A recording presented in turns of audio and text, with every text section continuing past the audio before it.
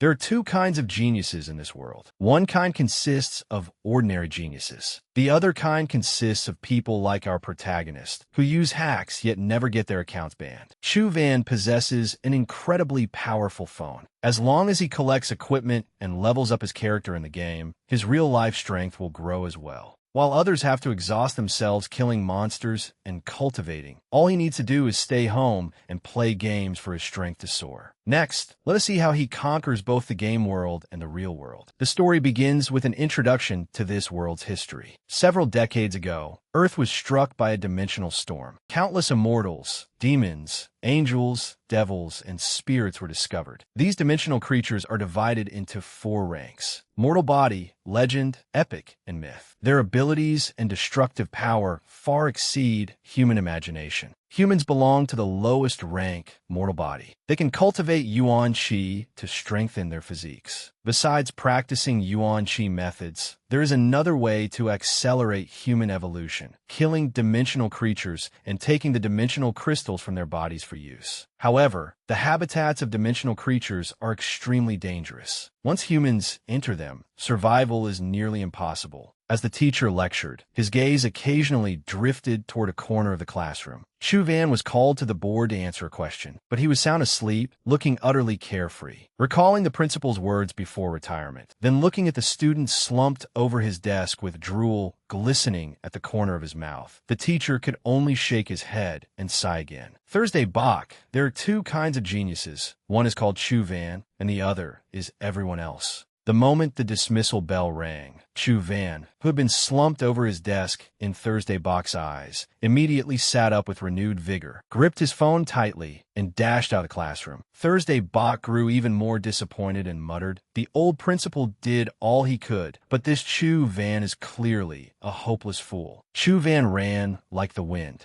quickly leaving the classroom and heading for a secluded corner of the school. Ever since obtaining this mysterious phone, his life had completely changed. He no longer needed to study diligently or cultivate painstakingly. All his energy was focused on the game in this phone. First, he used a drop of blood to activate the phone, then opened the Dungeon Instance app, and used another drop of blood to create a character. A second later, something strange happened. The drop of blood Chu Van had just let fall past through the phone screen, and the instant it did, it condensed into a tiny crimson humanoid figure. When the game character's abilities increased, his real-world strength increased as well. It was both safe and fast, simply perfect. Chu Van then controlled his character deeper into the cave to fight elite monsters. Great Strength Demon, a mortal body creature, was defeated. In the Federation, there were quite a few 16-year-olds capable of cultivating Yuan Qi. But people like Chu Van, who had cultivated Yuan Qi solely through arduous practice without relying on external aid, were exceedingly rare. The school had originally believed that Chu Van was destined for greatness. With his ability, taking first place in the practical combat exam should have been no problem. But unexpectedly, beginning a month ago, everyone began talking about someone who wanted to challenge Chu Van, and it was a female student. Where did this transfer student come from? She arrived and immediately wanted to challenge the top-ranked student. How arrogant. The two stood facing each other, ready for their duel. Chu Van asked, "Have we met before?" But the girl did not answer. She only said, "Come on, sweetheart. Then I won't hold back." As soon as he spoke, Chu Van rushed forward to attack. Previously, every teacher and student at the school had believed Chu Van would one day make a name for himself. Yet, unexpectedly, this transfer student defeated him in a single move. Everyone was shocked by the sight and could hardly believe it. Was Chu Van wrong somehow? How could she be so strong? What was her name? Tin. It had to be her. Ever since Tin defeated him in one move, he had become despondent. If he was not sleeping all day, he was watching movies. No, that was wrong. He was playing games. The others could only say, "We've run out of things to say to him." Meanwhile, Chu Van was intently fighting elite monsters when he obtained another crystal, which he immediately absorbed. Once a Yuan Qi crystal in the game was absorbed by the character, it enhanced the player's abilities in the real world. Not only that, the game also allowed the player to view their own attribute stats. A month ago, my attributes were as follows: mortal body level, strength 7, speed 4, physique 7, Yuan Qi 1, bitter Zen Yuan Chi method, no Yuan Chi skills. Now my level is still unchanged, but my strength is 9, speed 5, physique 8, and Yuan Chi 4. If I had only diligently cultivated the bitter Zen Yuan Chi method, I probably would not have progressed this quickly even after several years. The only pity is that the crystals in the game cannot be brought into reality. Otherwise, selling even a few low-grade crystals would be enough for me to live comfortably. Just as he finished absorbing the Yuan Chi crystal, a red ant charged toward Chu Van. With the skill of a seasoned, game-clearing expert, Chu Van easily evaded the red ant's attack. Mutated Great Strength Ant. Its speed was clearly faster than that of a Great Strength Ant, and so was its power. But with enough time, it was not impossible to defeat. The problem was that more and more monsters were appearing. Just as Chu Van was immersed in fighting monsters on his phone, he suddenly sensed someone approaching. Looking up, he discovered a tall female student in uniform walking toward him. It was Phuong Nuoc Tich. She isn't here for me, is she? This is bad. At a time like this, I absolutely cannot let her discover the mysterious phone, or I'll be in serious trouble. But he could not leave in the middle of a battle. What should he do? The moment Phuong Nuoc Tich arrived before Chu Van, she said, "I finally found you, Chu Van. Is something wrong? Stay calm. To outsiders, I'm nothing more than a gaming addict. For the graduation practical combat exam, I hope you can join my Team 5. You're inviting me to join your Team 5? Why are you looking for me? Our class is in a difficult position. I want to do everything possible to earn a high score in the practical combat exam. So, I need sufficiently strong teammates. And you have that strength. You mean to me from over a month ago? To me? Chu Fun is Chu Fun. Nothing has changed. You're still the only opponent I truly value. Then where does that leave Tin? You still don't know? Tin is already transferred away. I don't know her background, but I can be sure she has surpassed the mortal body realm. Reaching that level at her age means her origins must be extraordinary. Moreover, she was so powerful, yet she deliberately challenged you. That is even more unusual. Then she suddenly left, which makes me feel that she came here solely to fight you once. I thought you had known her for a long time, and that there was some unresolved issue between you two. Chu Van thought carefully for a long time, but could not recall any grudge he might have had with Tin. How could that be? I've never met her, so there can't be any unresolved issue between us. Then I must have overthought it. Back to the matter of the team. What is your answer? If you think I'm good enough, I don't mind riding your coattails. Then it's settled. I've already found the other 2 members. From now on, the 4 of us will train together every afternoon to make sure we can coordinate smoothly during the practical combat exam. Watching Phuong Nuoc Tich leave, Chu Van resumed fighting monsters intently. I won. A Yuan Chi crystal from a mutated Great Strength Ant? You're not getting away. I'll absorb it first. More and more Great Strength Ants gathered, surrounding the tiny character. The screen immediately went black. Forget it. I'll go home and check my attributes later. Chu Van stood up and prepared to go home. Then an electric, tremor-like sensation spread throughout his body. He was no stranger to that feeling. It was the process one had to undergo when absorbing a Yuan Chi crystal. But this time, it was more intense than ever before. What grade of Yuan Chi crystal is this? Why is it so violent? Could that crystal just now have been a legendary Yuan Chi skill crystal? I just don't know what Yuan Chi skill it is. Filled with curiosity, Chu Van impatiently looked at his phone. He dripped blood onto the character and immediately checked the game character's information. This was the Yuan Chi skill, Great Strength Divine Fist. The scene shifted to the following afternoon. Phuong Nuoc Tich led Chu Van to where the other 2 teammates were waiting. Nuoc Tich, don't tell me the 4th teammate you mentioned is Chu Van. Isn't this joke going a little too far? I'm not joking. Chu Van is the 4th member of our team. Everyone knows how talented Chu Van is. But after winning, he stopped training. Now that he is starting over, I'm afraid it will be difficult for him to regain his former condition. Our goal is 1st place in the practical combat exam. Chu Van may not be the right choice. How about this? Inotrin di Sumevat. Should I invite him to join our team 5 instead? Dain Hung Dong said this, clearly intending for Chu Van to hear it. Yet Chu Van was not angry at all. The practical combat exam was extremely important. It concerned whether one could find a good job in the future and even whether one might gain an opportunity to enter high society. Moreover, the strength of one's teammates was tied to one's own safety. So, it was normal for them to think that way. Phuong Nuoc Tich also looked toward Chu Van. Although Trendy is also excellent, I believe Chu Van is the best choice. Lai Tri stood to the side and thought for a moment before saying, "How about this? If Chu Van doesn't mind, we can conduct a small test. Once we have the result, it will be clear whether Chu Van is suitable to join Team 5. What kind of test? It's simple. I'm the weakest among the three of us. Let Chu Van fight me. As long as he can defeat me, he will be qualified to join Team 5. Isn't that bullying him? I have no problem with it, but actual combat is dangerous. It wouldn't be good if anyone gets hurt. There is a strength testing machine at school, but the numbers are too dull. Let's compare fists directly. Whoever steps back first loses. What do you think? A contest of strength? Dai Hung Dong cultivated the Thunderbolt art, a Yuan Chi method focused on explosive power. Moreover, he knew the Yuan Chi skill Thunder Fist. Although Chu Van cultivated Bitter Zen, he had never bought Yuan Chi crystals to assist his cultivation, likely because his family was poor. He might not even possess a Yuan Chi skill. Let's see how Chu Van handles this. Okay, how about we go to the school and test our strength? What, are you scared?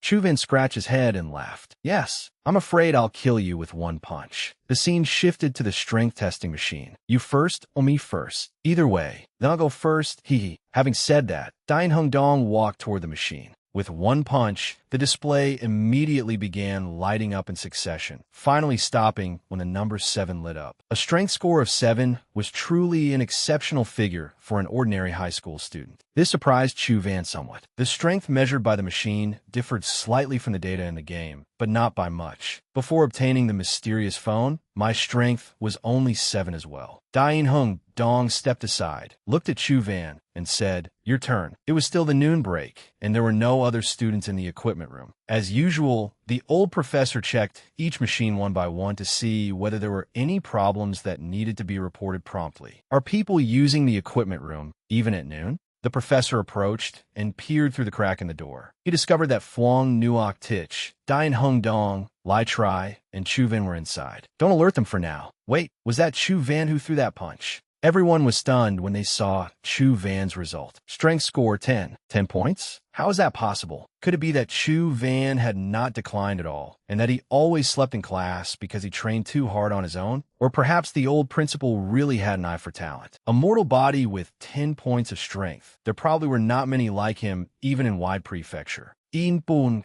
he used one of the most difficult fist techniques. Reaching 10 points of strength without using a Yuan Chi skill is terrifying. Hung Dong gritted his teeth and accepted it. Fine, you qualify. But if you think that means you can beat me, you are gravely mistaken. Hung Dong angrily shoved Chu Van aside and walked toward the testing machine. Dai Hung Dong stood seriously before the machine and slowly raised his fist. Veins bulged on his arm, while arcs of electricity seemed to coil around his fist. His brutal fist smashed into the pressure plate, causing the plate, made of special alloy, to recoil a distance. The number on the display rapidly changed before finally stopping at 11. Feeling the Yuan Chi in his body rapidly draining away, Dai Hung Dong secretly wiped away a cold sweat. Well, kid, scared now? Not bad. Instead of immediately throwing a testing punch, Chu Van carefully examined the machine again. Seeing that Chu Van still had not punched, Dai Hung Dong thought Chu Van doubted that he could throw a stronger punch and was therefore hesitating. What are you looking at? You can just admit that I beat you.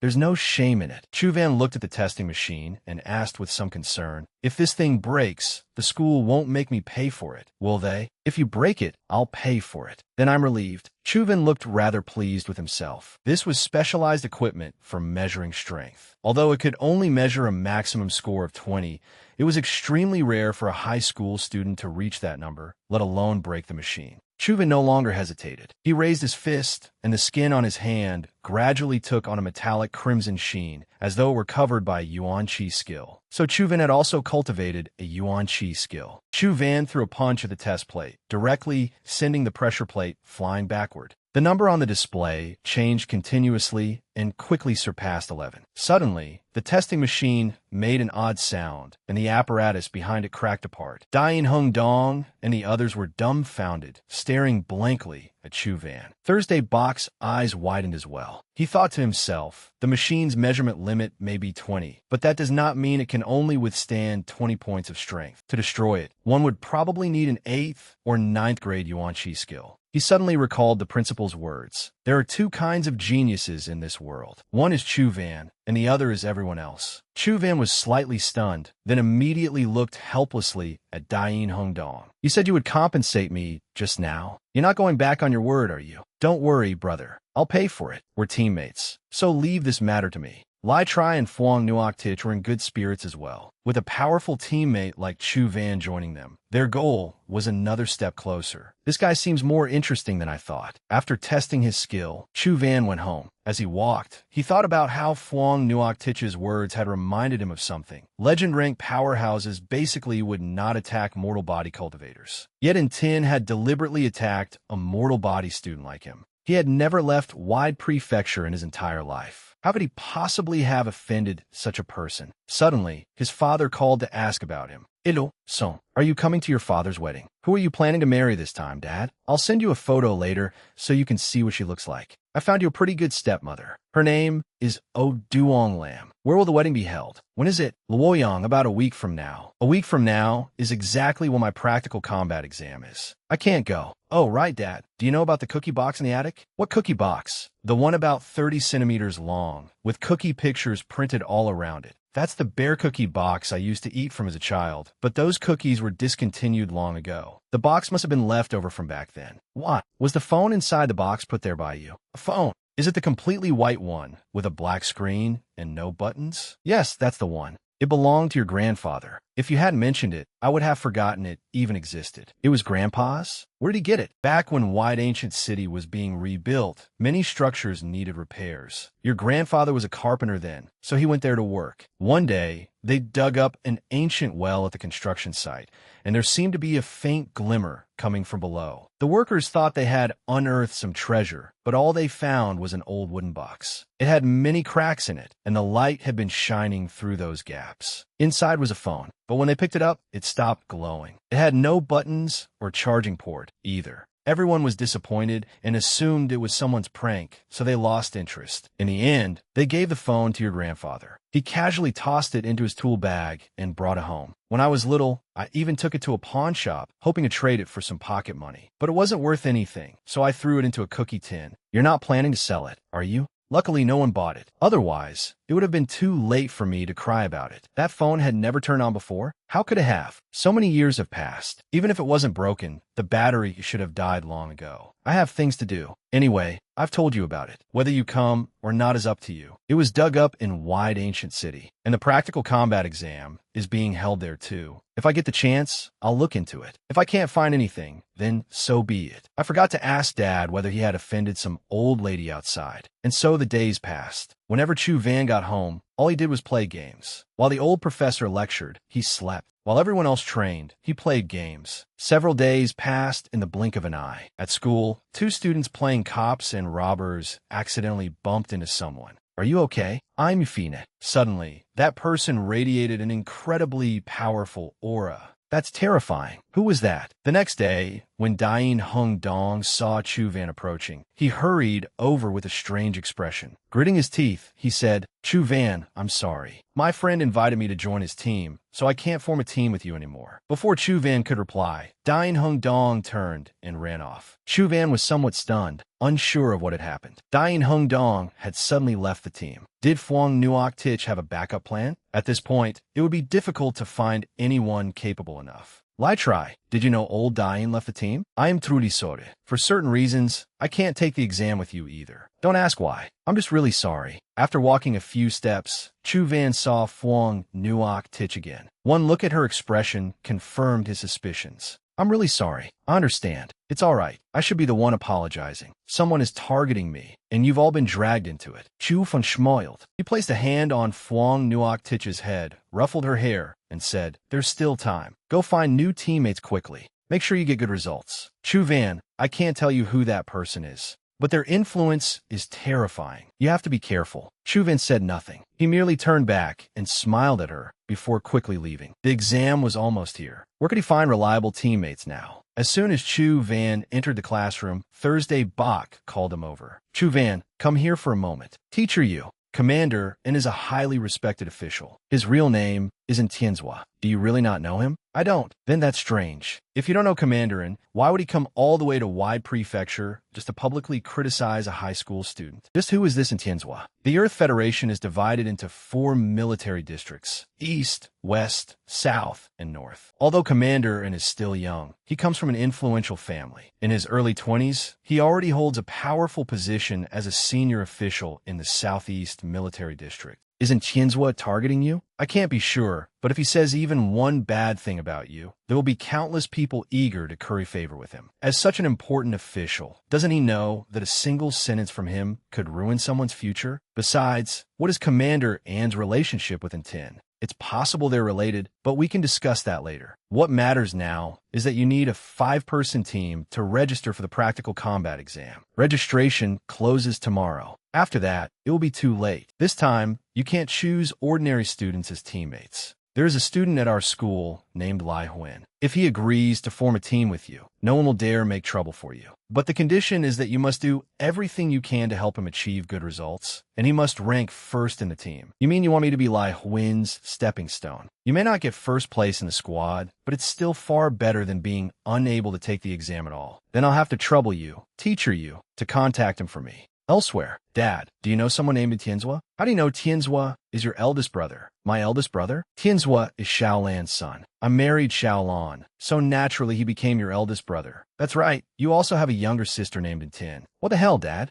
I have a very good relationship with Tianzhua. Both Tianzhua and Little Tin respect me greatly. Then why are they treating me like this? Could it be that they, too, disapprove of your marriage to Duong Lam? And Tin can defeat you easily, and Tianzhua nearly cost you your chance to enter university with just one sentence. In the end, it's because you're too weak. If you were an epic class expert, would they dare give you trouble? After returning home, Chu Van took out his phone and continued grinding the game. I've encountered mutated great strength ants every day these past few days, but aside from getting Yuan Chi crystal the first time, the dozen or so afterward gave me nothing. My luck is awful. I have to farm hundreds of millions of maze ants just to find something good. Wow, I really hit the jackpot this time. A companion egg appeared. With one of those, there's a chance of obtaining a companion beast. But as far as I know, companion eggs rarely appear at the mortal body rank. Normally, only legend rank creatures have enough core energy to nurture a companion beast. Chu Van quickly controlled the little character to pick up the companion egg. Instantly, he felt a current surge into his body. A voice echoed inside Chu Van's mind. I swear to follow you until death. I swear to follow you until death. Then Chu Van was immediately racked by agonizing pain. After a while, the pain finally subsided. Looking at his arm, he discovered a red mark. What was this? Did the bonding succeed? Chu Van then took out his phone and checked the information. Mutated great strength ant, mortal body rank. Strength 9, speed 5. Damn, that's amazing.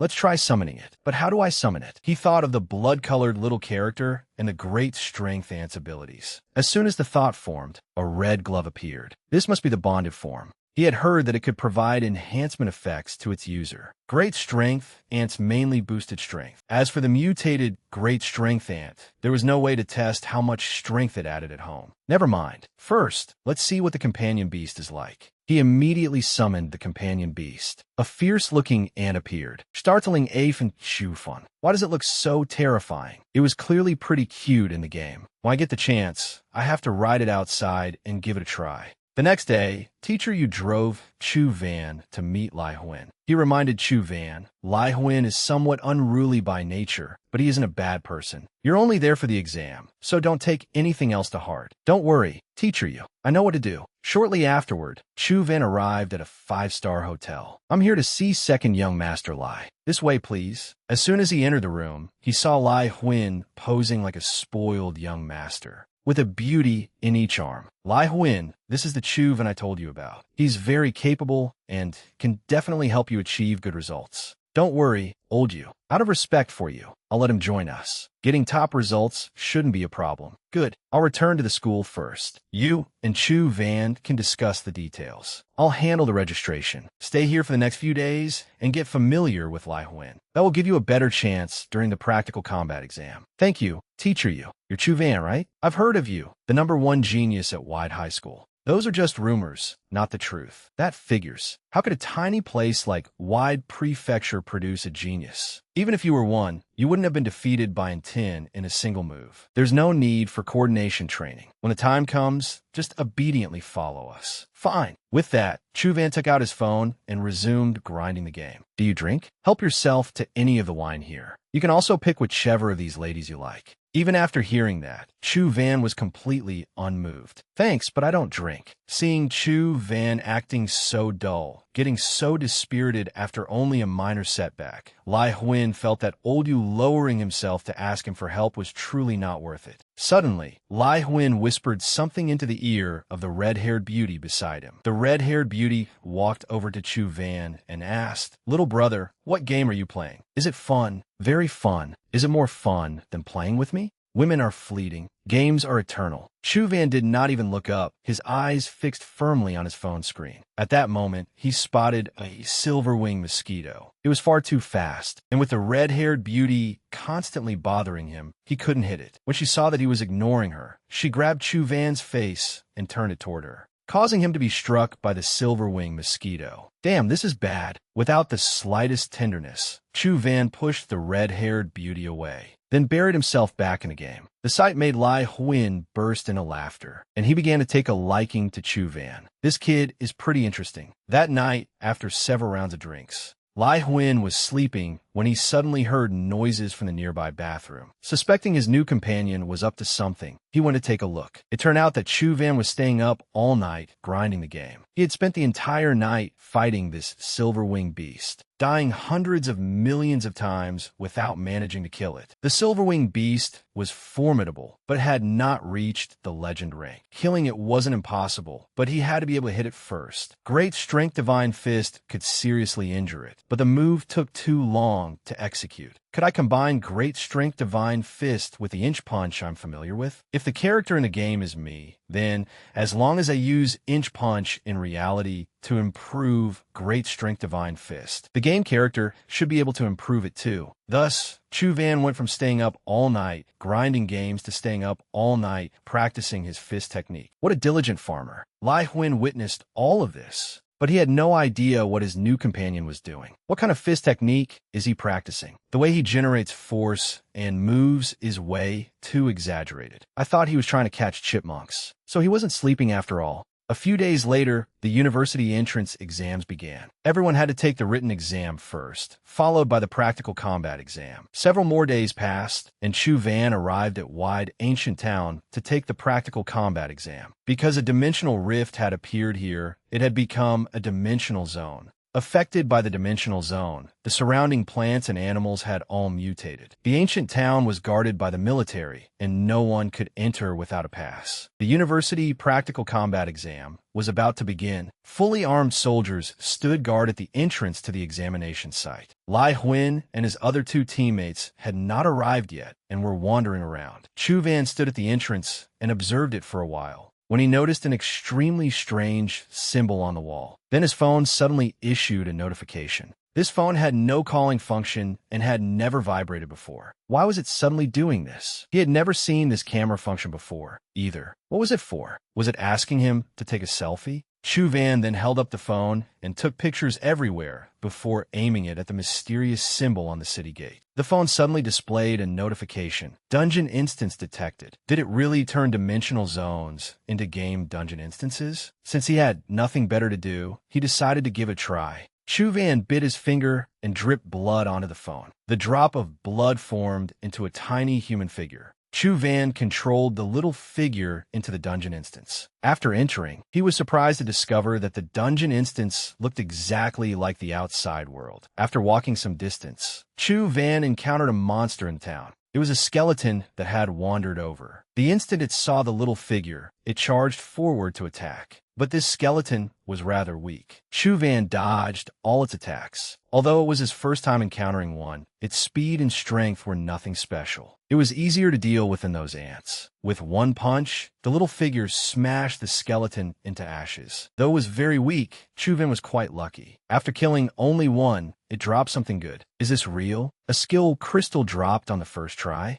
Chu Van immediately tapped to absorb it. A blue light slowly entered his body. Unlike when he learned Great Strength Divine Fist, he felt no pain. The little figure learned Bone Drying Palm. Its Yuan Qi consumption was extremely low. If I remember right, Bone Drying Palm is the Yuan Qi skill used by skeleton soldiers. It's basically a low-level Yuan Qi skill, but its consumption is indeed very low. I need to go deeper and test the power of this newly acquired Bone Drying Palm. Mutated Great Strength Ant. The little figure rode the ant and farmed skeletons. One skeleton after another was reduced to ashes by Chu Van in a single strike. But after farming a whole pile of them, nothing good dropped. After fighting for so long, aside from that skill crystal, he had gained nothing. After venturing deeper, Chu Van encountered an extremely unusual skeleton, surrounded by numerous other skeletons. The skeleton radiated a blue aura, and its mount made it obvious at a glance that it was the boss of this dungeon. The moment it spotted the little figure, the skeletal boss charged over at incredible speed. In one attack, it sent both the Great Strength Ant and the little figure to the death screen. Everything happened in an instant, leaving Chu Van too shocked to react. He then looked toward the entrance and pondered. The enemy is too strong. I probably won't run into it during this exam, right? While he was thinking, Tin suddenly walked over to Chu Van from somewhere. Tin held out her hand and said, "Uncle Chu asked me to give this to you." "Dad?" Chu Van took a USB drive. The moment he accepted it, she continued, "But it looks like Chu Feng's efforts have been wasted. Someone willing to sink into depravity will only waste even the finest thing. And one more thing, don't ever say you belong to our family again. The family has no useless people like you." Chu Van was dumbfounded. Since when had he become a member of the Yin family? Was she overthinking things? Then Lai Huan and his group arrived. As soon as Lai Huan arrived, he threw an arm around Chu Van's shoulders. "Since Teacher Yu has instructed me to take care of you, just relax, follow me, and leave the scoring to them. It'll save you some effort anyway. Don't worry, Brother Huan. How could a small place like Wide Prefecture have many geniuses? Even by myself, I can easily help you take first place. Yes, please rest assured. We'll definitely give it our all and make sure nothing goes wrong." Good. It seemed they had no intention of introducing one another. As expected, he was just a human-shaped tool to them. "Attention, examinees. The examination is about to begin. Please gather at your squad supervisor's designated area. This examination will be scored according to the crystal cores obtained by killing skeleton soldiers. The final rankings will likewise be determined by the total number of crystal cores. All right, I've talked enough. My throat is dry. Finally, I wish you all victory in every battle." The moment he entered, Chu Van was astonished. The inside was exactly like the dungeon instance in the mobile game. Skeletons also crawled up from the ground, and the candidates rushed forward to attack them. The skeletons, weak as dogs, were immediately slaughtered by everyone. Chu Van stood to one side and watched leisurely. It seemed he really did not need to concern himself with anything. That was good too. He now had time to verify his suspicion. When Lai Huan turned around and saw Chu Van pull out his phone to play games, he could not understand what was so special about this guy that he was always gaming. After dying several times in the game, Chu Van discovered that not only the city gate, but even the architectural layout here was completely identical to the mobile game's dungeon instance. Could it be that all the game's dungeon instances were based on real locations? Then would that skeleton knight appear as well? But based on the search area from a game earlier, the skeleton knight was still quite far away. As long as they did not leave the competition zone, they probably would not encounter that thing. After a while, Chu Van's team decided to venture deeper because the skeletons in their current area had nearly all been cleared out. Moreover, the spawning rate of the dimensional skeleton soldiers had slowed down. If we want high scores, we should go deeper to look for more. Lai Huin, if we keep going forward, we'll leave the competition zone. I'm worried that we'll run into danger if we advance recklessly. The blonde man could not help getting angry at this coward. If you're afraid, just say so. You can stay here. The skeletons in this area are few in points and scattered around. If we want first place, we still have to go outside and kill more skeletons to secure it. We have a complete map of the exam site, and the designated competition area has a buffer zone anyway. It'll be fine. That makes sense. Chu Van, let's go. Even if something unexpected happens with those two here, there's no need to worry too much.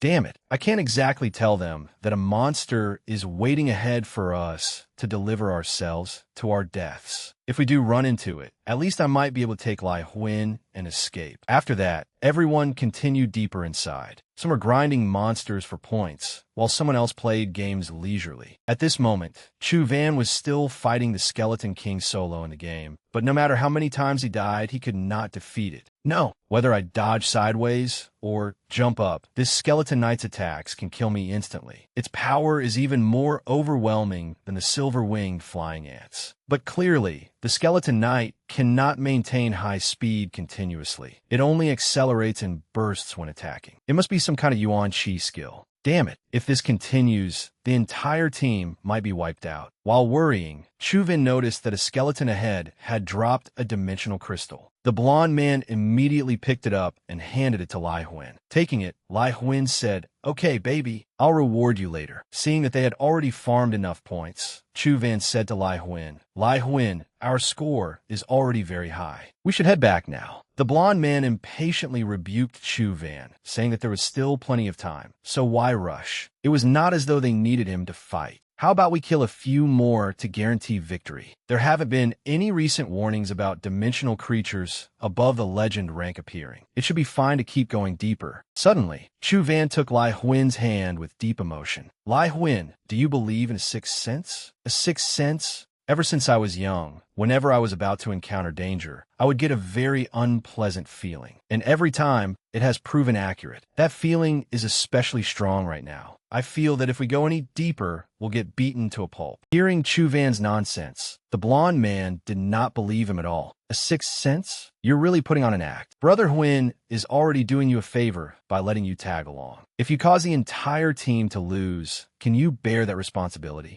Y Prefecture is just a small place. Basically, no students dare to leave the designated area on their own. Besides, we've already earned so many points. We can maintain our advantage just by killing skeletons within the area. There is absolutely no need for us to risk ourselves in unfamiliar territory. Hearing this, Lai Huin nodded in agreement. Before Chu Van could finish speaking, a hand silently drew a knife and stabbed at Lai Huin. Jiang Hao stabbed him once, then slashed at the blonde man, sending him to the scoreboard. Clutching his wound, Lai Huin spoke his last words. I never expected this. But Lai Huin's wound immediately healed. Second brother sent you, didn't he? I never expected that the undefeated heavens, would miscalculate. Young Master Huin studies spelling every night, yet he actually cultivates the innately undefeated Yuan Chi method. Unlike Yuan Chi skills and dimensional crystals obtained from dimensional creatures, Yuan Chi methods are humanity's accumulated understanding of particular cultivation methods. Therefore, different Yuan Chi methods determine different limits of cultivation. The innately undefeated method was one of the Yuan Chi methods capable of allowing one's cultivation limit to directly surpass the mortal body and legend ranks, reaching the epic rank. However, it was said that anyone cultivating the innately undefeated method had to remain a virgin. Once they lost their chastity, all their efforts would go to waste. But on second thought, Lai Huin did not seem like someone who would cultivate such a demanding technique. For some reason, the blonde man got back up and said, "You traitor, Jiang Hao. I never thought you'd help Lai Macbok deal with Brother Huin." One mountain cannot hold two tigers. This is merely my choice. I never intended to fight second brother for power, but I never expected that he would refuse to leave me any way out. If you want to blame someone, blame yourself for always pretending to be weak while hiding your strength. With that, Jiang Hao unleashed a sword technique at Lai Huan. Lai Huan was not flustered at all and calmly sidestepped. Just as Jiang Hao turned around, a rampaging scale, serpent Yuan beast appeared behind him. Impossible. You're clearly at the mortal body rank. How can you possess a legend rank creature? Why not? You only need to make a legend rank creature willingly pay a tremendous price and transfer its dimensional creature egg to one of your own. You're very clever. It seems second brother was right. You must die. Jiang Hao slashed with his blade. But Lai Huan caught the blade barehanded. Then an immensely powerful aura erupted from his body. Lai Huan seemed to become a different person, his entire body covered in a complete set of top-tier equipment with plus 12 special effects. Jiang Hao was terrified. I never expected you to have a legend rank creature too. It seems the illustrious young master Huan isn't exactly innocent either. Seeing that things were going badly, Jiang Hao immediately fled deeper into the ancient city. Lai Huan immediately chased after him. Chu Ven wanted to stop him, but it was too late. What are you standing there for? Go help Brother Huan. You go ahead. Damn it, what a coward. No wonder Brother Huan has to look after deadweight like you. Even if I went over there now, I couldn't help Lai Huan anyway. Both Lai Huan and Jiang Hao had legend rank creatures, while he had none. If he encountered those monsters, he would probably die from a single breath. If he wanted to help Lai Huan now, his only option was to play the game. Chu Ven immediately offered blood to the game as a sacrifice, creating a little character to figure out how to deal with the dense mass of skeletons. Chu Ven controlled the little character as it moved forward. The skeleton soldier thrust at him without hesitation, but Chu Ven swiftly dodged aside. The skeleton soldier followed with a sweeping strike, but it was blocked by the horse's head. It did not use that move again and continued thrusting toward Chu Ven. Chu Ven successfully kept dodging, just as he had gained the upper hand. A powerful killing intent suddenly erupted, sending a chill down Chu Ven's spine. Damn it, have we run into it already? There was no choice but to press forward. But he needed to reconsider this fighting method. Although the skeleton general was formidable, when one got close to the skeleton horse, there seemed to be several blind spots. As long as he made good use of them, he would surely find a chance to survive. The area was filled with traces of battle. It seemed they were nearby. Chu Ven, why did you only get here now? Are you all right? I'm fine, but the situation isn't looking good. So this is the skeleton knight in real life. It was far too different from the game. Chu Ven saw Jiang Hao standing there calmly, not being attacked by the skeleton soldier. Strange. Why was Jiang Hao not being attacked? Could it be the effect of that armor? Could that armor be a legend rank creature? The world of the rich really was different. Lai Huan said, "It looks like your brother truly wants you dead here." As the skeleton soldier charged, it said, "Eliminate the intruders." Lai Huan shouted for everyone to retreat, then took out a massive shield. When the spear collided with it, the shield shattered and unleashed a powerful shockwave. While Lai Huan struggled to withstand the skeleton soldier's attack, Jiang Hao seized the chance to ambush him. Seeing Lai Huan forced to deal with two opponents, Chu Ven gritted his teeth and said, "I'll hold that monster off for you."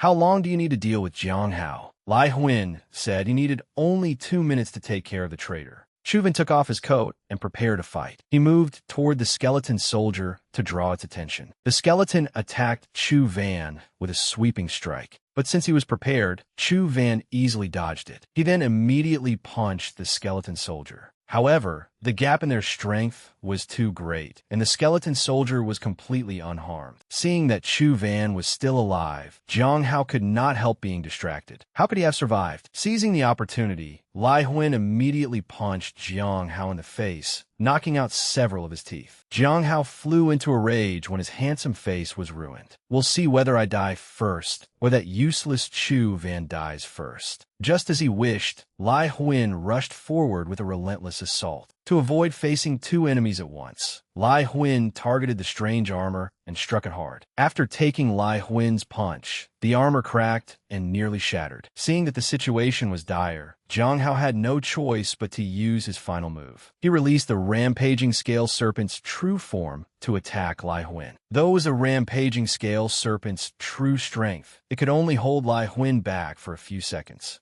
But Jiang Hao's target was not Lai Huan. He wanted to target Chu Van and recreate a 2-against-1 situation. At the same time, the skeleton leader also launched an attack. Yet Jiang Hao never expected Chu Van to dodge both attacks simultaneously. Spotting an opening, Chu Van punched Jiang Hao's armor with all his strength. Lai Huan also realized that Chu Van had a companion creature. He has one too. Since the strange armor had shattered, the skeleton leader immediately recognized its enemy and dealt Jiang Hao a fatal blow, sending him to the scoreboard. Jiang Hao was dead, but they still had an extremely dangerous opponent to face. This time, they had enraged the monster even further. The skeleton leader immediately attacked Chu Van at incredible speed. Unable to dodge in time, Chu Van could only raise his arm to block. Lai Huan immediately rushed in and took the fatal strike for him. As a result, Lai Huan's Mystic Armor Warrior also cracked. Lai Huan told Chu Van the plan. I'll hold it off. Find an opportunity to deliver a fatal blow. Lai Huan continued, drawing the skeleton's attention. Chu Van leaped out and delivered a powerful punch to it. As before, the skeleton was completely unharmed. At that moment, Chu Van noticed a crack on the skeleton's face. He knew it might be its weak point. Using Lai Huan's strength, Chu Van leaped extremely high. Lai Huan also risked everything to restrain the skeleton, causing his armor to break apart piece by piece. Seeing Chu Van in the air, the skeleton raised its spear to attack him. Lai Huan swiftly destroyed the skeleton's attack. Realizing this was a once-in-a-lifetime opportunity, Chu Van put all his strength into striking the crack on the skeleton's head. The skeleton's body gradually cracked and broke into pieces. A red egg appeared amid the debris.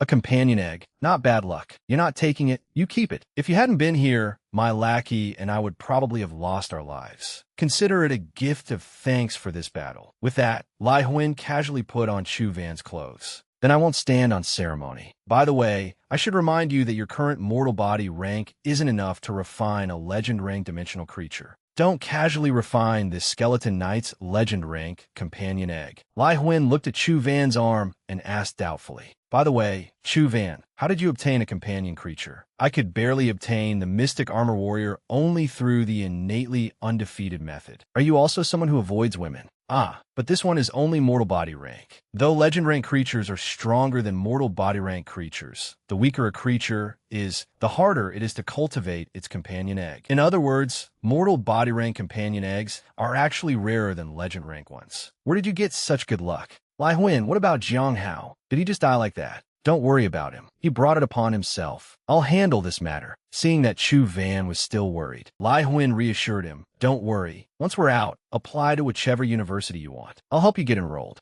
A while later, the three of them left through the city gate. After Lai Huan reported to the person in charge, the two said goodbye. Chu Van took the bus home, freezing to death. He had clothes when he left, but none when he came back. It was so cold. Could he be anemic from losing too much blood while playing games? He wondered whether longan and red date soup would help. After walking some distance, Chu Van suddenly stepped on an iron ball. No, it was an old man lying on the ground. Chu Van was frightened half to death, thinking it was a corpse. The old man suddenly coughed several times, making Chu Van realize that he was still alive. Are you all right, sir? I'm fine. It's just an old illness. That's good, then. If there's nothing else, I'll be going now. Young man, meeting his fate. Come chat with me. I'm not very good at talking. That's fine. I just want to ask you a few questions. The old man coughed again, as though he were about to cough his lungs out. Go ahead and ask, then. So, do you prefer big-breasted girls or small-breasted girls? While considering whether he should choose both, the protagonist chose small breasts instead. Hey, are you calling the police on me? The old man suddenly looked as joyful as if it were a holiday. Ha, right? Hee, flat-chested girls truly are the greatest love. Only kids who haven't been weaned, yet like women built like dairy cows. The old man continued. Then what about a gentle, coquettish girl versus a sharp-tongued, overbearing girl? Which do you prefer? What kind of question was that? Who in their right mind would not choose a gentle, coquettish girl, instead choosing a vicious shrew? But if he kept talking to this old man, who knew how long it would go on, he wanted to hurry home, take a bath, change clothes, eat, and play games. So he casually chose the sharp-tongued, overbearing girl. The old man's eyes lit up. As expected, you're a kindred spirit. Women like that are the interesting and lovable ones. What's the point of being nothing but gentle and soft? Young man, I never expected that at such a young age, you would have such good taste in women. He truly could not understand why anyone would choose that type of woman. Some little sister shows up out of nowhere and gives me a beating. It is really rare to meet someone with such good taste. Truly a talent seen only once in 1,000 years. Where do you live, sir? Do you need me to take you home? The old man suddenly became serious. But good health is the foundation of picking up girls. Your vitality and blood are so weak that no matter how good your taste is, you will still be powerless when it counts. This old man does not listen to anyone. I like your personality. Practice this Yuan Chi method. A Yuan Chi method? Once you master it, I guarantee you will be able to handle any troublesome woman. Is a Yuan Chi method meant for picking up girls? I appreciate your kindness, sir, but I have already practiced the Yuan Chi method. What the hell is bitter Zen? Though this heavenly demon true interpretation is not some particularly advanced Yuan Chi method, it is still streets ahead of bitter Zen. How did you know I practice bitter Zen? Although your vitality and blood are not very strong, your flesh is warm yet firm. You are handsome, healthy, and even have six-pack abs. Is that not bitter Zen? Fortunately, you have only just begun. If you keep practicing that thing, it will only ruin you. Take this. It is 100 times better than your bitter Zen. No, 1,000 times would be more accurate. Ha. I appreciate your kind intentions, but we have only just met. How could I accept something so precious? Besides, I have never heard of this heavenly demon true interpretation Yuan Chi method. Never mind whether it is real or fake. If it is fake, it is merely a scam. If it is real, then giving something so precious to a stranger must mean there is some hidden motive. If there is nothing else, I will be leaving. The old man suddenly exuded a suffocating killing intent so powerful that Chu Van could not move. In an instant, Chu Van was dragged to the old man's side. The old man said sternly, I, Tin Dao Tin, have roamed freely for more than a decade. To this day, no one who dared refuse me has survived. Ding Dao Dine. Why does that sound familiar? He was the most terrifyingly ruthless figure in human history. An epic rank demon-class powerhouse recorded in the history books during the most chaotic period of the elemental storm. He had killed 270 people in succession, turning the Federation into a river of blood. Do you want it now? Terrified, Chu Van immediately agreed. Yes, I do. I can tell you're only agreeing out loud. In your heart, you are thinking, I will never learn the Yuan Chi method of a demon like him, aren't you? To be fair, if you learn my Yuan Chi method and the Federation finds out, would you not be wanted alongside me, the great demon? Forget it. Even if I gave it to you, you would not practice it. I have another Yuan Chi method, and it is quite interesting. Do you want to cultivate it? Chu Van deliberated for 1/1,000,000,000 of a second before the old man directly placed it in his hand. Could it be that you still wish to reject this old man's kindness? I would not dare. After giving the item to Chu Van, the old man left. His figure gradually receded until it vanished from Chu Van's sight. Only then could Chu Van move again. Could he still be watching me from afar? It seems I have no choice but to accept this thing. I should go home first. On the way, Chu Van encountered Federation personnel monitoring the area. The response is right nearby. Yes, stay in contact and search this area. Are they here to capture Tin Dao Tian? In any case, it has nothing to do with me. After returning home, Chu Van recalled everything that had happened that day. First, Lai Huan had been assassinated, and then he had encountered the legendary demon. All he wanted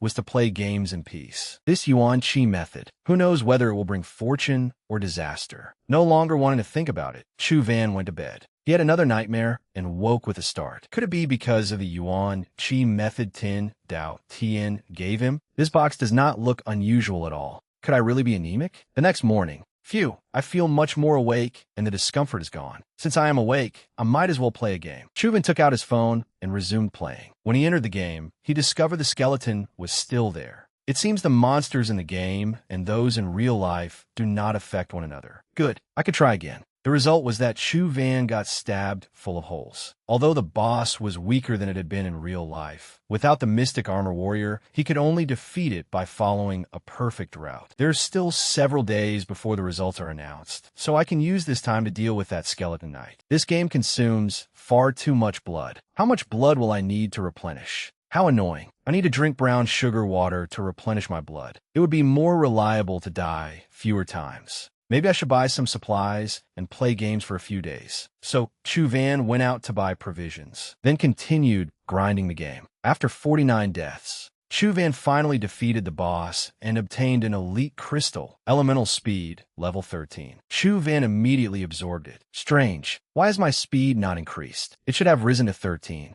It seems 9 points of speed is the attribute limit of the mortal body bidder Zen Yuan Chi method. I had planned to rely on bidder Zen to break through to the legend rank. But just as Tin Dao Tien said, bidder Zen is completely incomparable to the innately undefeated Yuan Chi method. So where can I find a more advanced Yuan Chi method? I cannot exactly seek out Tin Dao Tien to learn from him. All right, the thing father told Tin to give me. Could that be the Yuan Chi method I need? Ha ha ha, that must be a joke. How could father possibly have something that good? The moment he opened it, the sun shooting method, a supreme grade technique, appeared before him. Chu Van could hardly believe it. The sun shooting method and the innately undefeated Yuan Chi method were both rare Yuan Chi methods capable of reaching the epic rank or higher. It primarily cultivated offensive power, and unlike the innately undefeated Yuan Chi method, it had no stringent requirements. This was the inherited Yuan Chi method of a Federation powerhouse. What did father get it? What does it mean that it came through the family? If that is true, father must have paid a tremendous price. Did he sell himself to the family? For my son, I am willing to do anything. Impossible. Father would never be that kind of person. Chu Van immediately called his father. Dad, you have not lost an arm or a leg, have you? You little brat, are you asking for a beating? Your old man is perfectly fine. That vigorous tone meant he was probably all right. Dad, I need to ask you something serious. Go ahead, kid. Dad, where did you get the sun shooting method? What sun shooting method? What the hell is that? Didn't Tin not say she was giving it to me? I have no interest in cultivation. Where'd I get something like that? So father had not considered him at all. Then why hadn't Tin said it was from father? This was becoming complicated. Maybe it was a gift from Tin. Before his father could finish, Chu Van hung up. That little brat. Forget it. I will look into it for him. The family had a very favorable impression of father. But Tin had previously come to the school to challenge him, and Dujuan had nearly prevented him from taking the exam. Yet now she was giving him such a precious Yuan Chi technique. Before I figure this out, I should not practice it recklessly. What a pain. Chu Van drifted off to sleep without realizing it. In his dream, Chu Van's heart began pounding again. It was still that same dream from the other night. This time, Chu Van was certain it was not from playing too many games and becoming anemic. He woke up again and ran to the bathroom to vomit. That old Tin Dao Tien must have done something. This cannot continue. I have to find a solution. Could the way to solve my health problems be in here? The moment he opened the small book, a flood of radiant golden words poured out. Chu Van read intently. So this was the relationship between Yuan Chi and the human body's magnetic field. It seems this really is the introductory section of some sort of Yuan Chi method. He did not know how long he had been reading. It was time for lunch. The moment he finished a bowl of duck eggs, Chu Van could no longer remember where he had read up to. Forget it. I will read it again. What is going on? Why does every word seem like something I have never seen before? No matter how poor my memory is, I should not forget everything in the blink of an eye. Something is wrong. Yuan Chi and the human body's magnetic field. Did I turn off the kitchen light? I did turn it off. I have forgotten everything I just read. Chu Van then put every ounce of his focus into reading this mysterious scripture. After reading for a while, his eyes blurred just as they did in language class. No, even with the utmost concentration, there will be moments of distraction. More strangely, once I am interrupted, I forget all the previous content. I refuse to believe it is that bizarre. We tried to copy it down. He forgot at the instant he picked up a pen.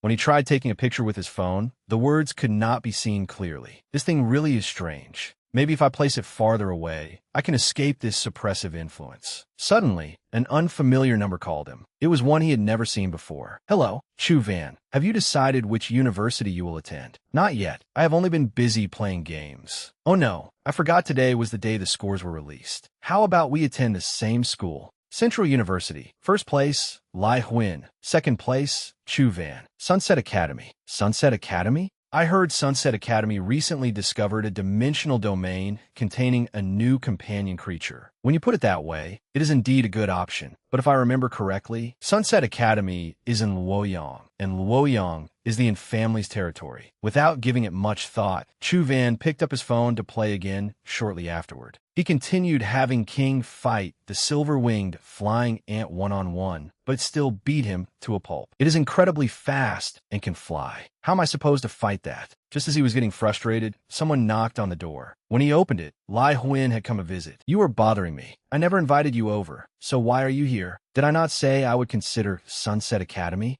Look at this. What is this? Internal documents from Sunset Academy. Look carefully at this part. Dimensional creatures can have internal organ forms? Exactly. Sunset recently discovered the existence of this kind of dimensional creature within a domain. So what? Those words struck Lai Huin like a rock to the head. Do you know how rare this type of companion creature is? Take a heart, for example. If your heart explodes, it can immediately replace it. It is equivalent to giving you a second life. Do you know how many people would kill for one? This type is far rarer than ordinary companion creatures. Oh, that sounds impressive. Do you actually understand? Of course I understand. I just am not in the mood to be surprised. This domain is under Sunset's jurisdiction, meaning only Sunset Academy students can obtain it. Once the official news is released, outstanding students from all over the country will swarm there. Those few enrollment spots will disappear in an instant. Upon hearing that, Chu Van made his decision. Then let us go to Sunset. At worst, I will avoid Intin.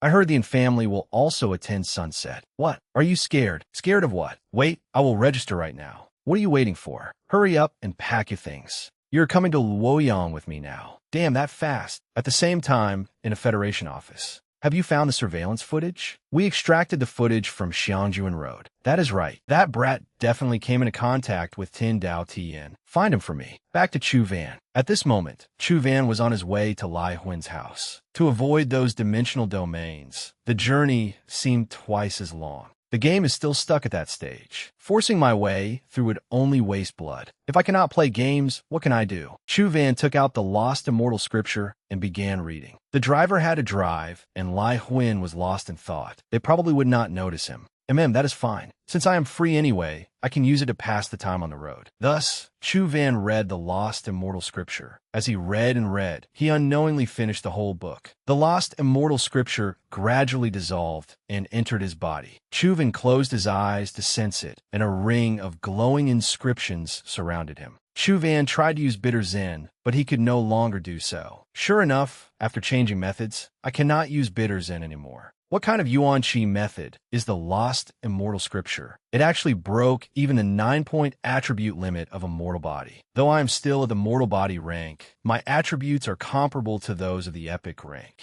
Anyway, I have grown stronger. Not long after, Chu Van arrived at Lai Huin's home. Leave the academy matters to me. We will stay here until school starts. Okay, baby. Seeing that Lai Huin's home covered more than 10 square kilometers, Chu Van could not help sighing. He really is rich. Do you live here alone? You do not have any servants? No. The butler and maids all resigned because of long-distance relationships. Does young Master Lai clean up this enormous place all by himself?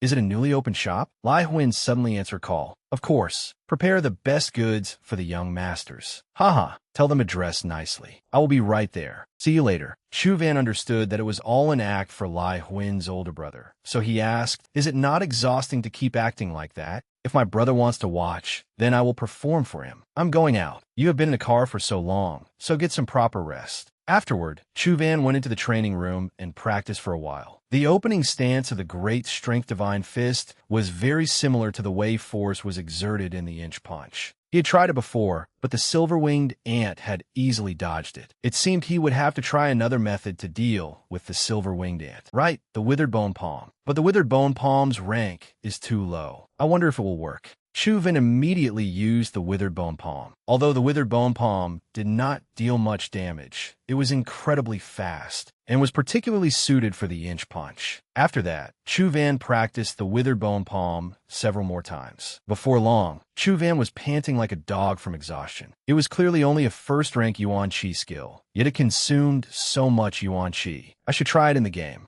The moment he entered the game, Chu Van tested the skill on a wild, mutated great strength ant. But because he had exhausted all his Yuan Qi during practice, he could not use any Yuan Qi skills. Not long afterward, his Yuan Qi recovered at a startling speed. I did not expect the lost immortal scripture to accelerate Yuan Qi recovery this much. Once his Yuan Qi was fully restored, Chu Vin immediately used the Inch Force Withered Bone Palm. The ant immediately went to meet the King of Hell. Feeling that the mutated ant was a little too weak, Chu Van ran to the skeleton dungeon instance to test his skill. Only then did he remember that the boss would reappear only after he died. That meant he had to let those feeble skeletons beat him to death. After fighting the skeleton zombie several times, Chu Van had become very familiar with its combat style. Chu Vin immediately used the Withered Bone Palm against the skeleton zombie. Even the skeleton zombie was killed in a single strike. Just as he was enjoying himself, a girl kicked the door open and barged in. Her sudden appearance startled Chu Van. "Oh my God, who are you? Why are you the only one here? Where's that brat Lai Huan?" He went out. He must have gone out to cause trouble again. That annoying brat always disappears whenever I need him. Unable to find Lai Huan, the girl turned to leave, but suddenly stopped, turned around, and dragged Chu Van somewhere. "There are enough people anyway. Let go of me. I don't know you.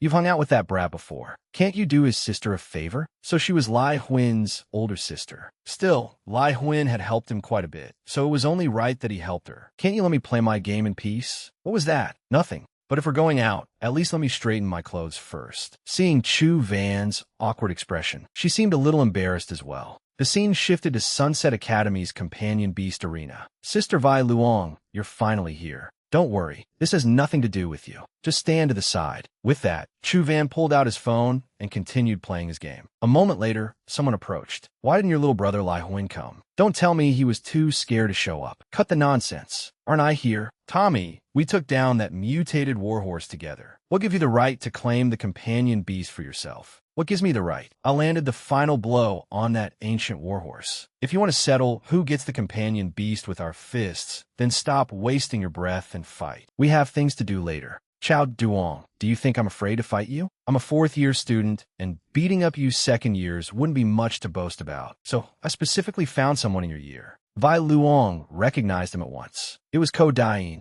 Chu Van also sensed that something was off about this person. Just looking at him made people shudder. Ko Dain gestured for Vi Luong to come forward. "If you want to fight, then fight." Vi Luong gave it everything she had. Seeing the opponent's intimidating presence, the people with her no longer wanted her to fight him. "Sister Vi Luong, don't fight him. We don't need the companion beast anymore." Standing behind her, Chu Van began to worry as he watched Vi Luong face that man. He looked at the arena and asked the person beside him, "Who is this Ko Dain?" The blue-haired girl looked at Chu Van with fear in her eyes. "He's the school's infamous demon. They say that on his first day at school, he beat a troublesome fourth-year student until he was sprawled on the ground. That's why almost everyone at the academy fears him." Chu Van frowned at Ko Dain. "Is he really that strong?" Meanwhile, Vi Luong silently watched Ko Dain, continuously maintaining her Yuan Qi. Chu Van had no idea whether she could handle him. Just then, Chao Duong stepped forward to provoke her. "What's wrong? Did seeing Ko Dain scare you?" Chao Duong's words seemed to enrage Vi Luong.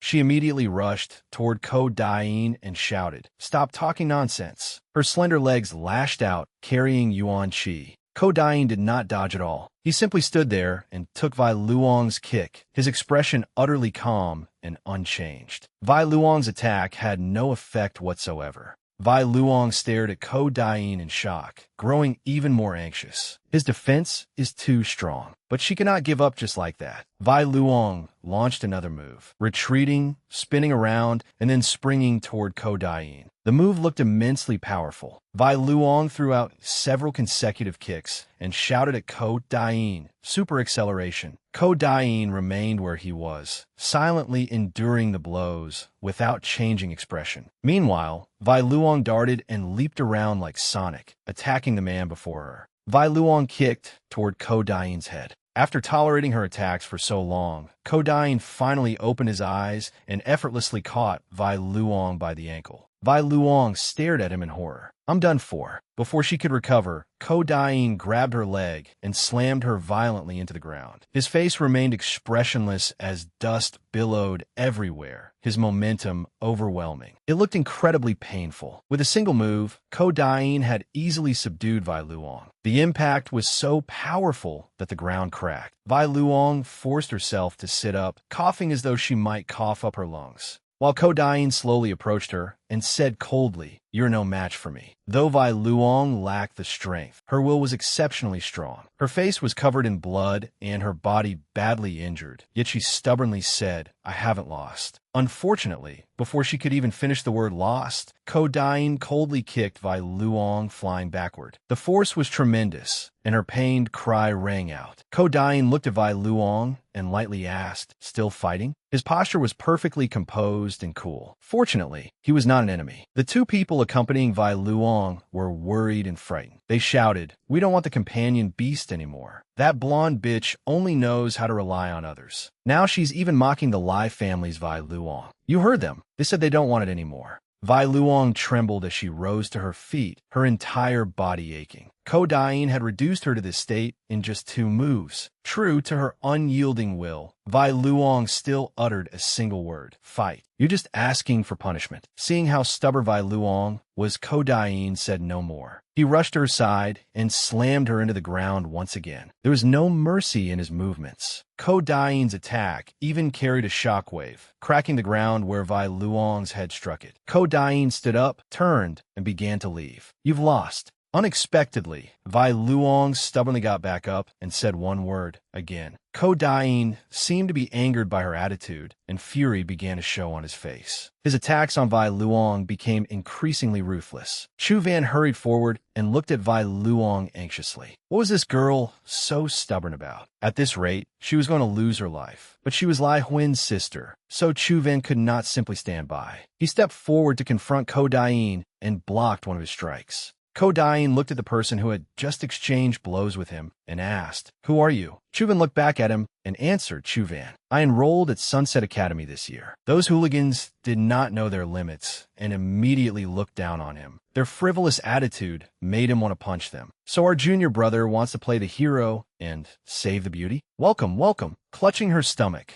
Vai Luong trembled as she said, "It's dangerous here. Why did you come up?" Chu Van glanced at Vai Luong and silently considered it for a moment. Before she could react, Chu Van walked over, hoisted Vai Luong onto his shoulder, and carried her off the arena. Her life was more important, after all. The two girls accompanying Vai Luong hurried over to support her, fussing over her with concern. Her face was still covered in blood, but she seemed somewhat better now. Embarrassed and worried, she glanced at Chu Van, standing on the arena. Chu Van looked at Ko Dain and calmly said, "Senior, we don't need to risk our lives over this. If something goes wrong, none of us can bear the consequences." Ko Dain folded his arms and asked Chu Van, "Then how do you want to fight?" Chu Van raised 3 fingers. 3 steps. "Senior, take 1 punch from me. If you retreat fewer than 3 steps, I'll admit defeat immediately." With that, he began to circulate his Yuan Qi. Ko Dain immediately circulated his Yuan Qi as well. A terrifying aura radiated from his body, his muscles faintly visible beneath his thin clothes. He said coldly, "Attack. Don't waste time." Chu Van concentrated his Yuan Qi into his hand and warned him before striking, "This punch might be a little heavy. Be careful, senior." The blonde girl was somewhat astonished by what was happening in the arena. Ko Dain had actually agreed. She began to worry. If Ko Dain retreated, he would lose. Wouldn't that give Chu Van an advantage? In contrast to her concern, Chao Duong looked extremely confident. He laughed. "You think that kid has the advantage and Ko Dain is at a disadvantage, right? Don't worry. Ko Dain's Yuan Qi skill is Thorn Hedgehog armor, refined from a Thorn Hedgehog crystal. Not only is his entire body hard as iron, but it also has a terrifying counterattack effect. He has cultivated Thorn Hedgehog armor to level 9. The last person who challenged Ko Dain like this ended up with his entire arm crippled. Chao Duong looked at Chu Van viciously, thinking to himself that if this brat thought he was getting a bargain, disaster was about to befall him. The crowd beneath the arena buzzed with discussion. While on the arena, Chu Van began his attack on Ko Dain. Chu Van showed no mercy, driving a fierce punch into Ko Dain's midsection. Its momentum was no weaker than anyone else's. Veins bulged across Ko Dain's face, and his expression turned ugly, clearly showing how much that punch had affected him. The yuan qi around Chu Van's fist erupted, spreading across the arena like a massive explosion. Even the stone arena cracked under the impact, with fragments of rock flying through the air. Ko Dain was actually driven back a considerable distance by Chu Van's punch, though his posture never changed. As the aura dissipated, the arena fell silent again. Only Ko Dain, pushed far back from Chu Van, stood facing him, skid marks left on the ground. Vai Luong was utterly shocked by the sight. Chu Van was actually this strong. She just did not understand why she still had not wiped the blood from her face. Ko Dain silently looked down at his feet, clearly stunned. Chu Van maintained his punching stance, his fist pointed at Ko Dain, and said coldly, "Thank you for going easy on me, senior." Ko Dain nodded and let out a sigh. I lost. He might look rather fierce, but he truly had the bearing of a man. Chao Duong stepped forward as well. Scratching the back of his head, he tilted his head and said, "A bet is a bet. I'll have someone bring the goods over." These two might be a little fierce, but at least they kept their word and did not disgrace themselves. Only the blonde girl still stubbornly refused to accept defeat, shouting, "Why should we?" Frowning, she cried out in both anger and fear, "Why should we give it to them? That agreement was between them. I never agreed to it, so it doesn't count."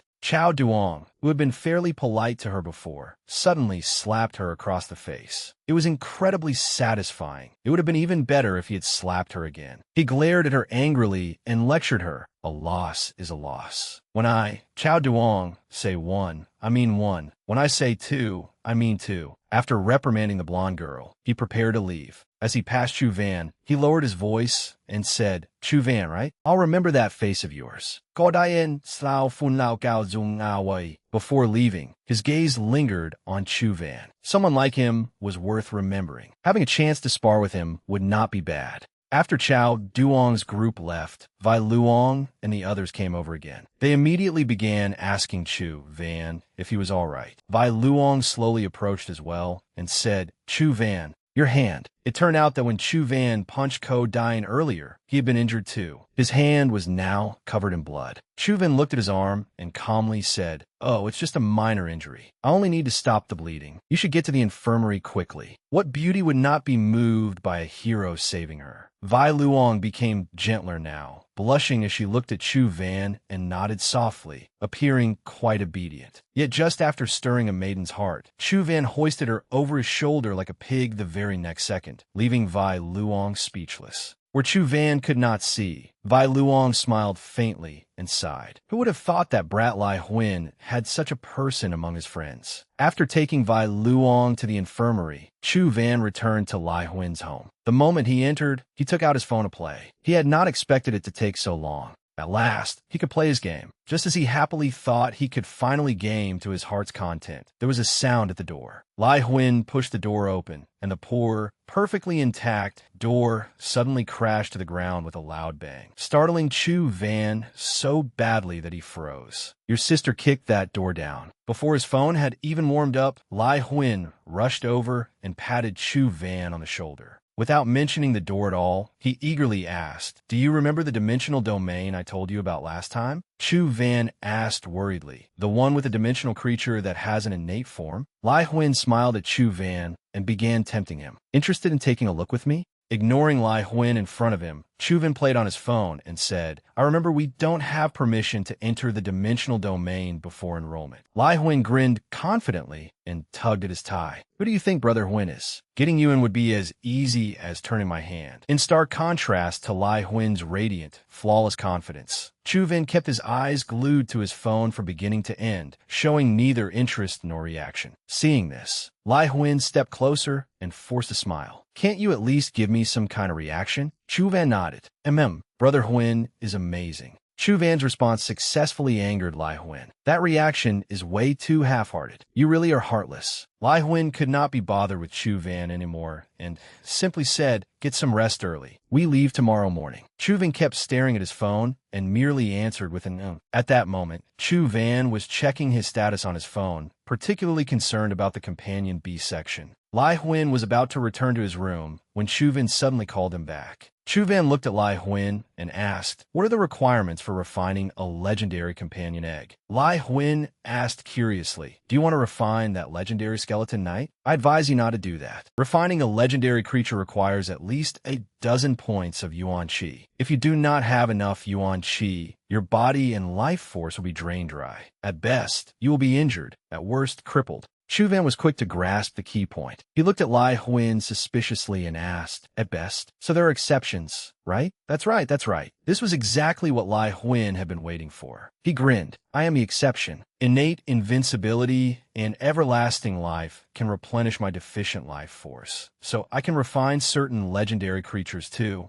Of course, I still cannot refine legendary creatures that are too far above my level. Forget it, unless you're not afraid of dying." After Lai Huan explained, Chu Van returned to his room. Lying face down on his bed, he looked at the egg in his hand. If it were in the game, he certainly would not fear death. He simply had not expected to encounter this companion egg in reality. Chu Van suddenly sat up and took out his phone. If this phone could use real-world scenes to unlock game dungeons, could it work the other way around too? Chu Van aimed his phone's camera at the companion egg. The phone actually analyzed it, and the egg completely vanished from Chu Van's hand. A notification appeared on the phone screen. Legendary Skeleton Warrior Companion Egg recorded. Chu Van looked at the status panel on the screen, feeling somewhat uneasy. He had not expected it to analyze even its rank. But what did this absorb and fuse mean? Chu Van did not know. He could only tap it to find out. The phone screen displayed a message. Existing mutated great strength ant detected. Compatibility 47%. Fuse? Of course, fuse them.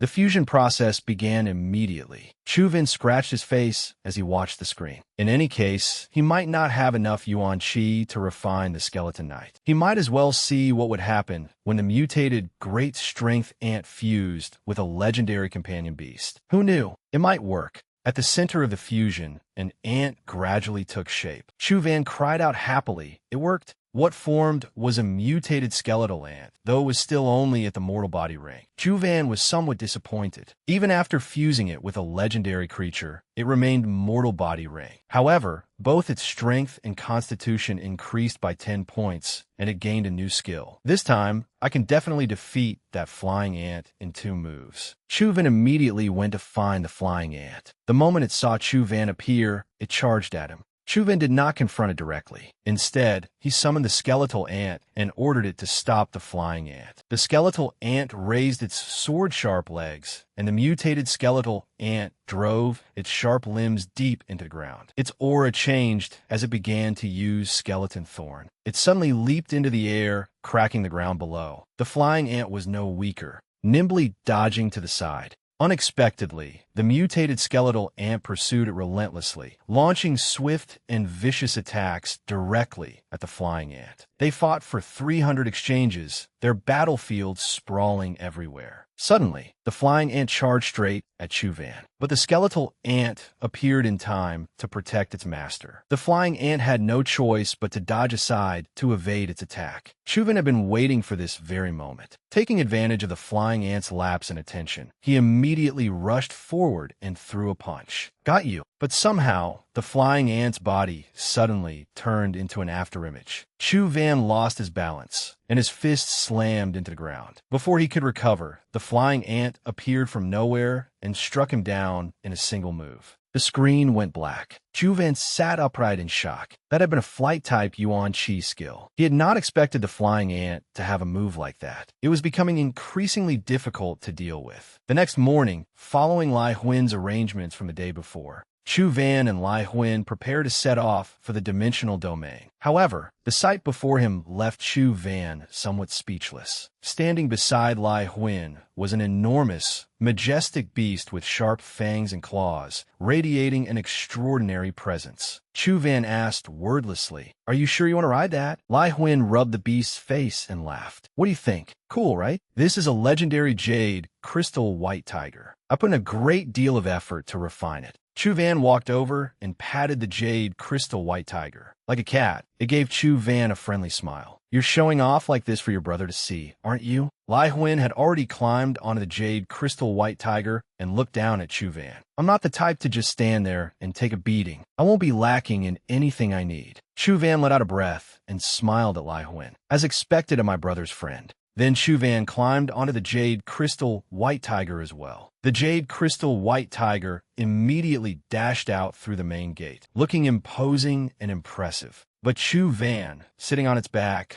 was jolted so badly that it hurt his soul. Riding in a car would have been better. Sitting like this was taking years off his life. With the jade crystal white tiger's speed, Lai Huan and Chu Van quickly arrived at the dimensional domain. After confirming that Lai Huan's pass was valid, the guard said, "Go in." The interior could be called the pinnacle of technology, filled with incredibly advanced machinery. Lai Huan and Chu Van entered and headed for the elevator. The elevator seemed endless. The 13 dynasties of Luoyang had each built their ancient capitals atop one another. Under the influence of the dimensional storms, the entire area had continuously sunk into an unknown underground world. That was why this place was called the Underground Buddha City. A notification sounded and the elevator doors opened. A new world appeared before Chu Van's eyes. The place was extremely bustling, with many people moving around below. Some were even hawking their goods like pyramid schemes. At a stall over there, someone was telling a potential customer, "High-quality crystals. They can't get any cheaper than this." Others were forming teams nearby. Chu Van looked around the dimensional domain. "I didn't expect students to be setting up stalls here too." Lai Huan awkwardly explained, "The military has cleared the surrounding areas, so the entrance zone is very safe, but there's nothing valuable here either." Lai Huan took out a white object and smiled. "But I have an internal military exploration map." Chu Van secretly thought that Lai Huan was a lot like Doraemon. They even looked somewhat alike. With a map, things became much easier. Lai Huan and Chu Van arrived before a large cave, which presumably contained the underground lotus lake, the habitat of the Buddha heart lotus. Chu Van suddenly noticed something beneath his feet. There was an embossed tile set into the brick floor. Chu Van used his phone to scan the strange image on the ground. A lotus image and the words "Underground Buddha City" appeared on a screen. Chu Van was secretly delighted. Sure enough, this place was also one of the game's dungeons. To everyone else, it merely looked as though Chu Van was playing with his phone. Lai Huan looked at him and complained, "Stop taking souvenir photos and follow me." Chu Van nodded, following Lai Huan inside. The scene of the Lotus Lake unfolded before them. The jade-green water emitted a gentle glow, while blooming lotuses floated upon its surface, their colors pure and serene.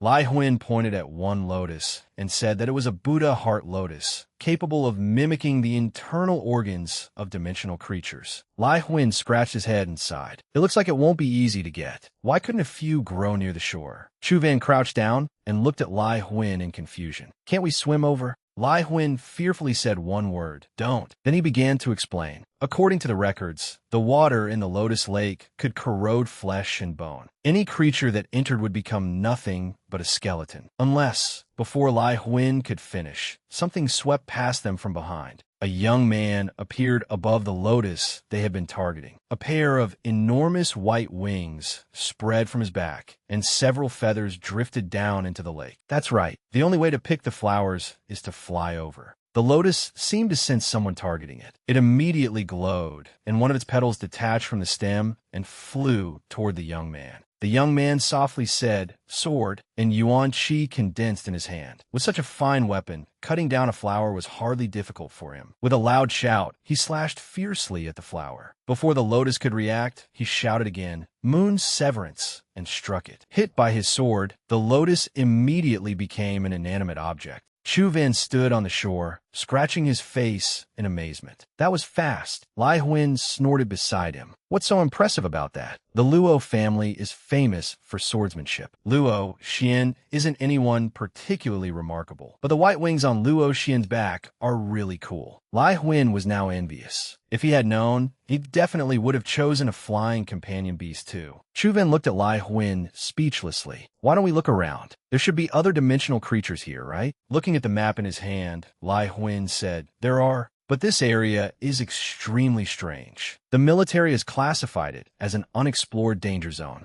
Chu Ven looked at Lai Huin in confusion. What do you mean by strange? Lai Huin poked Chu Ven's face with a map. When the military searched this place, quite a few people died. They weren't attacked. They simply kept walking and died on the way. Moreover, all of them died from organ failure. For safety's sake, we shouldn't rush in carelessly. Chu Ven obediently nodded. His life was more important. Chu Ven looked back at the Lotus Lake. At that moment, the water began to bubble and tremble, followed by a tremendous noise, as if something were moving beneath it. Lai Huin and Chu Ven, standing on the shore, both retreated several steps. A gigantic lotus slowly rose from the lake bed, but only when it completely emerged from the water did they see how terrifying it was. Every petal bore an incredibly sinister face. Chu Ven and Lai Huin stared at the thing that had just appeared, anxiously wondering what the hell it was. Before they could remain shocked for long, the lotus began spinning through the water at an astonishing speed, sending lake water spraying everywhere. Luo Xian, still flying in the air, was stunned by the strange thing that had appeared. Unable to react in time, his wings were struck by the water. Luo Xian's mount appeared behind him, a handsome white horse, and one of its wings was injured as well. Luo Xian hurriedly said, Little White, hold on. Below, the sinister faces on the lotus petals opened their eyes. They glared viciously at Luo Xian. Then a red beam shot toward the white horse. Luo Xian cried out, Little White. Their fusion completely dissolved. Little White, once a beautiful white horse, had become an oddly elegant horse skeleton, and its wings were gone. Luo Xian consequently fell freely toward the Lotus Lake, his situation extremely perilous.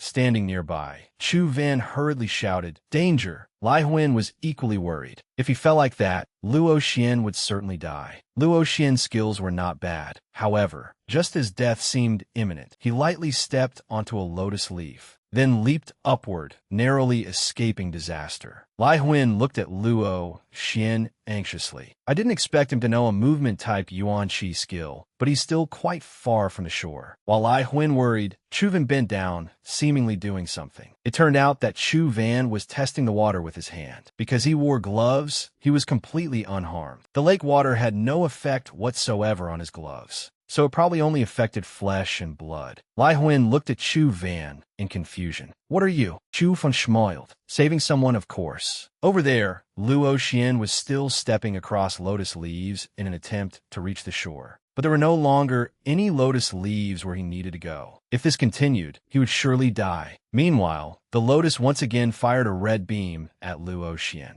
Luo Xian was anxiously staring at the jade-green lotus lake before him and was completely unable to guard against the sneak attack. Green ripples rose across the surface like lotus leaves. The skeletal ant emerged from beneath the water in front of Luo Xian, completely unharmed. This sight left Luo Xian utterly astonished. Luo Xian hurriedly assumed a defensive stance, having no idea that it had come to save him. Only when the skeletal ant swept past Luo Xian and blocked the red beam for him did Luo Xian become even more shocked. Water from the lotus lake dripped from the skeletal ant's body onto the ground. Luo Xian happened to land on the skeletal ant's tail, finally catching hold of it. He was safe at last, though thoroughly shaken. Chu Ven hurriedly shouted from ashore, Skeletal ant. Upon hearing Chu Ven's command, the skeletal ant immediately moved at high speed toward the shore, churning up the water around it. Chu Ven, standing atop the skeletal ant, had not even had time to calm down before he realized something was wrong. Several lotuses in the lake simultaneously used their petals as weapons to attack the skeletal ant. Yet the petals struck its iron-armored body without causing any damage at all. The strange white lotus in the lake also launched an attack, but the skeletal ant only grew faster. At last, it stopped in front of Chu Van and rose upright, displaying its hard exoskeleton as water slowly dripped from its body. Chu Van silently looked at the skeletal ant before him. Luo Xian, riding atop the skeletal ant, saw Chu Van as well and understood that he had just been saved. So this was the young man's companion beast. The skeletal ant stopped by the shore, and Luo Xian jumped down. "How should I address you?" Chu Van answered indifferently, "Chu Fun." Luo Xian walked up to Chu Van, cupped his hands in salute, and said loudly, "Thank you for saving my life." Chu Van scratched his head and smiled. "I was nothing." Luo Xian was very courteous, speaking with warmth and respect. "I am Luo Xian. I will certainly repay today's debt someday." With that, Luo Xian left, leaving Chu Van and Lai Huin in the cave. Lai Huin stared blankly at the skeletal ant before finally exclaiming, "My God!"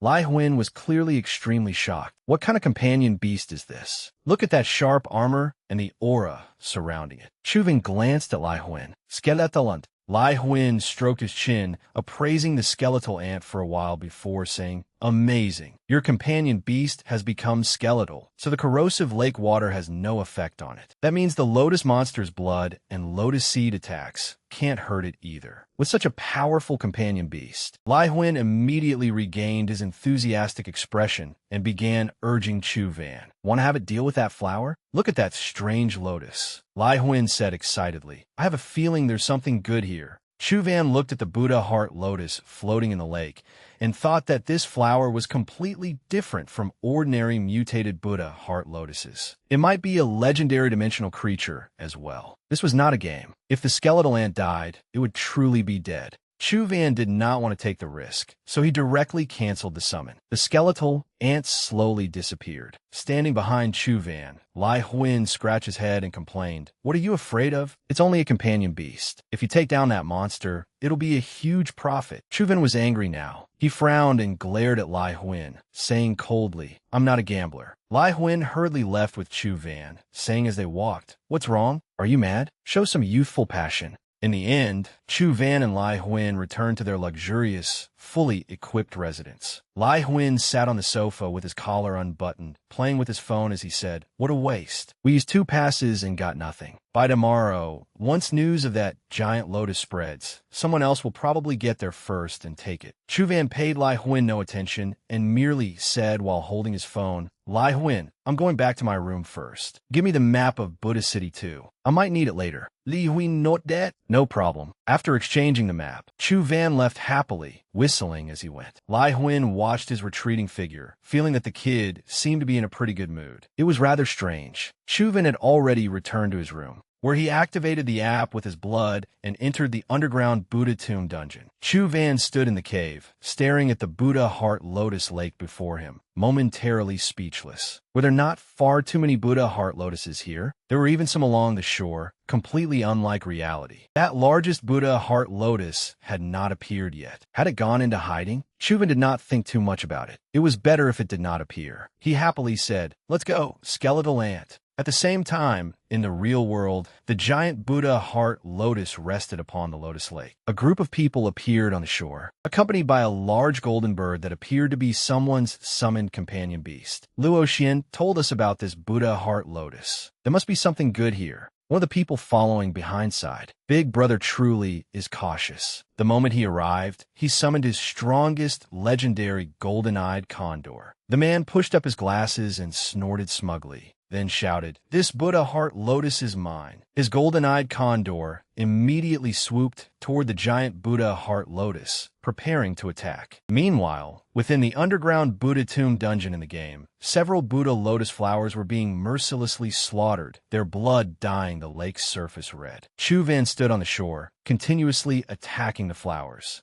The skeletal ant was no weaker. The lotuses before it could not withstand even a single blow. Its cold, sharp pincers sliced the lotuses in two, and blood slowly spread across the lake surface. A blue crystal condensed from a Buddha lotus flower, destroyed by the skeletal ant. Chu Van sighed in relief. After killing so many, there's finally some loot. A skill crystal? It seems Lai Huan never mentioned the Buddha Heart Lotus's Yuan Qi skill. Chu Van silently recalled the Buddha Heart Lotus's attack methods and guessed that it was probably a hidden weapon type skill. Whatever it was, there was no point in overthinking it. When I find out once I absorb it, as Chu Van's in-game avatar was surrounded by the Buddha Heart Lotus's blue Yuan Qi skill. The real Chu Van was also absorbing the Yuan Qi skill. Yuan Qi circulated through his body, enveloping him in a warm sensation. Chu Van felt extremely comfortable as well. Absorbing the Buddha Heart Lotus's Yuan Qi skill felt completely different from the pain caused earlier by the Great Strength Divine Fist. Yuan Qi slowly flowed toward Chu Van's heart, the most vital place. At that moment, his phone chimed, notifying him that he had mastered the level 7 heart meditation skill. Chu Van looked at his phone thoughtfully. Was this Yuan Qi skill a strengthening type? It was worth trying. Chu Van once again used the Yuan Qi skill, heart meditation, to test its effects. Blue Yuan Qi slowly enveloped his body once more. Its aura was gentle, completely unlike when he had needed to kill the Buddha Heart Lotus to obtain it. However, aside from feeling very warm, his body did not seem to undergo any other changes. No wonder Lai Huan had not mentioned the Buddha Heart Lotus's Yuan Qi skill. Chu Van returned to the phone screen, intending to check something else, when something strange suddenly happened. A blood-red beam of light suddenly shot toward the skeletal ant. Standing behind it, Chu Van was affected as well. What had suddenly happened? Could what he had been thinking actually be about to come true? Sure enough, a gigantic Buddha Heart Lotus slowly emerged from beneath the Lotus Lake. Although its face looked slightly cuter than before, that terrifying posture and those sinister patterns were unmistakable. This was the boss here, the blood pattern Buddha Heart Lotus. He would be scared to encounter it in real life, but seeing in the game made Chu Van so happy he nearly jumped for joy. Sure enough, this monster existed in the game too. It would be a waste not to deal with it. Chu Van pointed at the blood pattern Buddha Heart Lotus and loudly called for the skeletal ant. The skeletal ant cried out in response. Chu Van shot the Buddha Heart Lotus a sly look and said to his companion beast, "Let's teach it a lesson in the game." The skeletal ant immediately carried out the order. It leaped ferociously toward the blood pattern Buddha Heart Lotus. A 300-round battle between an ant and a lotus unfolded in the lake. It truly was a unique and spectacular fight. Look, the Buddha Heart Lotus had been frightened by the skeletal ant's imposing aura. After all, it was only a lotus. It was now preparing to dive into the water and flee. Chu Van smiled outside the game and murmured, "You still want to run?" Then he ordered the skeletal ant to deal with the Buddha Heart Lotus that was trying to retreat beneath the water. That Buddha Heart Lotus was indeed no ordinary lotus. One moment, it was a shy flower bud. The next, it blossomed open and revealed a huge mouth full of sharp thorns. It was even more terrifying than the mouth of a man-eating flower. The skeletal ant jumped forward and landed directly inside its mouth. It became a delicious meal for the Buddha Heart Lotus, while the blood pattern Buddha Heart Lotus opened its mouth and laughed mockingly after defeating its enemy. Chu Van was so shocked in real life that his entire body stiffened. He had not expected to be toyed with like this. Looking at the Lotus Lake, Chu Van silently assessed the situation. With the skeletal ant gone, he could not possibly go into the middle of the Lotus Lake and battle the blood pattern Buddha Heart Lotus himself. Since he was going to die soon anyway, he might as well check out the restricted area Lai Huan had mentioned before dying. He had plenty of lives, so there was no need to worry. Having made up his mind, Chu Van immediately left the cave to search for that area. Very quickly, Chu Van found the restricted area. The ruins were somewhat dilapidated and desolate, with water trickling down in several places. Images of the Buddha were carved into the walls. Chu Van climbed the steps and looked around. This place was truly strange. There had not been a single monster along the way. Ahead was the restricted area. It seemed his adventure was about to begin. Before Chu Van stood a small temple, with the words "Little Buddha Temple" written above its gate. The atmosphere inside was somewhat eerie, making it impossible not to stay on guard. The moment Chu Van finished reading the words "Little Buddha Temple" above the entrance, his phone screen turned black, displaying the words, "Game over." This was the mysterious aspect Lai Huan had mentioned. Chu Van was equally astonished. He had not even had time to react to what had happened. He hurriedly logged back into the game, using his blood. temporarily ignoring the blood-patterned Buddha heart lotus. He rushed back to Little Buddha Temple to take another look. But this time, before he even reached the temple gate, his body underwent a change. The words "Game Over" immediately appeared on the phone screen again. Chu-Vin instinctively clutched his heart and stared at the screen in horror. The instant his game character died, his body felt as though it were being twisted apart. Just as Lai Huan had said, there were no wounds. He died from organ failure. This was far too sinister. No wonder even the military was helpless. Chu-Vin decided not to try again. He was no longer very interested in that place. It would be better to get some sleep first. Time slowly passed. Dawn arrived once again. Early in the morning, Lai Huan's home was already extremely lively. The one causing all the commotion was none other than Lai Huan himself. Looking at the news on his phone, he grinned broadly and said, "Sure enough, as soon as news of the Buddha heart lotus got out, someone couldn't wait any longer." Chu-Van, brushing his teeth in the bathroom, asked indistinctly what happened. Yet Lai Huan still understood him. Looking at his phone, he said, "Last night, some big shot brought a legendary golden-eyed condor and tried to kill that Buddha heart lotus. But in the end, all its feathers were burned off. Ha ha ha, this is absolutely hilarious." The mere thought of it made Lai Huan burst into laughter again. Chu-Van glanced at Lai Huan while brushing his teeth and silently thought, "If I had listened to you yesterday, we would have been the ones being laughed at." Lai Huan had clearly forgotten that he had encouraged Chu-Van to do something foolish the day before. Now he was focused entirely on trivial gossip online. The academy was in an uproar as well. Reading the comments on his phone, Lai Huan laughed and said, "We'll probably soon get to watch students from every grade putting on a show as they try to kill the monster." Chu-Vin had finished brushing his teeth and was drying his face, but he did not forget to ask about the news. "Isn't the military handling it?" He draped the towel over his shoulder and looked at Lai Huan. "That lotus is powerful, but surely the military and the academy have no shortage of experts capable of killing it." Leaning against the stone wall with his arms crossed, Lai Huan thought for a moment before saying, "That's true, but the military still hasn't made any move, so they probably don't plan to interfere. The Federation established regulations long ago. As long as the danger level remains within acceptable limits, they are not allowed to intervene except under special circumstances. This can also be considered a resource opportunity for our generation." At that moment, outside, a beautiful blue-haired woman slowly approached Lai Huan's door. She gently knocked 3 times on the wooden door. Hearing the knock, Lai Huan called loudly from inside, "Coming," and went to answer it. Just then, Chu-Van received a phone call. It was from his father. Chu-Van immediately answered. On the other end, Chu-Van's father stood in a building somewhere, watching the city sunrise through the glass window. Smiling, he asked his son, "You're in Luoyang, right?" Chu-Van nodded and replied, "Yes." "What is it, Dad?" Chu-Van's father smiled and pretended to think for a moment before saying, "Ah, it's about that. Your new mother, Ouyang Lan, wants to have a meal with you."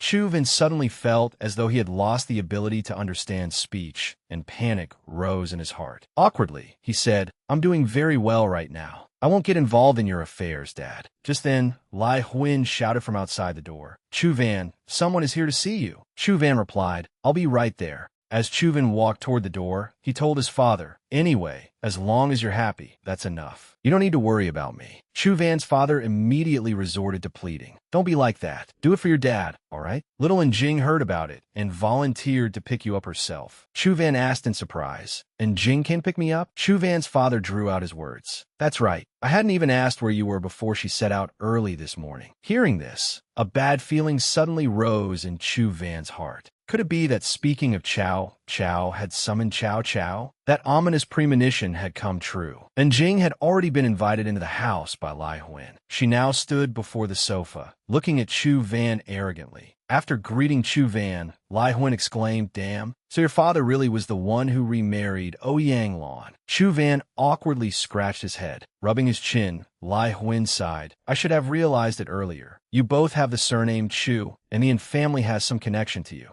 Chu-Van said coolly, That is my father's business. I have no relationship whatsoever with the Yin family. Truthfully, he did not care about them either. Naturally, and Jing was displeased to hear this. She frowned, glared at Chu Van, and snorted. Then she said haughtily, "The driver is waiting in the courtyard. Let's go." Her attitude gave Chu Van no chance at all to refuse. Seeing no alternative, Chu Van looked troubled. The thing Chu Van least wanted after coming to Luoyang was to become entangled with the Yin family. Yet they had unexpectedly come looking for him. Turning to Lai Huin, Chu Van said, "I'm heading out." Lai Huin made an okay gesture and silently prayed for his friend. "Good luck." Then Chu Van and Jing slowly walked out of the courtyard. Suddenly, Jing spoke. "You still haven't cultivated the heat art, have you?" Chu Van raised a USB drive. "More accurately, my father never gave this to me." And Jing turned around, her face flushed with anger and embarrassment, and shouted, "What do you think?" After saying that, she quickened her pace, still grumbling. "Fine. It's best if you don't cultivate it. I was trying to harm you, all right?" Cold sweat broke out on Chu Van's forehead. She had gotten angry after only a few words. He looked at the USB drive in his hand. Whether it was genuine or not no longer mattered. If he cultivated the immortal law scripture, he would be unable to use other kinds of yuan qi. That would not benefit him. And Jing stopped her sports car and irritably asked Chu Van, who was standing there in a daze, "Are you getting in or not?" Chu Van immediately walked over and got into the car, completely unaware that someone was watching them. The observer was taking photos and recording videos.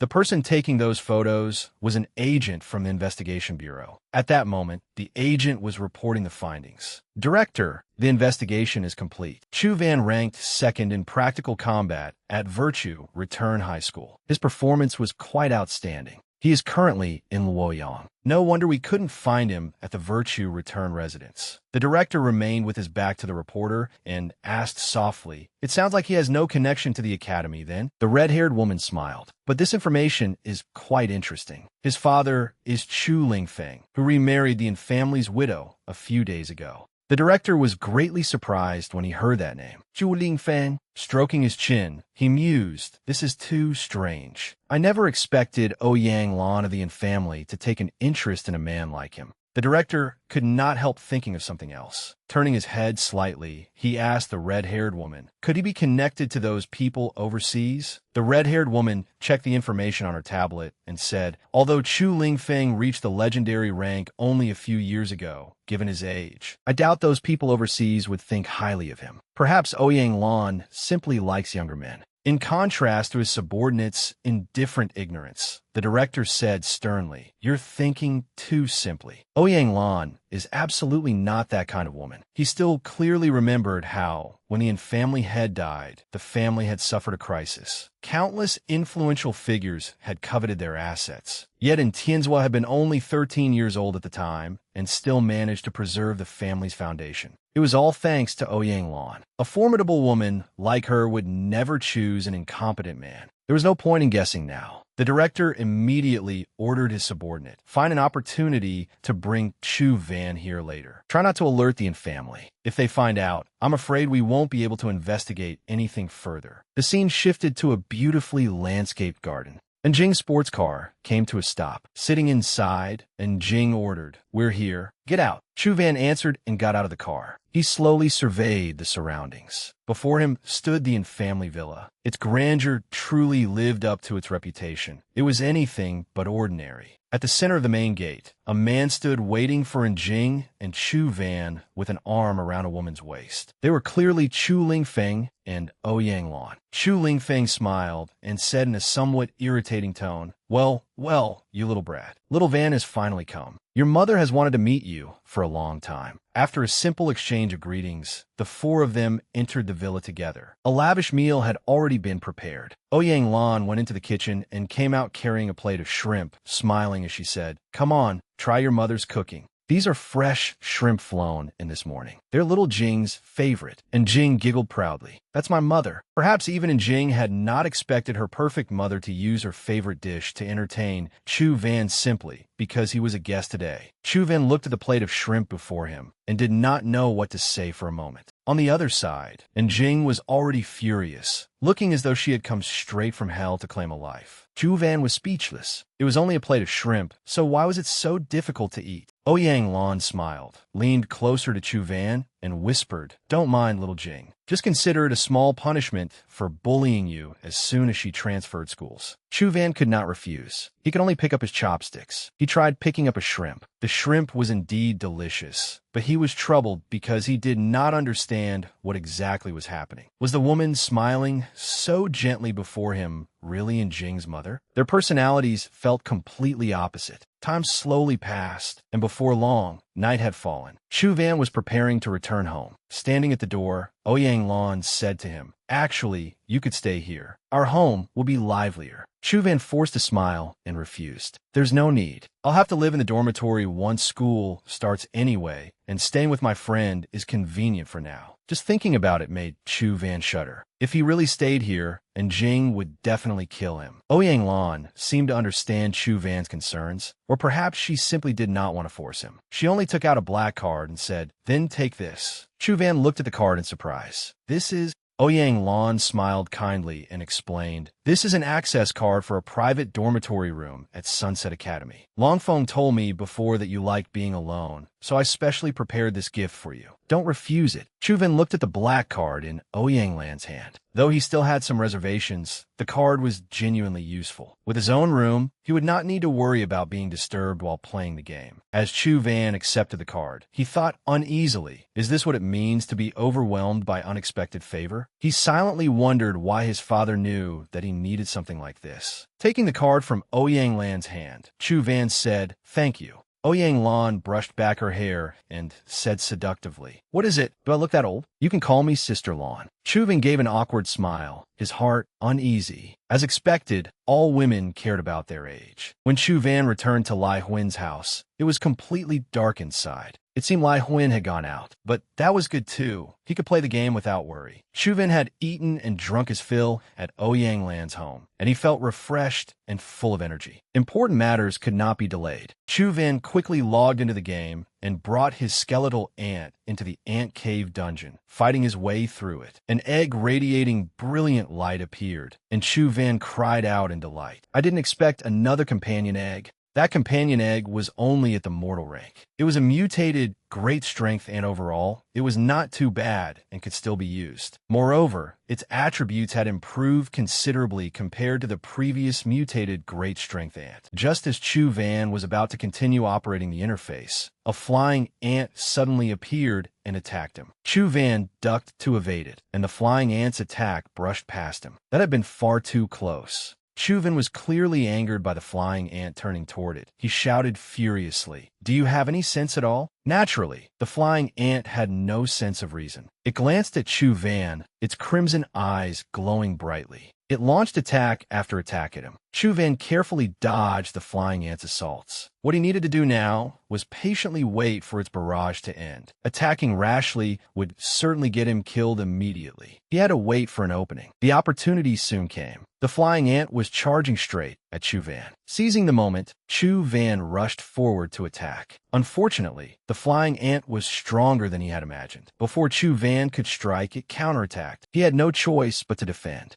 "It looks like I'll have to find an opportunity to finish it in one blow, or it'll just keep beating me up." Flying ant took to the air again, then vanished as though it had never appeared. Chu Van had seen this move before. He knew it had not truly disappeared, so he immediately summoned his companion beast to prepare for it. His eyes could no longer keep up with flying ant speed. Chu Van decisively closed his eyes and used his other senses. Behind him, flying ant charged fiercely, carrying murderous intent. Chu Van happened to sense that killing intent. He swung his fist and, catching flying ant off guard, landed a powerful punch. Flying ant was struck and forced back several steps. How could Chu Van let such a rare opportunity slip away? He swiftly rushed in front of Flying Ant and unleashed another Ashen Palm. Flying Ant probably had not expected its life to end here. Humans truly were terrifying creatures. A powerful explosion sounded, shattering the surrounding earth and rocks. Even after taking 2 of Chu Van's attacks, Flying Ant was still moving, though it looked utterly miserable. This ant was truly difficult to deal with. But that was fine. If 2 punches were not enough, then 3 would be. Chu Van charged at Flying Ant again and threw dozens more punches. Before Flying Ant could even process what was happening, Chu Van had showered it with dozens of thunderous blows, beating it senseless. The surrounding ground and rocks cracked apart as well. Chu Van panted heavily. He had not expected it to consume so much stamina, but it was good that Flying Ant was dead. At least all his hard work had not been in vain. After Flying Ant died, it unexpectedly dropped a companion egg. This reward was truly an unexpected surprise. Chu Van was overjoyed. Two options suddenly appeared on the screen: refine it or fuse it with the mutated skeletal ant. Chu Van stared at the compatibility rate with the skeletal ant. It was only 20%, which did not seem ideal. They were clearly both ants, yet their compatibility was even lower than that of the skeletal knight. Chu Van could not make sense of it, so he could not be bothered to think about it further. In any case, there was still the second option: refining this legendary companion egg. Remembering how dangerous refinement was in reality, Chu Van could not help swallowing. He quietly reassured himself that even if refinement failed, it probably would not affect his real body, right? Still, Chu Van stared at his phone screen for a long time, hesitating over whether to try. Anything involving one's life required caution. In the end, Chu Van made up his mind and selected refinement. I'll take a gamble. Life is all about luck. Chu Van's game character entered the refinement space. This time, however, the space was somewhat gloomy and unsettling. Chu Van's primordial energy was uncontrollably drawn away. The thing absorbing it was none other than that legendary companion egg. As the refinement process synchronized with the game, Chu Van's body in reality also began to undergo subtle changes. He collapsed to his knees, his back suffering indescribable pain. It was the primordial energy from the companion egg dropped by Flying Ant. His back felt as though it were being torn apart by sharp teeth, the pain beyond description. But if he could not endure even this much pain, how could he ever become stronger? Chu Van gritted his teeth and endured, his entire body trembling. At last, unable to bear it any longer, Chu Van collapsed and vomited a pool of blood. Looking at the blood stain before him, Chu Van frowned and cursed. Damn it, what a waste of blood. Time slowly passed. Chu Van no longer wanted to struggle. He lay limply on the ground without moving, his phone having fallen beside the pool of blood. The phone screen suddenly flashed with an eerie light, as though some unknown change had occurred. Strange red characters appeared, their meaning unclear,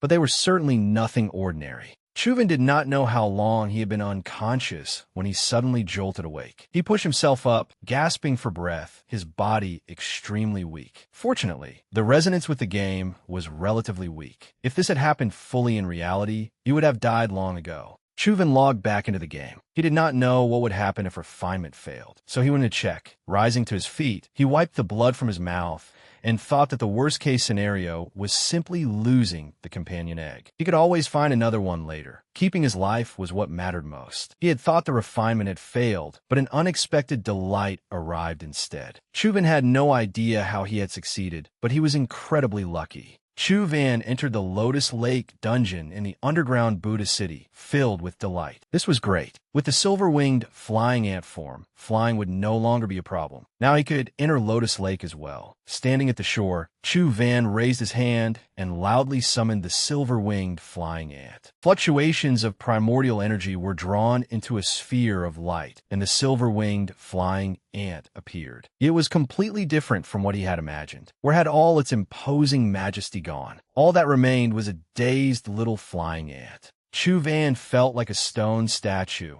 and now that statue was gradually cracking apart as his illusion shattered. He angrily roared, his voice shaking the heavens and earth. What the hell is this? The silver-winged flying ant nodded as he checked its status panel. It was still in its larval stage. Holding the silver ant in his hand, Chu Van asked in bafflement and speechlessness, "Larval stage? How can this be?" He sighed, feeling rather frustrated. Were these attributes not far too weak for a legendary creature? Had it not been incredibly fierce when it was trying to kill him? Chu Van held the flying ant in his hand, trying to find whatever merits it still possessed. Looking closely, it was actually rather cute. As he examined Flying Ant, a notification suddenly appeared on his phone. The silver-winged flying ant is hungry. Please feed it promptly. Chu Van was even more confused. One refinement had brought him 10 doubts and countless question marks. Now he had to feed it too. The question was, what was he supposed to feed it? Chu Van selected the feeding option. and the screen immediately displayed two choices: mutated skeletal ant and a mutated Herculean ant companion egg. Both could be used as food for the silver-winged flying ant. Looking at the screen, Chu Van complained indignantly. "I can't believe this thing eats companion eggs and companion beasts." Chu Van held flying ant and glared at it furiously, as if he wanted to crush it at any moment, but there was nothing he could do. He could only curse inwardly. Who designed this thing? Why can't it just eat those monsters? Flying ant had no idea about Chu Van's distress. It gazed at him with sparkling eyes, drooling with hunger as its stomach began to growl in protest. Chu Van was speechless. He could not simply refuse to feed it. Of the two choices before him, he obviously could not feed at the skeletal ant, leaving only the companion egg. After Chu Van made his choice, energy slowly flowed into the silver-winged flying ant's body, easing its hunger. Seeing that flying ant's appearance had not changed at all, Chu Van felt somewhat disappointed. At this rate, it would probably not be easy for it to grow up. Relying on it in battle would be a dead end. Chu Van decided to try its companion form. The silver-winged flying ant transformed into a stream of light and gathered behind Chu Van's back. He glanced at the wings that had formed behind him. They were truly a little too small. The ant cave had wide-open terrain, so Chu Van tested the ability there. It was not inconvenient at all. To his surprise, although the wings were pathetically tiny, they could carry him through the air at tremendous speed. Chu Van had not expected it to be so fast, even in its larval stage. It truly deserved to be legendary. It was also quite agile. Changing direction and making turns posed no problem at all. It simply could not fly very high. Chu Van nodded thoughtfully. So that's it. The low-altitude king can only display its agility close to the ground. Several ants crawled back and forth across the ground in the underground ant cave. Looking at them, Chu Van thought, now that I can fly, there's no point in killing more ants. I might as well venture deeper into the cave. I'm bound to find something good. Several small ants crawled all over the cave walls. As Chu Van flew, he observed the surrounding terrain. The farther inward he went, the tighter the space seemed to become. Moreover, there were truly countless monsters wriggling across the ground. Chu Van suddenly stopped, unable to believe the scene before him. Calling this an ant nest would be inaccurate. It was more like a sea of ants. Chu Van could not help shouting, "Wait, isn't this way too many?" After his initial shock, Chu Van immediately grinned. "Now that I can fly, no matter how many there are, they can't beat me." Chu Van seemed to have underestimated the ant's strength. At some point, they gathered together and formed a gigantic hand, towering far above him. It lunged at Chu Van. Surrounded by the ant swarm, Chu Van was at a loss for words. Being encircled by so many ants was certainly no fun. With no other choice, Chu Van had to eliminate them. The ants silently surrounded him, but at that moment, a dazzling light emerged from deep within the swarm. Chu Van shouted, "Glorious shift!" The swarm of ants was blasted in every direction. The scene instantly descended into chaos. Chu Van was also affected by the shockwave of his own attack and was sent flying toward a doorway. Only Chu Van could fit through the door on the other side. It led to a large stone cave. In the center stood a round rock resembling an egg. The moment Chu Van squeezed inside, the stone showed signs of hatching. Chu Van hung upside down in midair, staring at the egg in surprise. This was the true ant nest. Countless flying ants emerged from within the huge egg. All of them attacked Chu Van. Caught off guard and faced with the swarm's fierce momentum, Chu Van could only die miserably. Chu Van stroked his chin and thought. Sure enough, the dungeon held even more interesting things. Unfortunately, he could not approach them with his current abilities. At the very least, he would have to wait until the little flying ant recovered to its original state. Chu Van had no idea how long he had been playing the game, but his stomach was now growling with hunger. Hungry meant finding food, so Chu Van immediately headed for the 6 refrigerators in the kitchen. Unfortunately, there was nothing in the refrigerators apart from a few bottles of alcohol. They were completely empty. Chu Van had not wanted to go outside, but under the circumstances, he had no choice. It was still early dawn, and Chu Van was the only person leisurely walking along the sidewalk. A sports car was parked nearby, and someone inside urgently reported to Boss Liz. The target has left the Lee residence and is heading toward the main road. Should we take him now?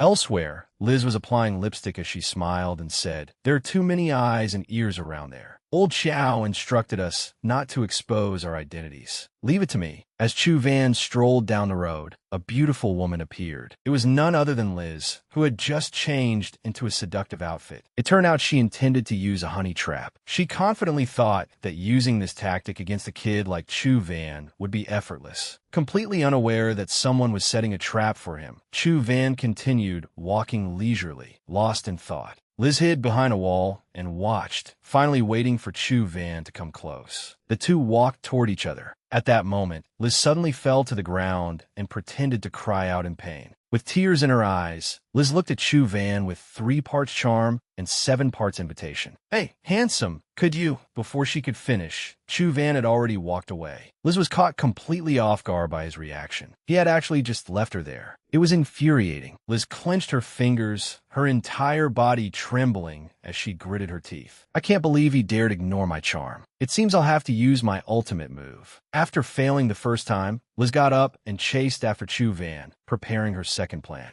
Chu Van was still considering the flight ability he had gained from the silver-winged flying ant entering Lotus Lake would be much more convenient now, but he would still need to test whether he could handle the blood-patterned Buddha Heart Lotus. Chu Van's thoughts were suddenly interrupted because Liz had somehow grabbed his arm and was preparing to seduce him. She coquettishly said, "Handsome, why are you walking so fast?" Chu Van remained calm in the face of the beautiful woman and asked, "Who are you?" Liz thought angrily, "I just fell right in front of you, and you still have a nerve to ask who I am?" Angry though she was, she still had to complete the mission. With tears in her eyes, Liz said, "I got lost, and I fell just now." "Handsome, could you?" Chu Van enthusiastically took out his phone and cut her off. "Let me call the police for you." "Why would you call the police?" Liz blurted out without thinking. Her delicate hand touched Chu Van's phone. Liz gave him a seductive look without the slightest pretense. Her intentions were obvious. She only wanted the handsome man to take her home, yet Chu Van coldly left her with one sentence: "I still need to eat. Find someone else." Then he turned and left. His attitude was like an arrow through her heart, shattering Liz's confidence.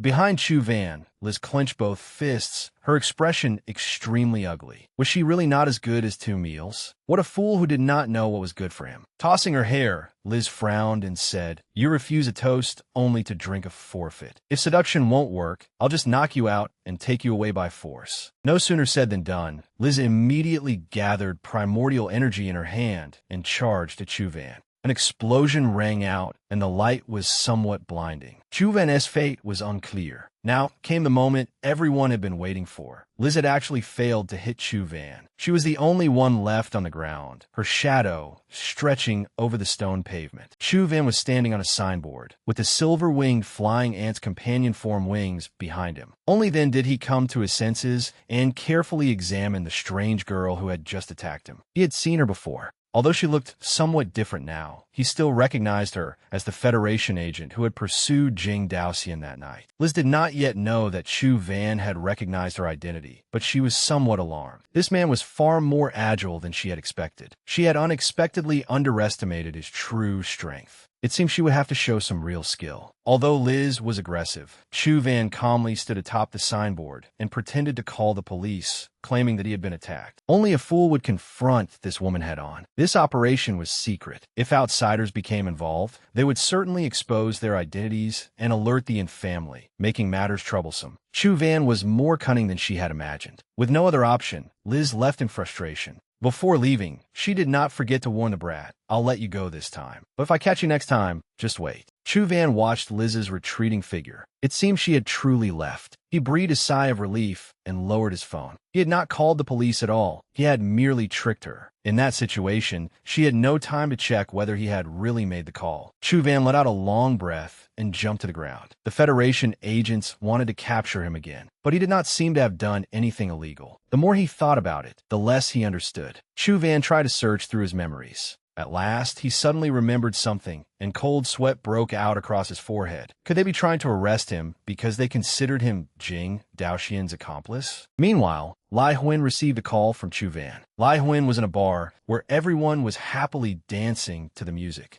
Lai Huan answered with a broad grin. "Hello, what a rare occasion. I never thought you'd take the initiative to call me. He had been smiling one moment, but his expression changed the next. The reason was that Chu Van had told him to find somewhere quiet. Said he had something to ask. Chu Van was not someone who joked around, so it had to be something important. Lai Huin could not help but take it seriously. Following Chu Van's instructions, Lai Huin went to the bar's hallway. There was no one passing through here now. Only Lai Huin was alone. However, this guy had a big mouth. Before Chu Van could even say anything, he exclaimed in surprise, "I can't believe you met Jing Daoxian. I'm so jealous. I want to meet that legendary figure too." Chu Van closed one eye as he listened to Lai Huin prattle on, privately thinking that it was fortunate he had not mentioned the immortal law scripture. There were too many troublesome matters involving the Demon King. Otherwise, Lai Huin would probably have become even more interested. Lai Huin said, "From your description, I can pretty much tell without guessing that they're the hounds." Sitting on the sofa, Chu Van asked in surprise, "The hounds?" On the other end of the line, Lai Huin winked at a pretty girl walking past as he said, "There is a special Federation organization that handles matters the Federation cannot openly interfere with. They act ruthlessly, stop at nothing, and do not care about the consequences. They have a terrible reputation within the Federation, which is why they're called the Hounds." Lai Huin rubbed his chin and sighed. "The Hounds. Just hearing the name makes them sound difficult to deal with." Chu Van asked, "Lai Huin, is there any way you can help me enroll early?" Lai Huin nodded and praised him with a smile. "Smart. Although special organizations have considerable authority, they cannot break the law openly. If you're at Sunset Academy, they'll have even more reservations. Actually, Luoyang is also in family territory. As long as you rely on the in family, even if they come for you, they won't dare touch you." After hearing Lai Huin, Chu Van was truly speechless at his friend. Lai Huin had no idea that Chu Van wanted to stay as far away from the in family as possible, much less seek their protection on his own initiative. Chu Van said coolly, "Forget about that. Just tell me whether you can help or not." Lai Huin drawled, "It's a small matter. I'll help you apply for early enrollment too." Chu Van nodded and smiled at Lai Huin. "Thanks." After ending the call with Lai Huin, the more Chu Van thought about it, the more irritated he became. Troubles just kept piling on top of troubles. He frowned and thought to himself that if he were strong enough, these problems might not be so difficult to handle. The following morning, at the Federation Special Investigation Bureau, it was an extremely modern and imposing building. Inside a room, the director was slamming his hand on the desk and roaring furiously. "How many times have I told you? Keep a low profile. Keep a low profile. My superior called me not long ago. How am I supposed to explain this?" This scene of a superior reprimanding a subordinate was due to Liz's failure yesterday. Liz had nothing to say for herself and could only lower her head in acknowledgement. This subordinate was careless and misjudged the target's preferences and strength. "But if you give me another chance, I will definitely." The director rapped the desk and cut her off coldly. "The next time you try to approach Chu Van, it won't be so easy." He then took out a file and handed it to Liz. "I asked my mentor to investigate classified intelligence concerning Ouyang Lan and the In family. Read it yourself." Liz swallowed hard and opened the folder the director had given her, her heart full of unease. When she saw the information inside, she was not merely shocked, she was frightened. She braced herself against the desk and cried out, "That's impossible! Wasn't this position meant for Jing? Why would the In family give it to an outsider like Chu Van?" The director seemed to have already gotten over his shock and merely replied calmly, "It may be hard to imagine, but my teacher's intelligence is absolutely reliable. The In family used their soul restoration opportunity to give this position to Chu Van, while Jing received nothing." The director frowned and snorted as he pondered. Jing Daoxian, the In family. Every clue points to him. It's difficult not to suspect him. This Chu Van is more interesting than I expected. At the same time, Chu Van, who was being discussed behind his back by the Federation agents, suddenly sneezed. He rubbed his nose, wondering whether someone was thinking about him. He did not give his sudden sneeze much thought, because right before him stood the place he needed to go, Sunset Academy. This would be the place where Chu Van trained to become stronger in the future. Chu Van entered the academy and followed the map as he searched for Four Seasons Garden. His destination was right before him. Four Seasons Garden was an exceptionally luxurious and well-equipped villa within the academy, and it was also Ouyang Lan's gift to Chu Van. Chu Van leisurely entered his new home and used the key card Ouyang Lan had given him to unlock the door. The interior was spacious and spotless, with every amenity provided. As expected of the dormitory Sister Lan had arranged, it was completely different from anywhere else. He set down his bag on the table and said excitedly, "A new life begins." Chuven opened his bag and prepared to arrange his belongings, but when he saw his pitifully few possessions, he could not help feeling sorry for himself. He had come to Luoyang in too much of a hurry. Apart from a few sets of clothes, he had prepared nothing. He still needed to go out and buy some things. No sooner said than done. Chuven immediately took out his phone and checked the map. There had to be shops within the academy. After all, it was a prestigious boarding academy. As he studied the map, Chuven headed outside to go shopping. Just then, elegant footsteps sounded from the upstairs staircase. Chuven looked up to see who it was. After all, they might be living under the same roof for quite a while. However, both Chu Van and the other person were somewhat surprised. It was the very person he least wanted to see. The atmosphere instantly froze. Chu Van asked in astonishment, "And Jing, are you staying upstairs?" And Jing also seemed surprised by Chu Van's appearance, but she did not answer him. She merely puffed out her cheeks in anger and walked past him. Chu Van did not understand at all. This person was truly strange. Even now, he had no idea what she was angry about, and even if he asked, and Jing probably would not answer. Chu Van sighed and thought, forget it. I'll just pretend I didn't see her. Following the map, Chu Van found the location of the shops, but the buildings looked rather strange. He checked his phone again. According to the display, the shops were indeed nearby.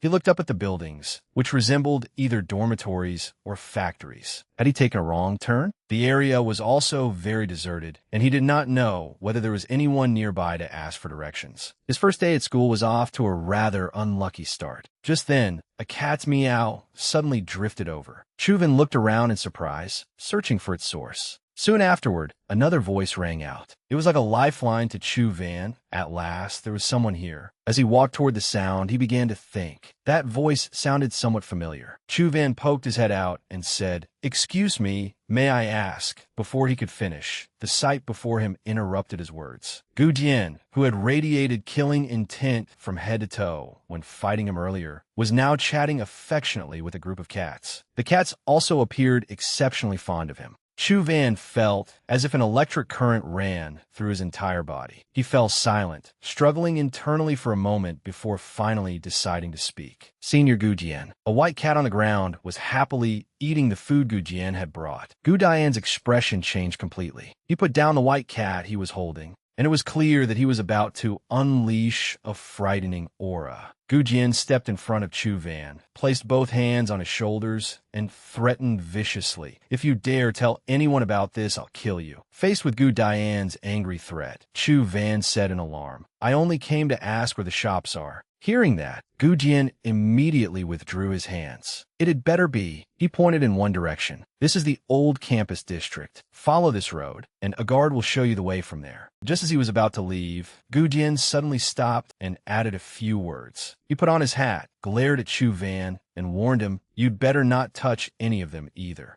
With that, Gu Jian left, leaving only Chu Van and the cats behind. Chu Van stepped forward and petted the head of the cat Gu Jian had called White Radish. White Radish affectionately rubbed against him in response. After the dimensional incident, humans could tame stronger creatures through contracts and gain miraculous powers from them. Dimensional creatures, and most humans no longer cared about these weak, stray pets from Earth. Recalling what he had just seen, Chu Van found it truly unexpected. Chu Van happily stroked White Radish's head. Perhaps this was the first time anyone had seen Chu Van in such a good mood. Imitating Lai Huin's teasing tone, Chu Van said, "Even fierce tigers stop to smell the roses, Gu Jian." After buying what he needed, Chu Van immediately returned to his room, shut the door, and continued playing the game. He returned to the underground Buddha City restricted zone to investigate, but before he could discover anything, the screen displayed, "Game over." Dying once was one thing, but dying over and over without gaining anything was another. Chu Van said irritably, "What the hell is going on? There isn't even a single clue." If there were no clues, then he would just keep searching. In any case, it was only one life in the game and did not affect his actual life at all. Chu Van returned to the restricted zone once more. He stood on the bridge and surveyed his surroundings. One thing was certain, some mysterious power existed between this place and the little Buddha temple. The moment he entered, he died. For now, he could not recklessly step inside. Chuvan silently recalled his previous deaths. This place was too strange. His recent lives had all been spent trying to approach the Buddha temple. Yet before he could even enter it, he died soundlessly. Even when he flew, he would be killed the moment he entered this area. The more Chuvan thought about it, the less he understood. He had tried every possible method. Had he truly reached the limit? Yet the more he considered it, the more wrong it felt. Since it was a game, no matter how difficult it was, there should be a limit. No matter how powerful the skeletal ant and flying ant were, there was ultimately a way to deal with them. But this was instant death, without any warning whatsoever. Chuvan shook his head. This doesn't seem quite the same as fighting a boss or suddenly dying. It's more like standing before a locked door. Without the key, you can't open it and go inside. And if you choose wrong, even several lives won't be enough. In other words, to enter this little Buddha temple, I need the corresponding key. But the only place in Buddha City where I can search for clues is Lotus Lake. And there doesn't seem to be anything there. The moment Lotus Lake was mentioned, an idea flashed through Chuvan's mind. Could that level 7 heart meditation skill be the key? There was no harm in trying. Chuvan immediately activated heart meditation, and blue primordial energy enveloped his body. It was a Buddhist skill, but heart meditation did not increase attack, defense, or speed. On the contrary, it required primordial energy to maintain its effect.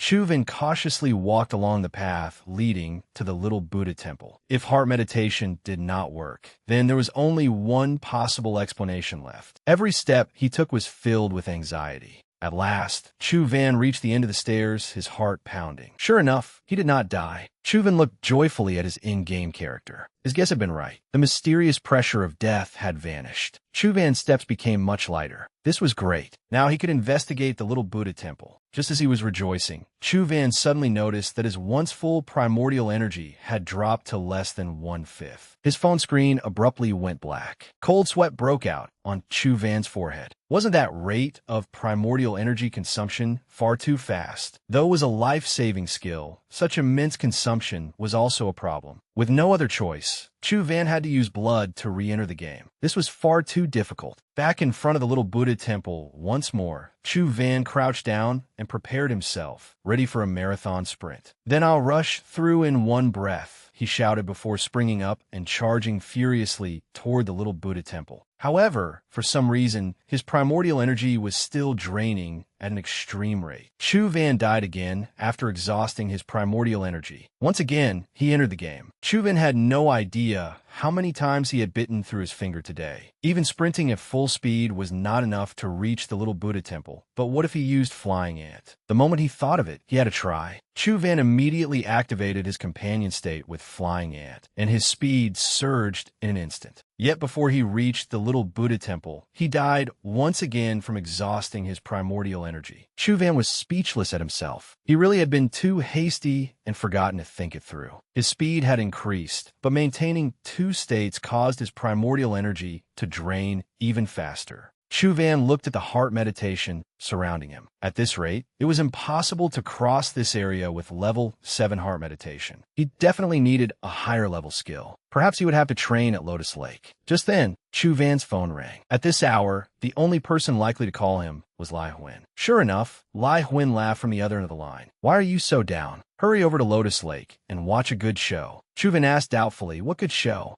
Lai Huin answered with a mysterious chuckle.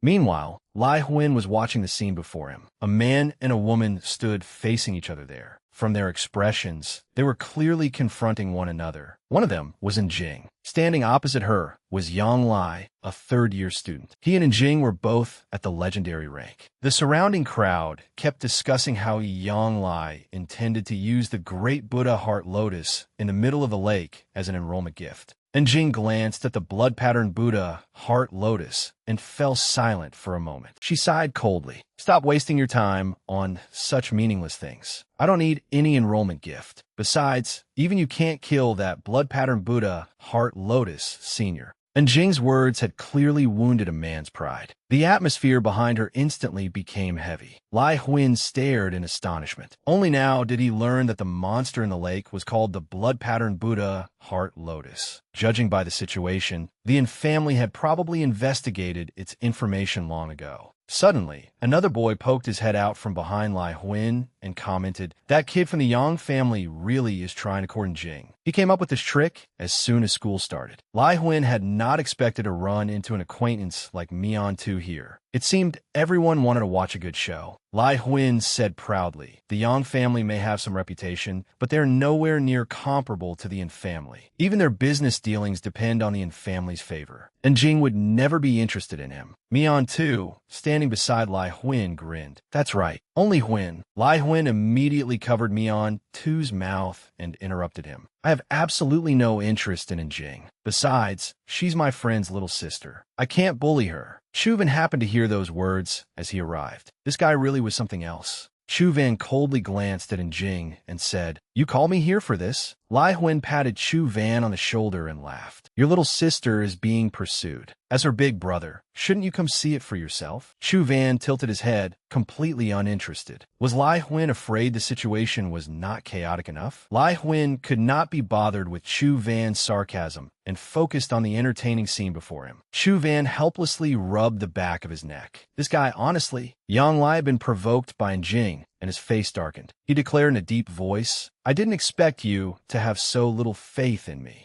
Then after I kill this blood-patterned Buddha heart lotus, and Jing, you must accept this gift from me." There truly were quite a few fools in the world willing to risk their lives for love. And Jing had kept her back to Yang Lai from beginning to end, and she coldly threw reality in his face. "That promise means nothing. You don't need to humiliate yourself." Yang Lai flew into a rage upon hearing that and shouted, "Then I'll kill it right in front of you." He immediately activated his companion beast summoning formation. Two enormous eagles appeared in the sky, their imposing presence astonishing the surrounding crowd. Mian Tu naturally recognized the creatures. He frowned and exclaimed, "Legendary silver-eyed martial eagles. And there are two of them." Standing on the ground, Yang Lai ordered his two silver-eyed martial eagles, "End this quickly." Obeying their master's command, the two silver-eyed martial eagles shot toward the blood-patterned Buddha heart lotus like arrows. The blood-patterned Buddha heart lotus sensed the presence threatening its territory and immediately fired blood-red beams in retaliation. The blood-red light collided with the two silver-eyed martial eagles in midair, the opposing colors forming a stark contrast like fire and ice. Yang Lai gave an arrogant, cold laugh. "It's nothing but a cheap trick." The two silver-eyed martial eagles were completely unharmed and continued preparing their next attack against the blood-patterned Buddha heart lotus. The blood-patterned Buddha heart lotus was struck by their attack, causing the pond water around it to ripple continuously. Mian Tu narrowed his eyes as he watched the battle in the pond and commented, "I didn't expect its feathers to be immune to blood corrosion, as expected of legendary rank creatures. Perhaps the Buddha heart lotus really will." Chu Wen understood the terror of the blood-patterned Buddha heart lotus better than anyone. After all, he had died at its hands several times. Hearing Mian Tu say this, he immediately interrupted, "It's not that simple. The fight isn't over yet." The two silver-eyed martial eagles flew toward the blood-patterned Buddha heart lotus and slashed at it with their sharp claws, producing piercing shrieks that sent chills down everyone's spines. At that moment, the blood-patterned Buddha heart lotus bloomed. Caught off guard, the two silver-eyed martial eagles immediately soared upward. The Buddha heart lotus, which had previously been a bud, had now fully blossomed. Its mouth opened wide as well, revealing a blood-red glow. The eye on the face of the blood-patterned Buddha heart lotus suddenly opened. Its demeanor made it clear that it was utterly enraged. Yang Lai noticed its change in demeanor too, and an inexplicable fear suddenly rose in his heart. Logically speaking, most plant-type dimensional creatures had very weak bodies, but this thing had clearly overcome that weakness and showed no sign of vulnerability. Yang Lai struggled to compose himself and shouted, "Let's see if you can withstand this." As soon as he spoke, Yang Lai's two silver-eyed martial eagles were engulfed in flames. From afar, they could even have been mistaken for phoenixes. The silver-eyed martial eagles spread their sharp claws, then unleashed golden light water as they fiercely attacked the blood-patterned Buddha, Heart Lotus. Enraged, the blood-patterned Buddha, Heart Lotus, was shrouded in a blood-red glow. Blood threads gathered before it, forming a sturdy shield that blocked the silver-eyed martial eagle's blazing assault. Yang Lai stared at the scene in astonishment. He had not expected this thing to know a defensive primordial energy skill, but soon he regained his confidence. It seemed this creature could only defend against attacks from all directions. As long as he controlled it like this, he could have one eagle attack from above. Chuan glanced at the two silver-eyed martial eagles, so that meant he intended to. Chuan suddenly noticed something wrong and hurriedly shouted a warning. "It's a trap!" Yang Lai turned around to look at Chu when in surprise. But at that moment, one silver-eyed martial eagle had already dived toward the top of the blood-patterned Buddha, Heart Lotus. The blood-patterned Buddha, Heart Lotus, abruptly opened its mouth wide, revealing rows of sharp fangs. The defensive blood wall vanished. The silver-eyed martial eagle was swallowed in a single bite. The surrounding water churned violently. After swallowing it, the lotus closed its mouth and let out a burp. Li Xian turned around in astonishment and shouted, "Did you see that this time?" Of course, they had all seen the silver-eyed martial eagle being swallowed. Yang Lai's forehead was now covered in sweat, and he frowned in horror. His remaining silver-eyed martial eagle immediately flew back. The silver-eyed martial eagle landed on his shoulder. Yang Lai was both furious and unwilling to accept it. He walked over to Chu Wan with a grim expression. Gritting his teeth, he glared at Chu Wan and demanded, "You knew from the beginning that I couldn't defeat the blood-patterned Buddha, Heart Lotus, didn't you? How did you know?"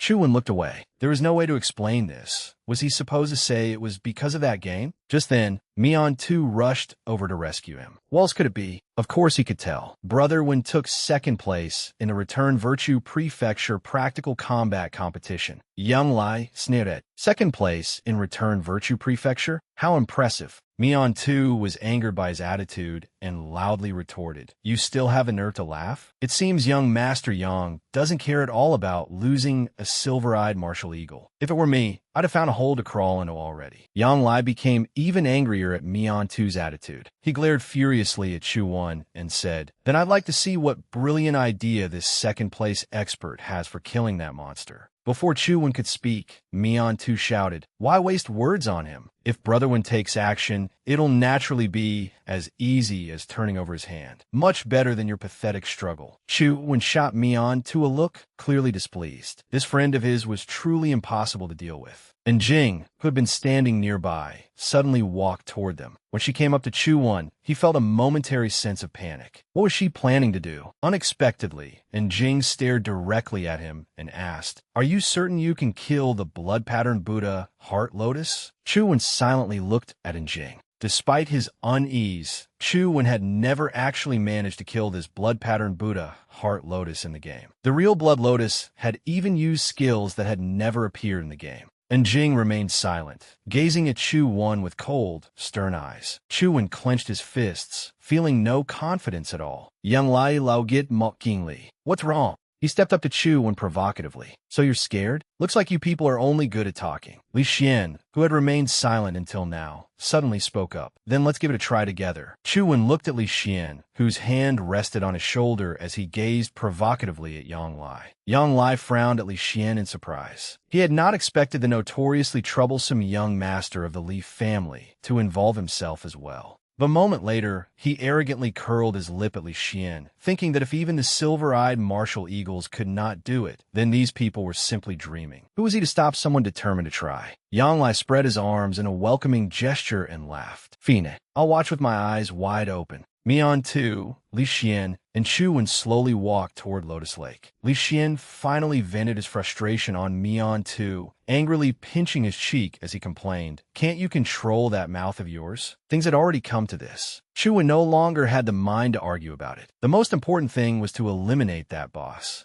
Although they could not defeat the blood-patterned Buddha Heart Lotus in the game, There are now 3 of them, so it should be easier than fighting alone. Chuan rubbed his chin in thought, especially since Li Xian also had 2 legendary rank creatures. Their combat power should not be weak. Chuan looked pensively at the emerald waters of Lotus Lake. The problem now was how to enter the lake. The skeleton ant definitely could not get across. During the battle, Chuan would not be able to protect Li Xian and Mian Tu either. It would be bad if anything happened to them. Li Xian crossed his arms and said confidently, "Actually, ever since the blood-patterned Buddha Heart Lotus appeared, I've been looking for a flying companion beast. But those things are too rare. I only managed to find a sky conch that can barely fly." Chuan was speechless. A conch that can fly? That doesn't sound reliable at all. At that moment, a mask appeared on Mian Tu's face. He confidently declared that they should leave this matter to him. Something emerged from Mian Tu's companion beast space. It looked like a turtle, yet not quite like one. With a splash, it fell into the water, causing quite a commotion. Li Xian stepped forward, looked at Mian Tu, and said, "Bronze-scaled turtle. I thought Chu Win's was rare enough, but you were hiding a mortal rank companion beast too."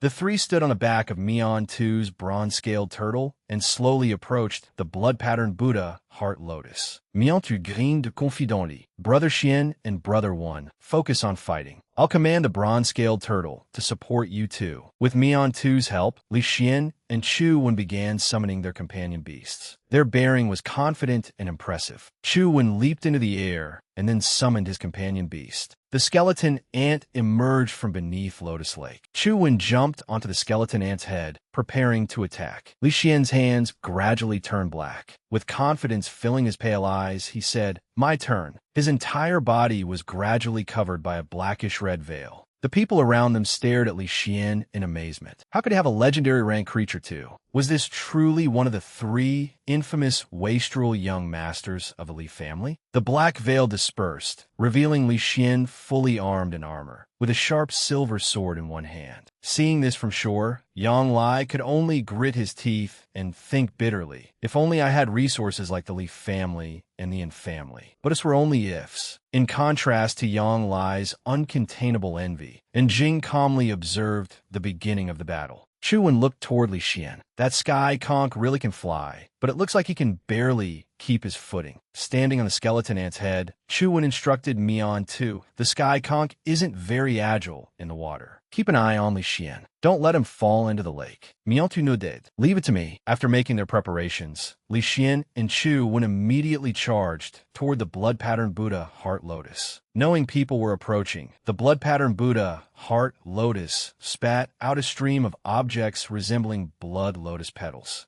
Chu Wen retreated and said, "Leave it to you, skeleton ant." Upon receiving the command, the skeleton ant immediately shrank its body and stood upright. The lake water had no effect on it. The blood lotus petals struck the skeleton ant's hard body, causing almost no damage. Li Xian stood atop the sky conch, clad in silver armor, and assumed a sword-drawing stance. With a loud shout to gather momentum, he swung his sword at the blood-patterned Buddha Heart Lotus. The blood-patterned Buddha Heart Lotus was not to be outdone. It immediately spat out blood threads in an attempt to block the incoming blade. However, the blood threads were completely ineffective against Li Xian's slash, and were instead cut in half. The blood-patterned Buddha Heart Lotus was struck directly in the center of its flower. The skeleton ant did not miss this chance. It immediately roared, opened its mouth wide, and prepared to attack its target. The lake water churned violently as a mass of sharp spikes rose from beneath the surface. The skeleton ant used skeleton spikes surrounding the blood-patterned Buddha Heart Lotus with pointed stakes as it attacked. The jewel on the flower's forehead emitted a crimson glow, and it spun once more, forming a solid defense with blood threads. Every spike created by the skeleton ant was shattered. Chu Wen rubbed his chin and sighed. This move again. Is it using the same trick to lure us into attacking from above? Li Xian stepped forward, holding the silver sword upright before his chest. Dressed in silver armor with glowing red eyes, he now looked like a monster. Li Xian stared seriously at the blood lotus. "No need. We'll take it head on." Primordial energy immediately enveloped the silver sword, and a great sword condensed from primordial energy appeared. The blood pattern Buddha, Heart Lotus, continued maintaining its blood thread defense. The eye inside its mouth suddenly flashed. This cunning thing had actually left itself a gap through which to observe. Its defensive layer dispersed, and the petals of the blood pattern Buddha, Heart Lotus, spread wide, revealing a mass of sharp spikes within.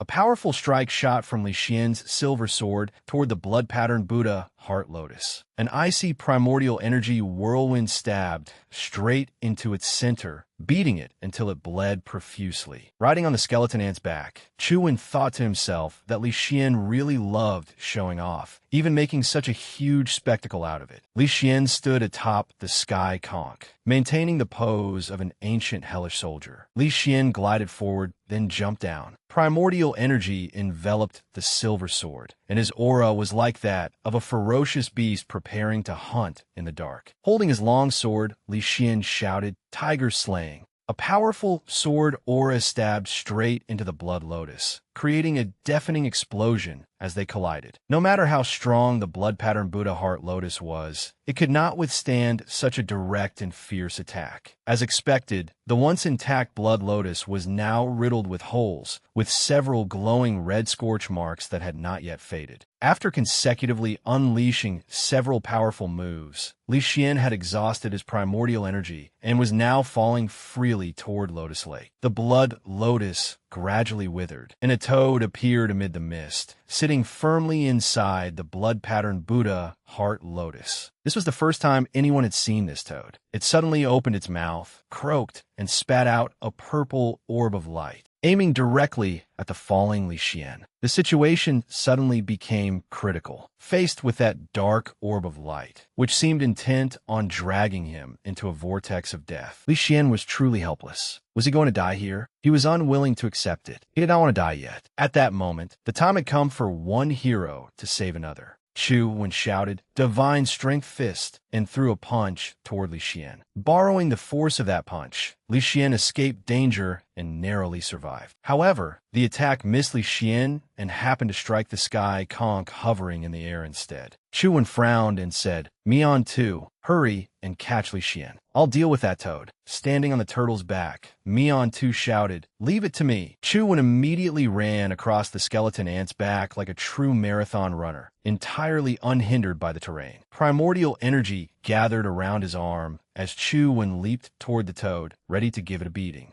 The toad noticed Chuan's arrival as well and immediately opened its mouth to attack. Chuan easily dodged and said with a disdainful smile, "Just a cheap trick." The toad was now panicking too. Its enemy was about to reach it, yet it only had this one move, and its opponent could evade it so easily. A thunderous explosion rang out, obscuring the spectator's vision. When everyone could see clearly again, only a spreading pool of blood remained on the blood lotus platform, with Chuan standing there proudly. Suddenly, another sight met Chuan's eyes. Li Xian was nearly falling in a lotus lake, while Mian too stood on the turtle's back nearby, showing absolutely no intention of rescuing him. Li Xian gritted his teeth and glared at Mian Tuesday. "This is betrayal." Mian too looked coldly at Li Xian and said, "Don't blame me." On shore, and Jing was also gathering primordial energy in her hand, watching the situation and preparing to intervene. But before she could act, another scene shocked her. Just as Li Xian was about to fall, a hand suddenly grabbed him. It was none other than Chuan, who used ant wings to save Li Xian. His timing was perfect. Li Xian had narrowly escaped death twice, and Chuan had saved him both times. He sighed, "You saved me again." Li Xian felt somewhat relieved now that he had escaped disaster. Chuan helped Li Xian onto the turtle's back, then dismissed his fusion with the flying ant. Mian too was extremely shocked by this turn of events. Staring at Chuan, he shouted, "Impossible! You are hiding a flying companion beast too?" Chuan let out a breath. "First, you started this fight. Then you loudly claimed that you would help us. That is completely unlike you." Li Xian slowly walked toward Mian too, then poured all his anger into his fist and punched him. "Your acting was terrible."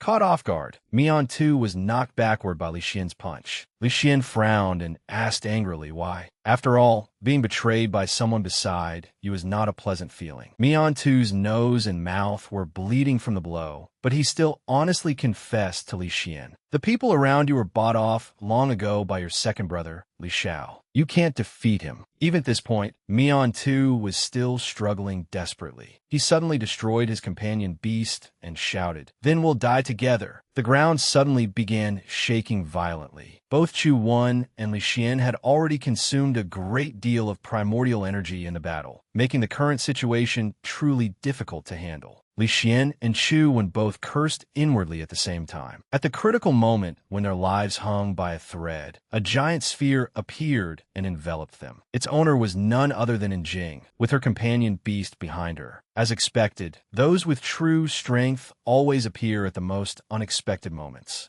With such a huge commotion, Sunset Academy could not simply stand by and do nothing. Therefore, Li Xian and Chu Wan were both summoned to the Academy's investigation room to report what had happened. An intelligence officer said, "We have a general grasp of the situation. You two may leave first." Li Xian and Chu Wan immediately departed. In the vast hallway, only their elongated shadows remained. Li Xian looked up at the sky, his emotions complicated. He felt sorrow for himself. Am I really that terrible? One person after another around me wants me dead. Chu Wan scratched his face and awkwardly asked, "What kind of deep-seated grudge do you and your second brother have? Why is he so determined to kill you?" Li Xian said, "After eldest brother died, second brother and I hardly had anything to do with each other." He discussed the family's major affairs with the old man, while I continued being the eldest young master. Chu Wan became even more puzzled after hearing that. If you're not fighting him for power, why is he so intent on wiping you out? Li Xian gave a bitter smile. The Li family's power is not so insignificant that he would move against me over something so trivial. If it was not a matter involving the Li family, Chu Wan truly could not think of any other reason. Li Xian suddenly stopped walking. After struggling with his thoughts for a long while, he finally let out a sigh.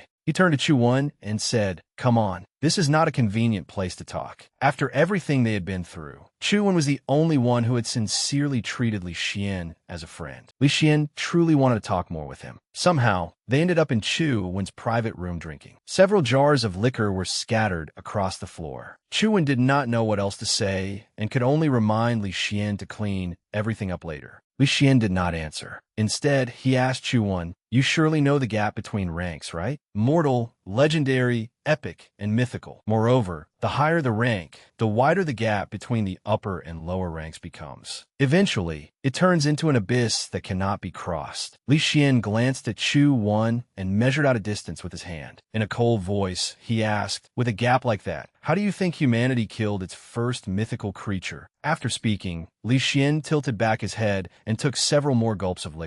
Chu Wan crossed his arms. What is so strange about that? Isn't it all clearly recorded in the books? The Federation's first 6 epic heroes fought for 3 days and 3 nights before they finally. Before Chu Wan could finish, Li Xian hurled his liquor jar to the floor and roared angrily. "It is all nonsense. Faced with that ultimate barrier of power, let alone 6 epic rank people, even 100 would not be qualified. The real reason those 6 heroes were able to defeat the mythical creature was because they also possessed mythical companion beasts." Chu Wan was startled upon hearing this. Touching his chin in disbelief, he said, "Wait, that makes no sense. How could they have mythical companion beasts without first killing mythical creatures?" Slightly drunk, Li Xian looked at Chu Wan and said, "Divine bestowal. Someone gave the 6 heroes the key to killing mythical creatures. It was the larvae of mythical creatures." Chu Wan sat down on the floor. Divine bestowal? Such baseless stories only exist in legends. Naturally, Chu Wan did not believe it. Li Xian opened another jar of liquor and said, "The Federation really did establish a supreme organization to handle matters related to the 6 heroes. It is just that most people do not know about it. That organization exists to arrange for exceptional people to receive the same qualifications as the 6 heroes." Li Xian did not seem like someone who would lie, so Chu Wan was beginning to believe that divine bestowal truly existed. Li Xian continued drowning his sorrows in drink, paying no attention to Chu Wan's confused expression. At that moment, Chu Wan was wondering why Li Xian was telling him all of this.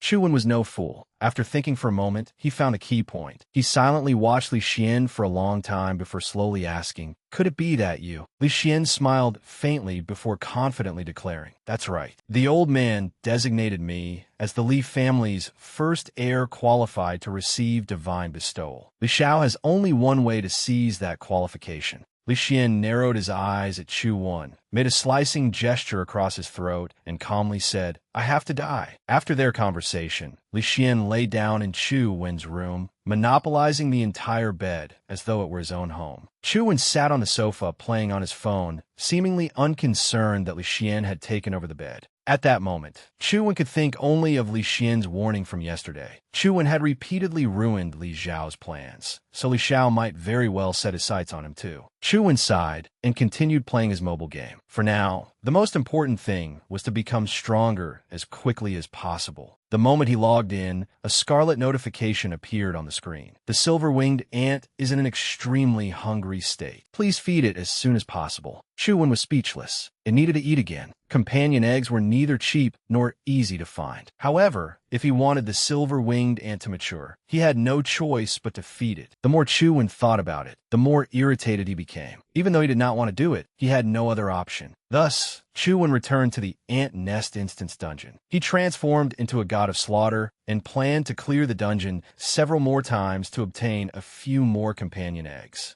Elsewhere in the academy, a group of people had gathered to watch a video. What they were watching was yesterday's battle between Chu Wen, Li Xian, and the blood-patterned Buddha Heart Lotus. Someone could not help exclaiming, "Damn, 3 legendary creatures. I heard Li Xian is only at the mortal rank, yet he is already this terrifying." Chu Wen's cooperation was not bad either. His reactions were quite sharp. They also did not forget to mention the traitor Mian too, regretfully saying if he had not turned against them in the middle of the battle, they might have destroyed the Lotus Platform's core. At the same time, a group of female students on the school field were enthusiastically discussing Li Xian. Li Xian had always been handsome, but after his performance yesterday, he somehow seemed even more attractive. They turned to the girls standing nearby and asked with smiles, "Wei Yang, when will you introduce us to this little brother of yours?" Wei Yang was also rewatching the video, but she paused at the scene where Chu Wen killed the black toad. Wei Yang had apparently fallen for Chu Wen, and she smiled gently as she watched him. That was the mood of a girl in love. While unrest swept through the academy, the Federation's Special Investigation Bureau had also noticed Chu Wen's actions. Chu Wen had nearly dodged the toad's attack before taking it down with a single punch. Liz, standing behind her superior, expressed her agreement. It would be very difficult to reach this level based on the human body's functions alone. Furthermore, none of his movements show any trace of using a primordial energy skill. It seems he must have cultivated an extraordinary primordial energy art. But the intelligence reports say that Chu Wen cultivates bitter Zen. That worthless art could never achieve such a breakthrough. The director was silent for a moment, then said, "At the very least, when we conducted our initial probe at the Ouyang residence that night, there was absolutely no mistake. The faint jade glow that leaked from Chu Wen's body was a characteristic of cultivating bitter Zen. But now, that characteristic has completely disappeared. This could not help but arouse their suspicions." Liz sighed and glanced at her superior, cautiously asking, "Do you think he gave up on the bitter Zen he cultivated so painstakingly for years? Who could have given him a high-grade, primordial energy art?" The director nodded and continued, "The infamily,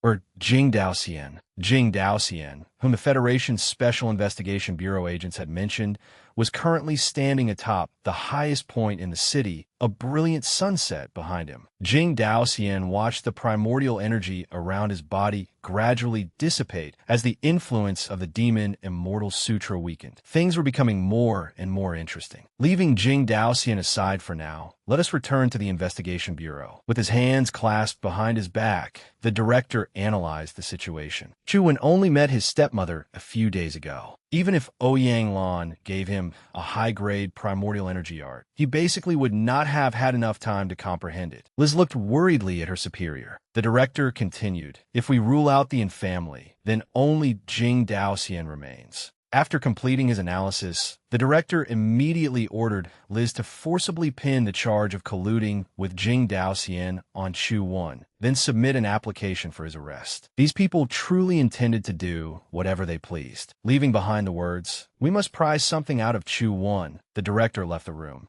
Naturally, Liz obeyed his orders and immediately began making arrangements. Before that, she gave a cryptic smile without realizing the danger and said, "Chu Wan, when you arrive, I will certainly give you a proper welcome." As Liz operated the screen, she suddenly remembered something and raised a concern. "Director, will the family at the academy intervene to protect him?" The director strolled over and confidently assured her, "Do not worry about that. Once the arrest warrant has been issued, the Federation law gives them no reason to protect Chu Wan any longer. Besides, Tianzhua and Jing have both caused Chu Wan trouble, which proves that they do not accept changing the heir qualified for divine bestowal. Even if they wanted to protect him, they might not be able to." A storm was about to descend, yet Chu Wan remained calm in his room. Outside his door stood Jing, and Jing stared fixedly at Chu Wan's door, her expression unchanged. No one knew how long she had been standing there. Not long ago, Jing had sought out Ouyang Lan to question and argue with her, mainly over Chu when receiving the qualification for divine bestowal. Moreover, Jing believed that Chu Wan was the kind of person who immersed himself in games and let himself go whenever he suffered the slightest setback. After all, that was how everyone viewed Chu Wan.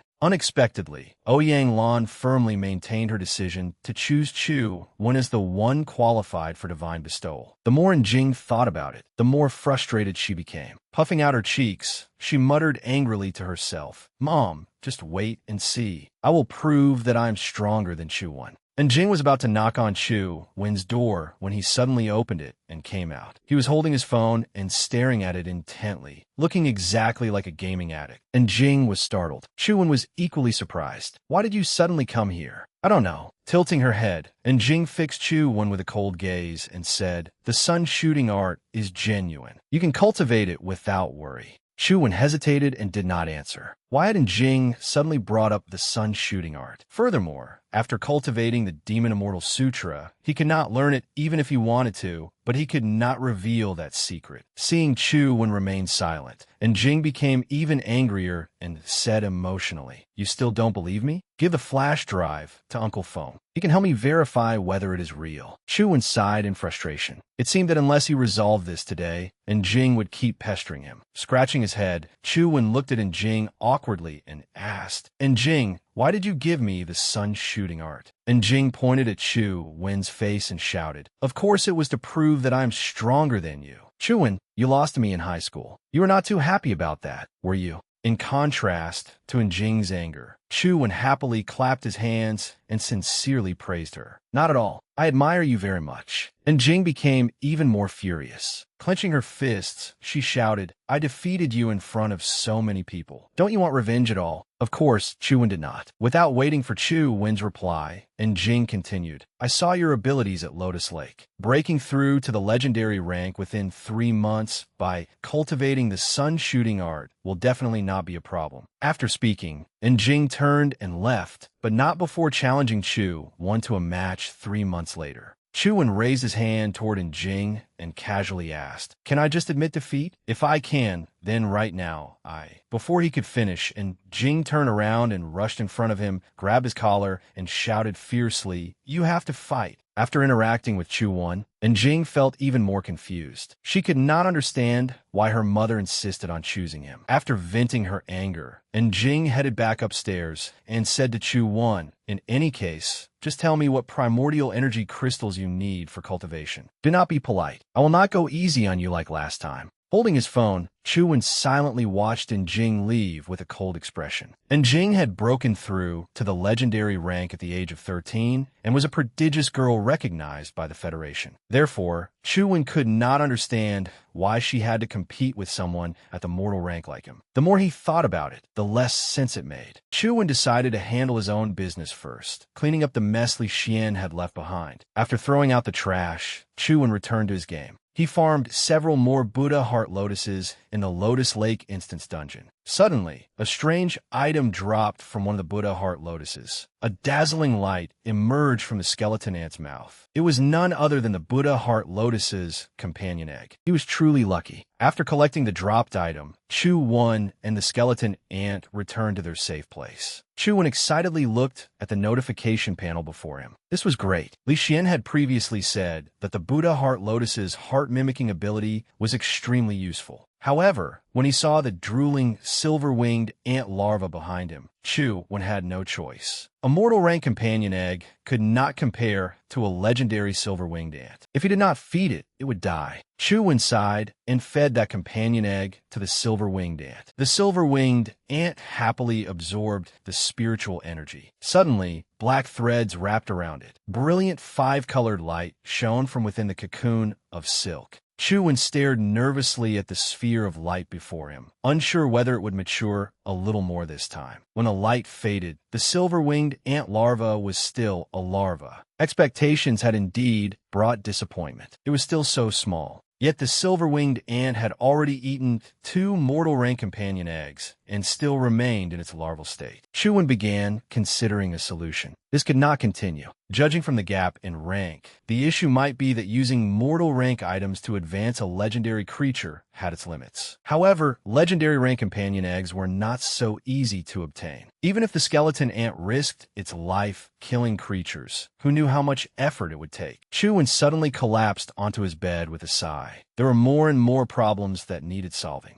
And Jing was also a troublesome issue. He naturally wanted to reach the legendary rank within 3 months. But now that he had the Demon Immortal Sutra, he fundamentally could not cultivate the sun shooting art. Chu-Wen also had no idea how to upgrade the Demon Immortal Sutra. The more he thought about it, the more his head hurt. Everywhere he looked, there seemed to be no way out. Just then, there was a knock at the door. Chu-Wen could only drag himself over to open it. The person looking for him was Gao Yang, the man who had previously competed against him in a wager. Gao Yang poked his head in and said with a grin, "Do you remember me, little brother?" Of course Chu-Wen remembered him. He looked at the other man and asked, "What is it, little brother?" Gao Yang smiled and extended his hand. "I came specifically to apologize to you for our previous grudge, little brother. When a bad person suddenly became kind, one had to be on guard." Chu-Wen wadili watched Gao Yang. What was he trying to pull this time? Ignoring Chu-Wen's guarded expression, Gao Yang continued, "You could say we became acquainted through a fight. I think I should apologize for what happened before. Let us write off all our grievances from now on. What do you say?"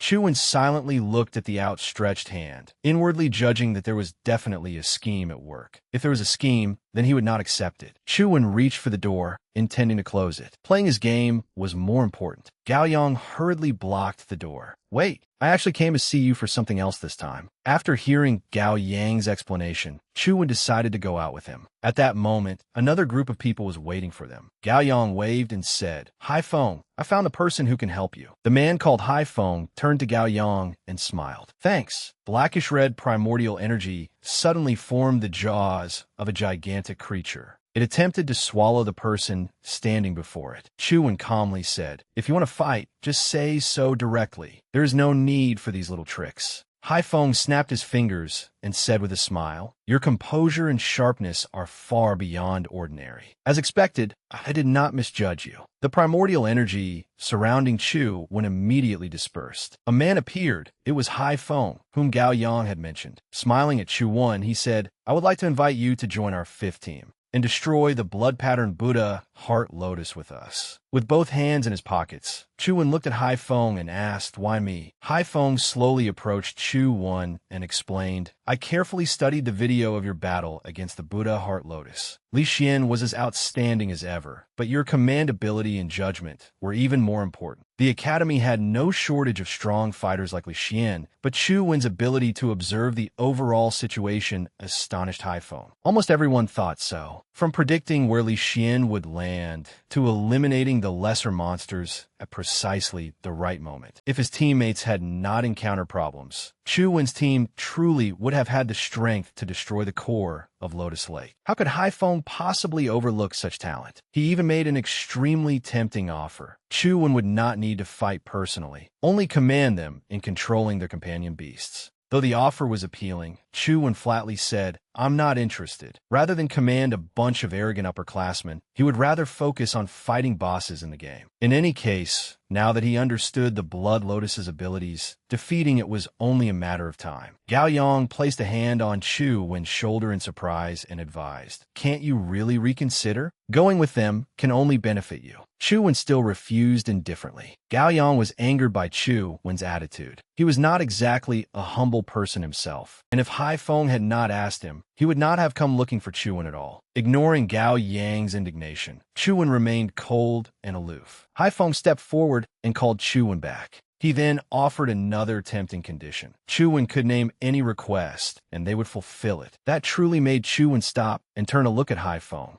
After thinking for a moment, Chuan said coolly, a legendary rank companion egg. Haifeng and Gao Yang's expressions immediately changed. Gao Yang pointed at Chuan in shock and shouted, What did you say? Ignoring Gao Yang's pale expression, Chuan leaned closer with an enthusiastic smile and said, I said that if you want me to join the 5th team, I need a legendary rank companion egg. Gao Yang furiously grabbed Chuan by the collar and shouted, You're asking for a mile after being given an inch. You don't even need to take any risks. Just give orders, and you still demand a legendary rank companion egg? Chuan shrugged and said indifferently, Whether you give it to me or not is your business. I merely stated my condition. Logically, there was nothing to criticize in Chuan's words. At that moment, Haifeng put a hand on Gao Yang's shoulder and gave cough. Looking at Chuan, he smiled and asked, Do you have any requirements regarding the type? Chuan shook his head. It's going to be used as food anyway. Why should I care? Immediately afterward, an egg was thrown toward Chuan. It happened so suddenly. Haifeng smiled and asked, So, you agree now? Chuan looked at the legendary rank companion egg in his hands. Damn, it really was legendary rank. This man was incredibly generous. Chuan had thought they would refuse.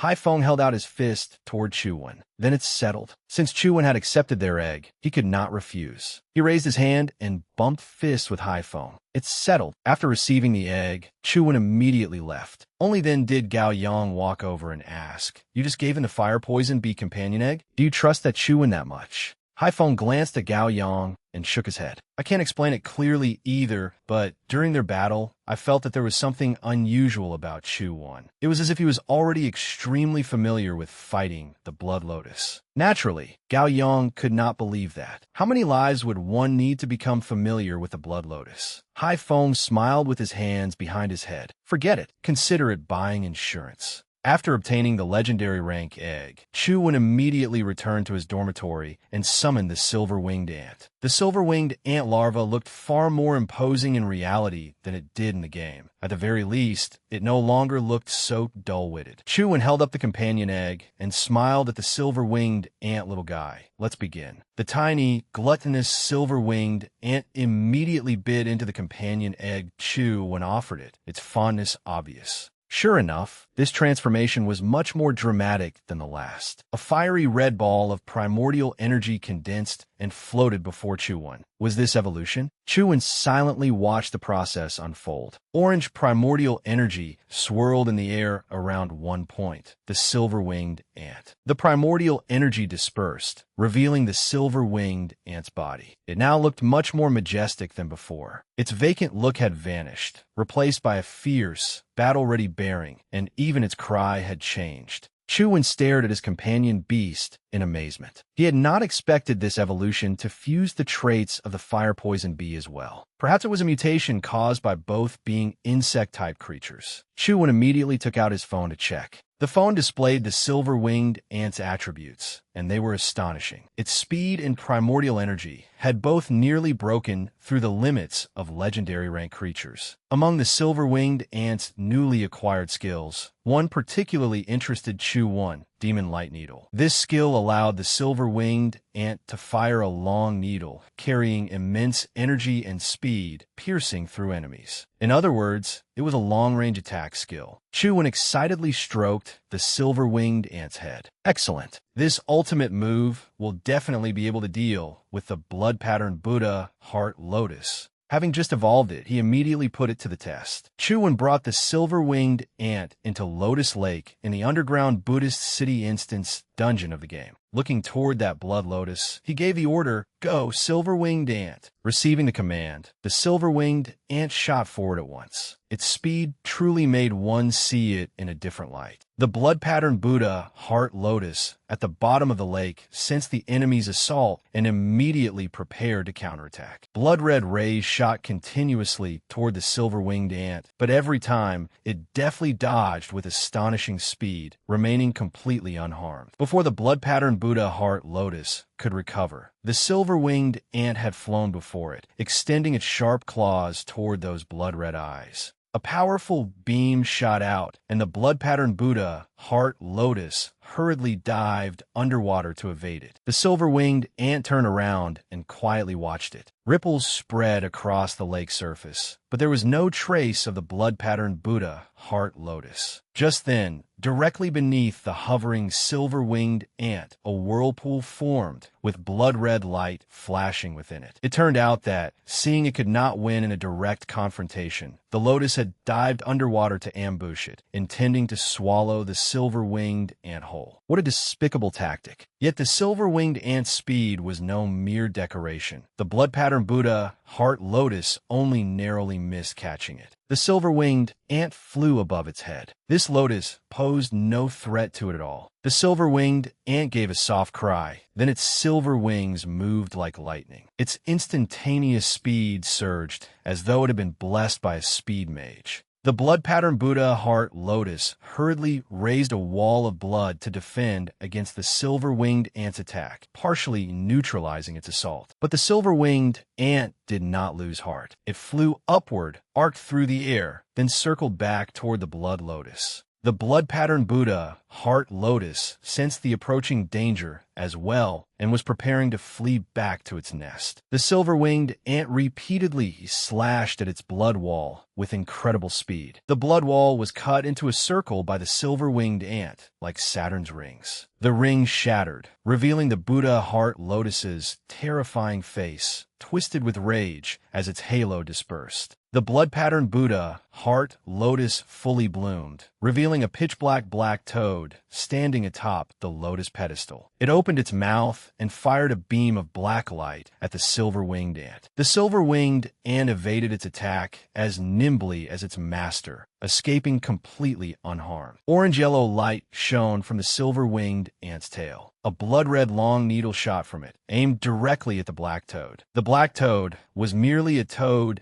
capable of opening its mouth and spitting out attacks. Thus, it had no ability to resist the long needle's overwhelming power. The black toad's head split open, faintly revealing the organs inside. The silver-winged ant soared into the air before landing directly in the center of the lotus pedestal. At that moment, its presence was like a life-reaping azura, its tail's stinger even sharper than before. The silver-winged ant followed through by diving into the lotus pedestal, instantly cracking it apart. Suddenly, blazing red light flashed from the cracks in the lotus pedestal, as though something were about to explode or burst apart. The silver-winged ant watched in surprise, not having expected this itself. The lotus pedestal exploded violently, and purple smoke covered the entire lake. It was unclear whether the explosion caused any casualties, but if it had, there would likely have been only one victim. Our silver-winged ant noticed something was wrong and, thanks to its extraordinary speed, flew into the air in time to evade it. The blast did not harm it at all. The purple smoke continued to spread, while flames on the water's surface burned without going out. Chuwen stood on the shore, staring toward the explosion. Demon Light Needle could not possibly be that powerful, so the blood-patterned Buddha, heart lotus, must have self-destructed before dying. It truly intended to drag someone down with it, even in death. The explosion's force was so great that the shockwave reached the shore where Chuwen stood. In this situation, even if something dropped, it should have sunk into the water. Yet no matter how Chuwen calculated it, he had not expected the silver-winged ant to be so clever. Before fleeing, it even had time to pick up the item dropped by the Buddha heart lotus and bring it back to show him. It placed the elemental crystal on the ground. The crystal's brilliant crimson color was enough to make Chu-Wen happy all day. Chu-Wen happily picked it up, thinking that the blood pattern Buddha heart lotus's primordial energy skill might be the key to entering the little Buddhist temple. He immediately absorbed the elemental crystal dropped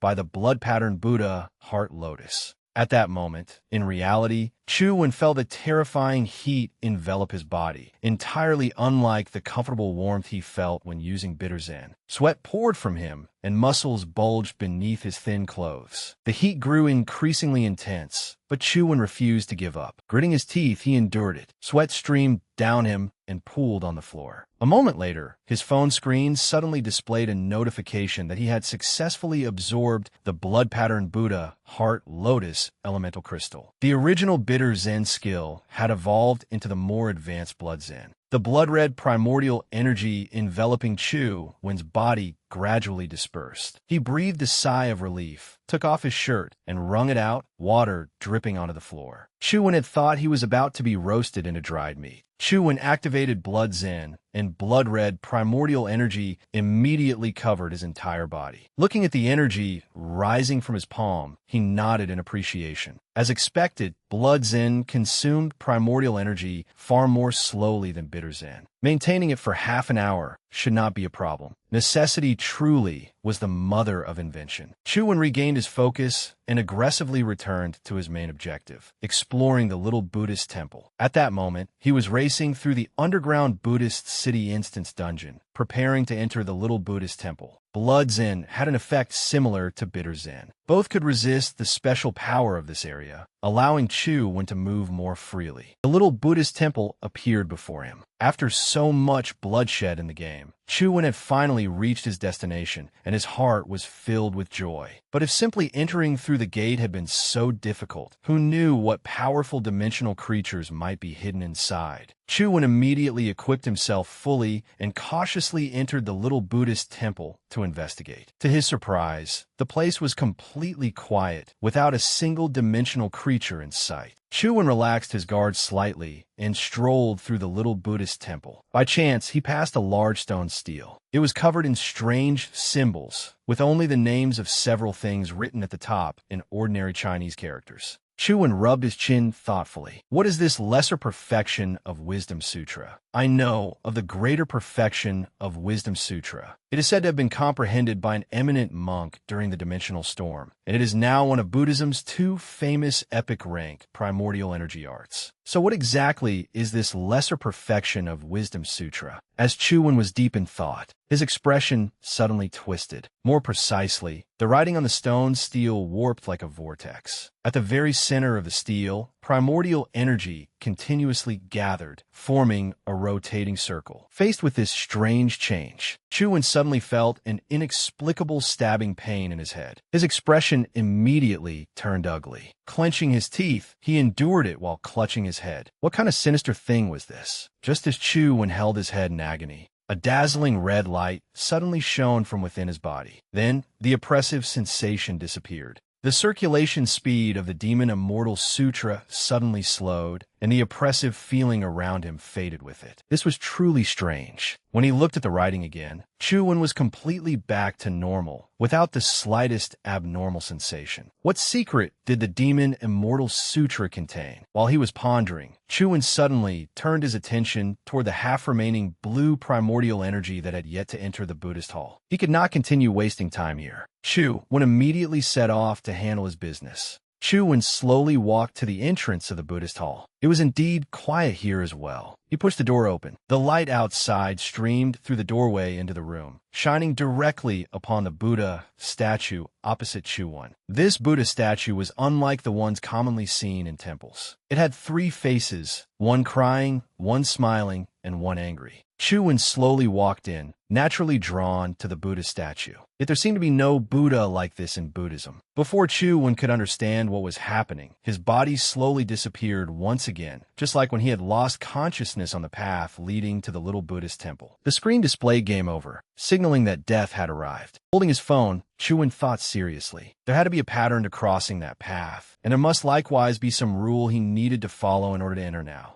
Chuan suddenly felt immense admiration for the predecessors who had opened up a new world with only a single life. They were truly incredible. Even with 10 lives in the game, Chuan found it insufficient. This time, even using Blood's End could not get him into the Buddhist hall, yet no dimensional creatures could be seen inside. So there might be another method. Chuan suddenly recalled the stone stele engraved with the lesser perfection of Wisdom Sutra in the temple. His only clue lay there. That stone stele was clearly a type of primordial energy art, but he had already cultivated the Demon Immortal Sutra and could not cultivate another primordial energy art. Still, no matter what, he had to enter the Buddhist hall. Chuan logged back into the game. In any case, it would be good to memorize the writing. It did not matter if he could not cultivate it. Chuan immediately ran to the inscription and began memorizing the symbols. The writing slowly emitted a faint 6-color glow. Chuan note that this was good. Although the inscription was rather long, it was not as difficult to remember as the Demon Immortal Sutra. Though it took a great deal of time, as long as he left the little Buddhist temple before Blood's End exhausted his primordial energy, he could continue studying it after his energy recovered. Chuan continued reading until dawn broke over the city. He lay on his bed and let out a long yawn. The dark circles beneath his eyes were so deep that anyone could tell at a glance that he had not slept all night. Yet Chuan's efforts had not been in vain. After one night, he had finally memorized every word on the stone stele. Suddenly, the aura within Chuan's body changed, and 2 distinct streams of primordial energy appeared. Chuan tried to sense the flow of primordial energy within his body, but the sudden anomaly left him utterly astonished. This pattern of primordial energy circulation was extremely familiar. It was precisely the lesser perfection of Wisdom Sutra he had just memorized. In the real world, Chuan could also sense the primordial energy of that formula. Yet he clearly had not cultivated it, and still, his primordial energy was automatically circulating according to the method he had memorized. No matter how hard Chuan thought about it, he could not understand why. It was simply too strange. In the end, since he could not figure it out, he stopped thinking about it. Chuan decisively pulled up the blanket. It was better to sleep first. Before long, Chuan was sleeping like the dead. While Chuan was completely unaware, characters from the perfection of Wisdom Sutra appeared across his body. Who knew what strange transformation this opportunity would bring? The first thing Chuan did after waking up was head into the bathroom for a shower. But the sight that followed left him utterly stunned. Under the steam and shower spray, a thin layer of skin appeared all over Chuan's body, as though he were shedding his skin. His new skin was clearly much tougher. Chuan slowly walked before the large bathroom mirror and observed the flow of primordial energy within his body. It was indeed the lesser perfection of Wisdom Sutra. This primordial energy art seemed rather conspicuous. Chuan took out his phone again and slowly checked his status. However, Chuan's status screen had not changed at all. His primordial energy art was still the Demon Immortal Sutra. This was rather strange. Although his primordial energy art had not changed, his constitution had broken through the 10-point limit and risen to 11. Moreover, Chuan could clearly sense the lesser perfection of Wisdom Sutra from the stone tablet circulating inside his body. Yet the status screen could not possibly be wrong. Suddenly, a thought occurred to Chuan. This was truly astonishing. He tried circulating the primordial energy of the lesser perfection of Wisdom Sutra. Within its blue primordial energy was also mixed the golden primordial energy of the Demon Immortal Sutra. This was simply unbelievable. Besides being able to switch his primordial energy circulation back to the Demon Immortal Sutra, did that mean he had mastered 2 primordial energy arts at once? Logically speaking, different primordial energy arts had vastly differing properties, and it was generally difficult for one person to possess 2 at the same time. Furthermore, the more complex a primordial energy art was, the harder it was for them to coexist. Leaving the Demon Immortal Sutra aside for now, the lesser perfection of Wisdom Sutra was certainly no ordinary thing. At that moment, the phone on Chuan's table began ringing. Chuan immediately went to answer it. It was High Phone. They had arrived at the Lotus Pond and were preparing to attack the Blood Pattern Buddha Heart Lotus. But Chuan was nowhere to be seen, so they had called to remind him. Chuan gave an awkward smile. Last night, he had become so absorbed in the little Buddhist temple and the lesser perfection of Wisdom Sutra that he had forgotten all about it. Chu-Wen hurried to the lotus pond and directed them in their assault on the blood-patterned Buddha Heart Lotus. As expected, this group was very powerful and quickly broke through the blood-patterned Buddha Heart Lotus's outer shell. At that moment, one of Hai Feng's team's companion beasts used water snare vines to wrap around the pillar on the lotus platform. In the center of the platform, a black water sphere that looked like some filthy thing was trembling, as though something were about to crawl out. Standing on the shore, Chu-Wen shouted, "Skyhound, Blood Crow, watch out. Don't let that toad lay its egg while you have a chance." The two companion beasts immediately used their skills to attack the egg.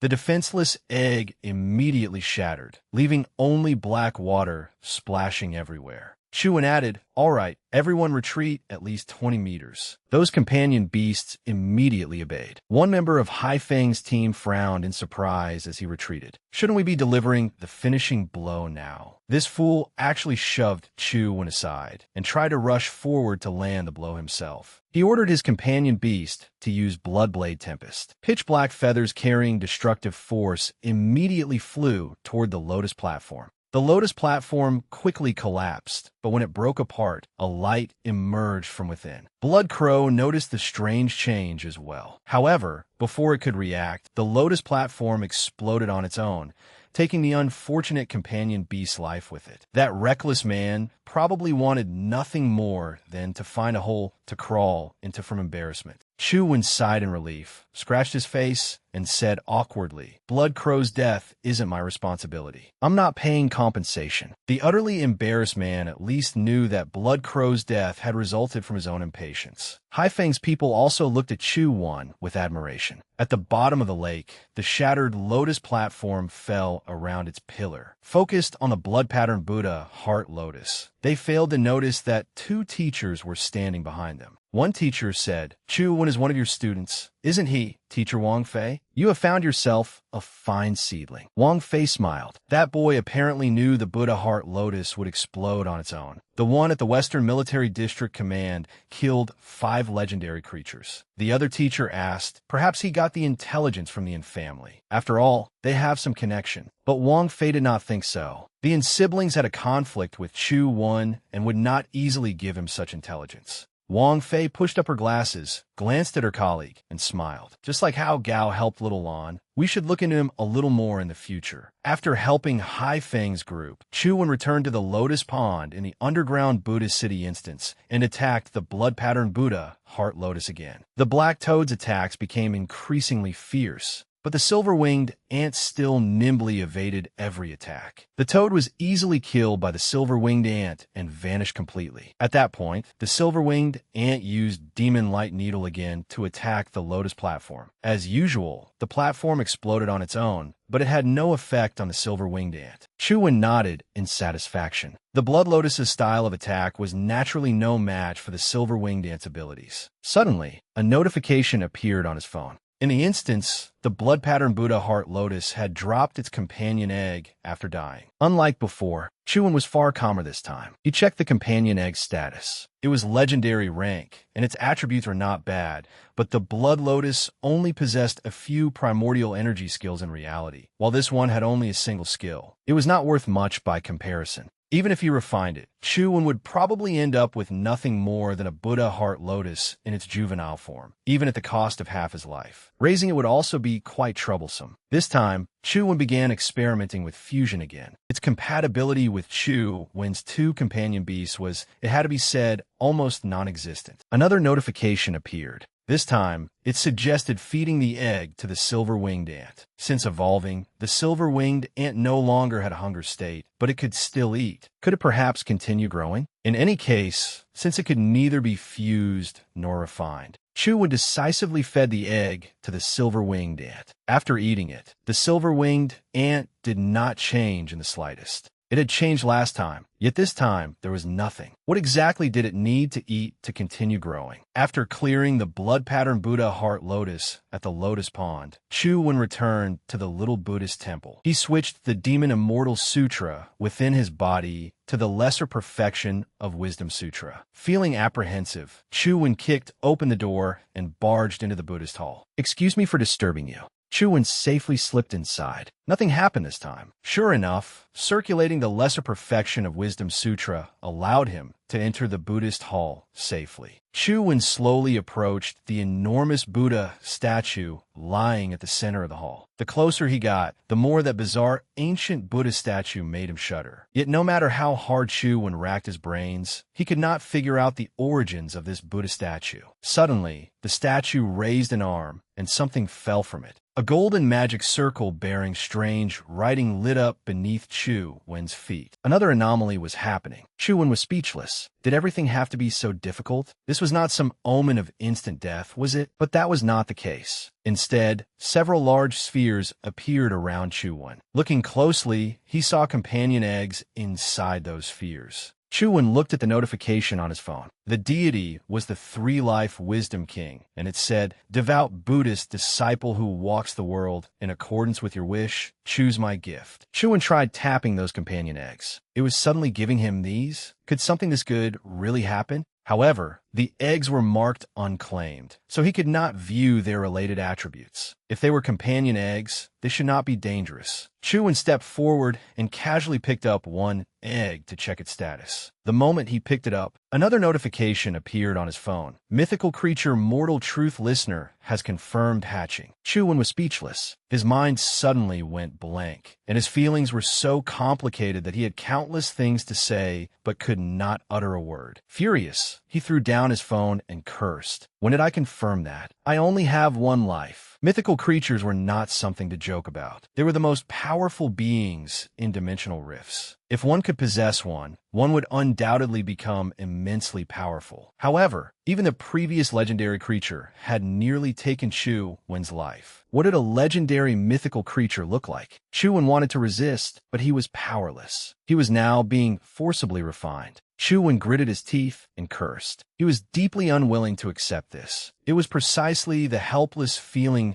no one ever wished to experience. Blood began flowing from Chu-Wen's mouth. He struggled to raise his hand. There, the mythical creature was continuously winding around him. Blood gushed endlessly from his hand. At this moment, Chu-Wen could not help thinking that he might be the first person in the world to die because of a game. After being refined by the mythical creature, Chu-Wen lay there gasping for breath, his limbs spread wide. He was obviously utterly exhausted. Looking carefully, there was still a trace of lingering terror on his face. He silently rejoiced that he had kept his life. It seemed that it had only absorbed his blood and all his primordial energy. Suddenly, a tiny beige creature with an adorable long tail emerged from nowhere and jumped straight onto Chu-Wen. Its eyebrows were shaped like clouds, and a sharp horn grew from the middle of its forehead. Its large round eyes and gorgeous fur made it look quite charming. Chu-Wen lifted it up in surprise. Was this really the earth-shaking mythical creature? Its information appeared. It was called Mortal Truth Listener, and it was still in its infant stage. Chu-Wen was dazzled as he looked at the information on his phone. All this creature's attributes had reached their limits, and it possessed as many as 4 abilities. Looking at its bright, cheerful face, he truly could not believe that something so formidable could be called Mortal Truth Listener. But according to his memory, his phone had clearly displayed it as a mythical creature at the time. Chu-Wen rested his chin and thought about the phrase infant stage. Could that mean it also needed to grow, just like the flying ant? Truth Listener was actually enormous in stature and majestic as a fierce beast. It was the white dog of Bodhisattva Ksitigarbha and could understand all things in the world. In Journey to the West, it could distinguish the true six-eared macaque from the false one, something even the immortals could not do. Yet the Truth Listener in reality was only as small as a toy doll. It was truly disappointing, completely unlike what he had imagined. Suddenly, the creature transformed into a stream of golden energy. Chu-Wen seemed to hear some sound beside his ear, and those streams of energy began flowing toward him. Dawn arrived, and outside was filled with the sounds of people moving about. And Jing was trembling violently in the corner, letting out pained cries. Chu-Wen happened to hear them. He scratched his neck, feeling like some pervert eavesdropping on a girl, and told himself to pretend he had heard nothing. But the sounds grew louder, and the cries of pain became increasingly urgent, making Chu-Wen unable to stop himself from looking up in concern. So, he decided to go straight to Jing's room, knock on the door, and see what had happened. He knocked while loudly calling Jing's name, but silence was his only response. Seeing this, Chu-Wen had a bad feeling. He stepped back a few paces, then charged at the door. And Jing, inside, heard the loud banging outside. Since it was a reinforced security door specially made for academy students, it was very difficult to break. She sat up weakly, her face filled with pain and discomfort. Why could Chu-Wen hear her? Crying as she gritted her teeth, she absolutely would not open the door. She absolutely could not let Chu-Wen see her in such a miserable state. The door had become slightly deformed, and the noise outside suddenly stopped. She sighed in relief, thinking Chu-Wen had left. But no, he suddenly burst through the door, and Jing's mouth fell open in shock. Chu-Wen looked at Jing with concern and softly asked if she was all right. And Jing backed away in embarrassment, stammering as she asked how he had gotten in. Chu-Wen scratched his head foolishly. This destroyer wore an utterly innocent expression. Since no one had answered him, he thought something had happened to her. Then he took out his phone and offered to call a doctor. Seeing this, Jing immediately shouted to stop him. Closing her eyes tightly, she said she only needed to rest for a while. It was merely an old illness flaring up. Upon hearing that, a thought immediately popped into Chu-Wen's mind. Without hesitation, he bluntly asked whether she was on her period. Before he could finish, however,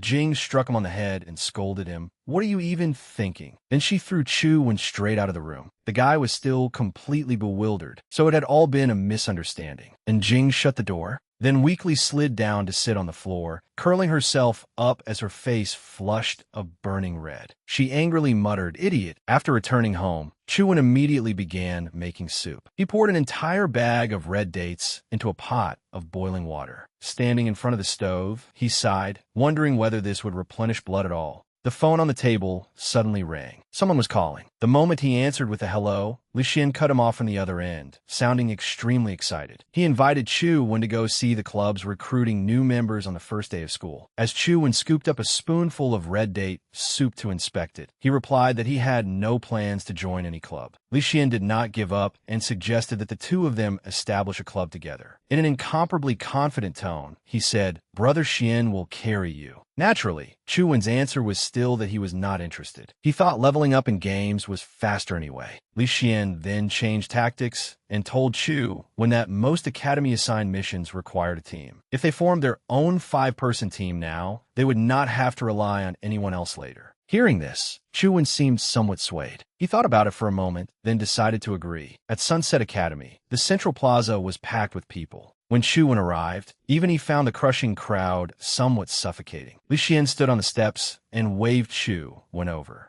Curious, he asked why Chu-Wen had brought a whole bag with him. Chu-Wen took a bottle of red date and goji berry blood tonifying tea from the bag and asked Li Xian whether he wanted to try it. Li Xuan stared in astonishment. "Guys drink this too? Aren't you afraid it'll be too nourishing?" At that moment, an older female student beside them greeted them. Leaning close to Chu-Wen's face, she asked whether he wanted to join their unending club. Then she pointed to 3 beautiful girls. Those girls were all members of the Unending Club. That made it difficult to refuse, didn't it? Li Xian immediately put on a stern expression and stood in front of Chu-Wen, solemnly declaring, "Chu-Wen is already mine." Yet 3 seconds later, his face immediately turned lecherous. Though he said using a beauty trap was rather shameless, saliva still kept dripping from his mouth, making Chu-Wen, standing beside him, unable to resist reminding him. To defuse the awkward situation, Chu-Wen hurriedly scratched his head and said that he had already agreed to form a new club with Li Xian. After hearing this, the older student brushed back her hair, indicating that she accepted it. Before turning to leave, she sincerely said, "I hope I can help your new club in the future. Perhaps we could do missions together sometime." Li Xian slung an arm around Chu-Wen's shoulders, grinning as he quickly gave a thumbs up. Of course, after the 4 girls had gone some distance away, Li Xian squatted down and teased Chu-Wen with a grin. You missed your chance to be surrounded by beauties. Chu-Wen hurriedly stopped his tasteless joke and told him to find an opportunity to establish their club. Seeing the crowd gradually being drawn into different clubs, Chu-Wen urged Li Xian to act quickly or all the recruits would be snatched up. Li Xian's next words shattered all his hopes. New students had to be enrolled for a full month and have at least 5 members before they could establish a club. For now, they did not qualify. Chu-Wen held his forehead. Then what did we even come here for? Li Xian put on a lecherous expression again. Obviously, to admire the beautiful upperclassman. Chu-Wen could not help grabbing him by the neck again. Suddenly, a figure approached from afar and called Chu-Wen's name. Chu-Wen turned around. The 2 people were Feng Ruoxi and Tian Xiangdong. They walked over to greet him. Chu-Wen was slightly stunned as well. I didn't expect you two to get into Sunset Academy too. What a coincidence. How could Li Xian miss such an opportunity? He immediately put a hand on Chu-Wen's shoulder and asked who this great beauty was. Chu-Wen introduced her without hesitation. This is Feng Ruoxi, our high school classmate. Li Xian's voice trailed off. Same school? How come I never knew? It turned out that Li Xian had rarely attended school during high school. He immediately moved closer to Feng Ruoxi and invited her to join the club they planned to establish. She agreed at once, catching Li Xian slightly off guard. That quickly, scratching his head, he said, the application process takes a month. Can you wait that long? Feng Ruoxi stated without hesitation that she could wait. Having said that, she walked right past Li Xian and headed toward Chu-Wen. Suddenly, she bowed and sincerely apologized for what had happened when they formed a team for the college entrance examination. Her face was full of remorse. If you had been unable to take the exam because of me, then I... Hearing this, Li Xian began to wonder. Had she enrolled at Sunset Academy because of Chu-Wen? Chu-Wen's expression did not change as he generously forgave them. What happened then wasn't entirely your fault. Standing beside them, Tian Xiangdong awkwardly explained in a joking tone. Right. We were forced into it back then. I guarantee that nothing like that will happen again. Li Xian spoke up to settle the matter. Since you're old acquaintances, there's no need to be so formal. It's getting late. Let's go back, get ourselves into shape, and prepare for tomorrow's first practical combat exam. Chu-Wen still seemed unclear about it, so he asked, the practical exam is in Buddhist City? Li Xuan replia. No, Buddhist City was only recently discovered, and there are too many threats there. The academy won't send freshmen into danger. Feng Ruoxi offered her own assessment. Based on last year's experience, the academy will choose one of the 4-dimensional zones that have already been stabilized. To pass the exam, all we need to do is kill 1-dimensional creature. The more we kill, the higher our score. Chu-Wen scratched his head in surprise, looking a little foolish. How do you know all that? Feng Ruoxi looked puzzled. Don't you follow the academy's dimensional forum, Chu-Wen? A while later, he slowly returned from the academy, still thinking about the dimensional forum Feng Ruoxi had mentioned. It turned out that the forum had been created by the Federation to facilitate and encourage the sharing and exchange of information about different dimensions. Users did not need to register with their real identities. Both military personnel and civilians could freely post content there. As he walked, he thought about how few people at Virtue Returning Prefecture High School had contact with complicated dimensional zones, so he had never paid it much attention. He had not expected everyone at Sunset Academy to exchange information through the dimensional forum. It seemed he needed to study its rules and scope of use carefully. He took out his phone and was deep in thought when a voice suddenly came from somewhere nearby. Are you also a specially admitted student in this building? Chu-Wen looked around. He found that it was a petite girl. Chu-Wen politely greeted her and introduced himself as a resident of the 2nd floor. The girl's name was Wang Lu. She was a specially admitted student who had moved in today and lived on the 1st floor. Her introduction was adorable and full of energy. Suddenly, Chu-Wen had vanished from sight. When she looked up toward the 2nd floor, all she heard was a door shutting. Wang Lu held her forehead. What a strange neighbor. Once Chu-Wen got home, he quickly tossed his bag and phone onto the bed. Then he sat down in front of his computer. As he looked into the forum, he discovered that it was essentially a public information platform for everyone. Academies and all sorts of people were accustomed to using it to post or provide news concerning the dimensional realm. When he clicked on registration, he was somewhat confused. Such a major platform did not require real names? Did the Federation not care about gathering intelligence from outlaws or even enemies through the forum? Not only that, but it had an extensive reward system. Dimensional points earned through the forum could be exchanged for all kinds of resources in the marketplace. Moreover, earning dimensional points was as simple as posting content. One method was to earn points through views on ordinary posts. However, even if an ordinary post had tens of thousands of views, it would only earn a few dimensional points. To earn more, users could post paid content. There were no restrictions on the content of paid posts, and creators could set their own prices. Because the Dimensional Forum was anonymous, users would not favor paid content just because it came from famous accounts. In addition, the Federation and academies would post paid assignments. The points required for this type of cultivation technique were also relatively inexpensive. Chuan sat in his comfortable chair, thinking, what should he post now? He rubbed his arm. At last, he had an idea. Teacher Wang Fei was lying comfortably in bed, drinking tea and browsing social media. She browsed the forum and saw several naive posts made by freshmen. Suddenly, she came across a shocking post. The post was titled Little Buddhist Temple Cultivation Technique, and its listed price was 20,000 dimensional points. Wang Fei placed her tablet on the bed and leaned down for a closer look. Impossible. How does this person know about the Little Buddhist Temple? She fell into thought. An information blockade had been established around the Little Buddhist Temple. Even most teachers should not know that name. Lying back down, she hesitated over whether to buy it. This was a newly registered account, and its very first post cost 20,000 points. Could it be a scam? Then she thought that if this person knew about the Little Buddhist Temple, they might be able to reduce military casualties during the search for clues. With that thought, she immediately decided to purchase it. After buying it, the forum displayed the information. She saw the words Heart Zen. Would anyone even practice this primordial energy skill, which was useless to ordinary people? Had she been scammed? Inside the game world's ancient imperial city, Chuan was controlling a silver-winged ant as it attacked an enemy. It swiftly dodged the sharp weapon and soared into the sky. While the enemy was still searching around, unable to determine its position, the silver-winged ant dove from above seized its opponent and pierced it with its pointed tail, making it vanish. An egg floated up. Chuan collected it and sighed in relief. At least he had obtained a companion egg.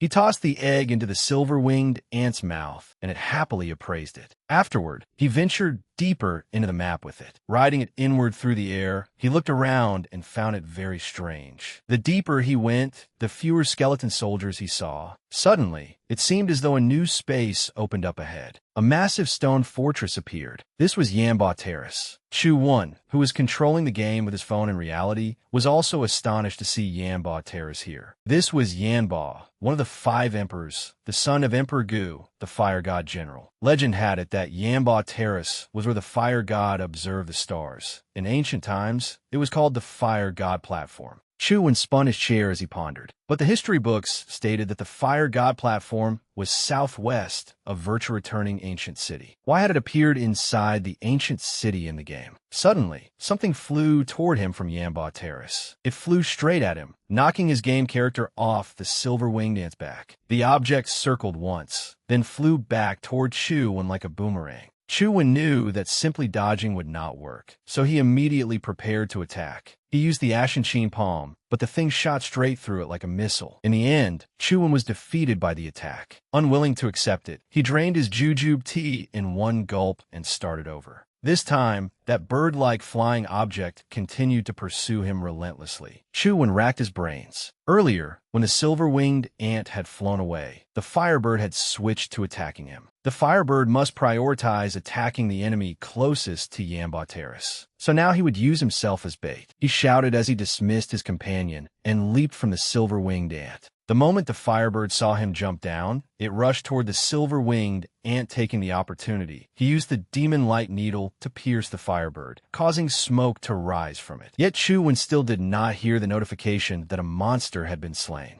There was no time to think further. He quickly ran up the stairs and pressed onward. But reality was not as ideal as he had hoped. 2 more firebirds came rushing at him from ahead. As he ran, Chuan told the silver-winged ant beside him to draw their fire. Understanding his intent, it flew directly at the 2 firebirds and successfully lured them away. Chu Wen happily praised it. He thought that he was finally about to succeed this time, but he needed to wake up. A flock of firebirds was racing toward him through the air. Chu Wen gritted his teeth and sprinted forward. Damn it, I've already made it this far. At least let me see what's inside. As he spoke, he jumped with all his strength and struck at them with the ashen sheen palm. Ahead of him was a swirling firestorm. From this distance, he could make out writing on the wall. But seconds later, a flock of firebirds attacked him, ending the game. Chu Wen fell in a deep thought, wondering what those words meant. This instant's dungeon was presumably modeled after the real virtue-returning ancient city, yet the game called it Ancient Imperial City. There had been no notification at all when the firebirds were killed, so perhaps they were summoned by some kind of primordial energy skill. That alone was enough of a headache. If he encountered the boss that had summoned them, it would be even more troublesome. Sitting before his computer, Chu Wen sighed repeatedly. The Fire God platform definitely concealed many secrets, but with his current abilities, he had no way to uncover them. Suddenly, he noticed the dimensional points displayed on his computer rising. Two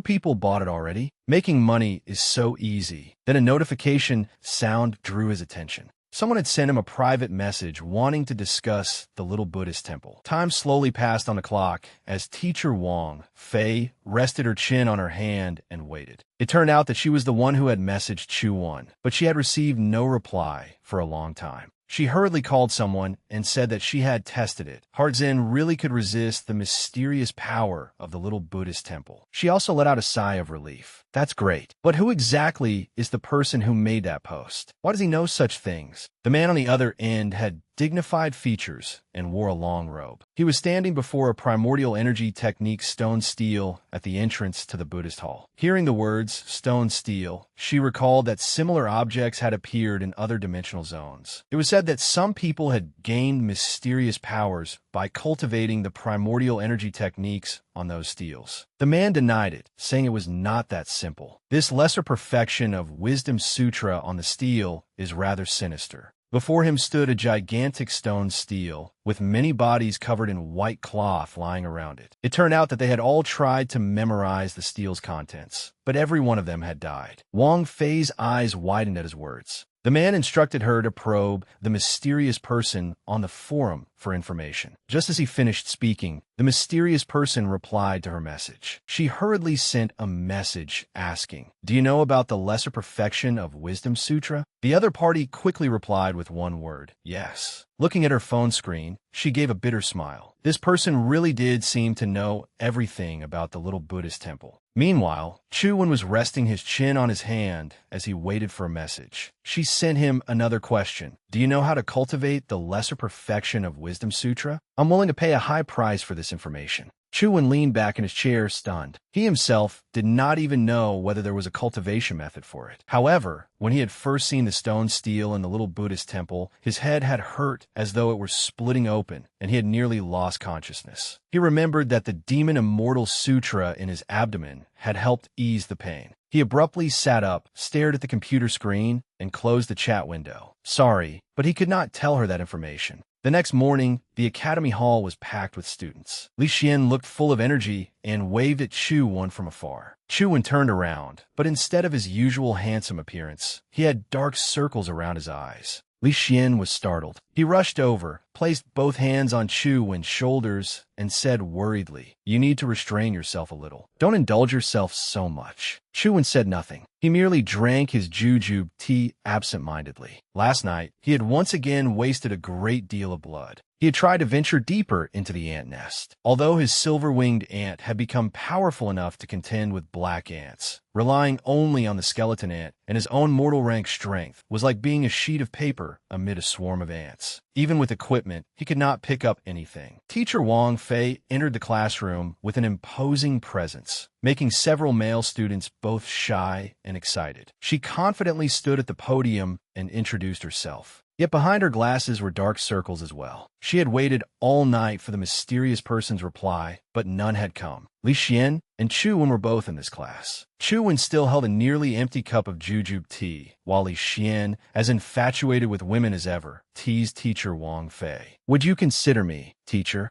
She smiled, maintaining a professional manner. Of course, if you can graduate under me. Now, I'll announce the entrance examination assignment. Within 10 days, students must form teams of no more than 4 people. Kill 1 demonized general at Tiger Prison Pass. The battle time limit is 1 minute and 30 seconds. Students who fail the exam will be expelled. Everyone cried out in shock. What? The students panicked and began voicing their concerns. We're only at the mortal rank. Wang Fei gently adjusted her glasses. As long as you're willing to work hard, 10 days is enough. Then she solemnly announced, starting now, Tiger Prison Pass access will be open to everyone for 10 days. I hope that after the examination is over, I will still see all of you sitting here. Li Xian seemed to know a great deal about the demonized generals of Tiger Prison Pass. His face showed concern and deep thought. Seeing this, Chu Wen curiously asked, "Are they difficult to fight?" Li Xian immediately put on a knowledgeable expression and explained, Tiger Prison Pass is the ruins of an ancient battlefield, so the dimensional creatures within are extremely powerful. Demonized generals rank in the upper middle tier, even among legendary creatures. I've heard that certain exceptional demonized generals have even reached the peak of the legendary rank. We freshmen are all only at the mortal rank. This is far too difficult.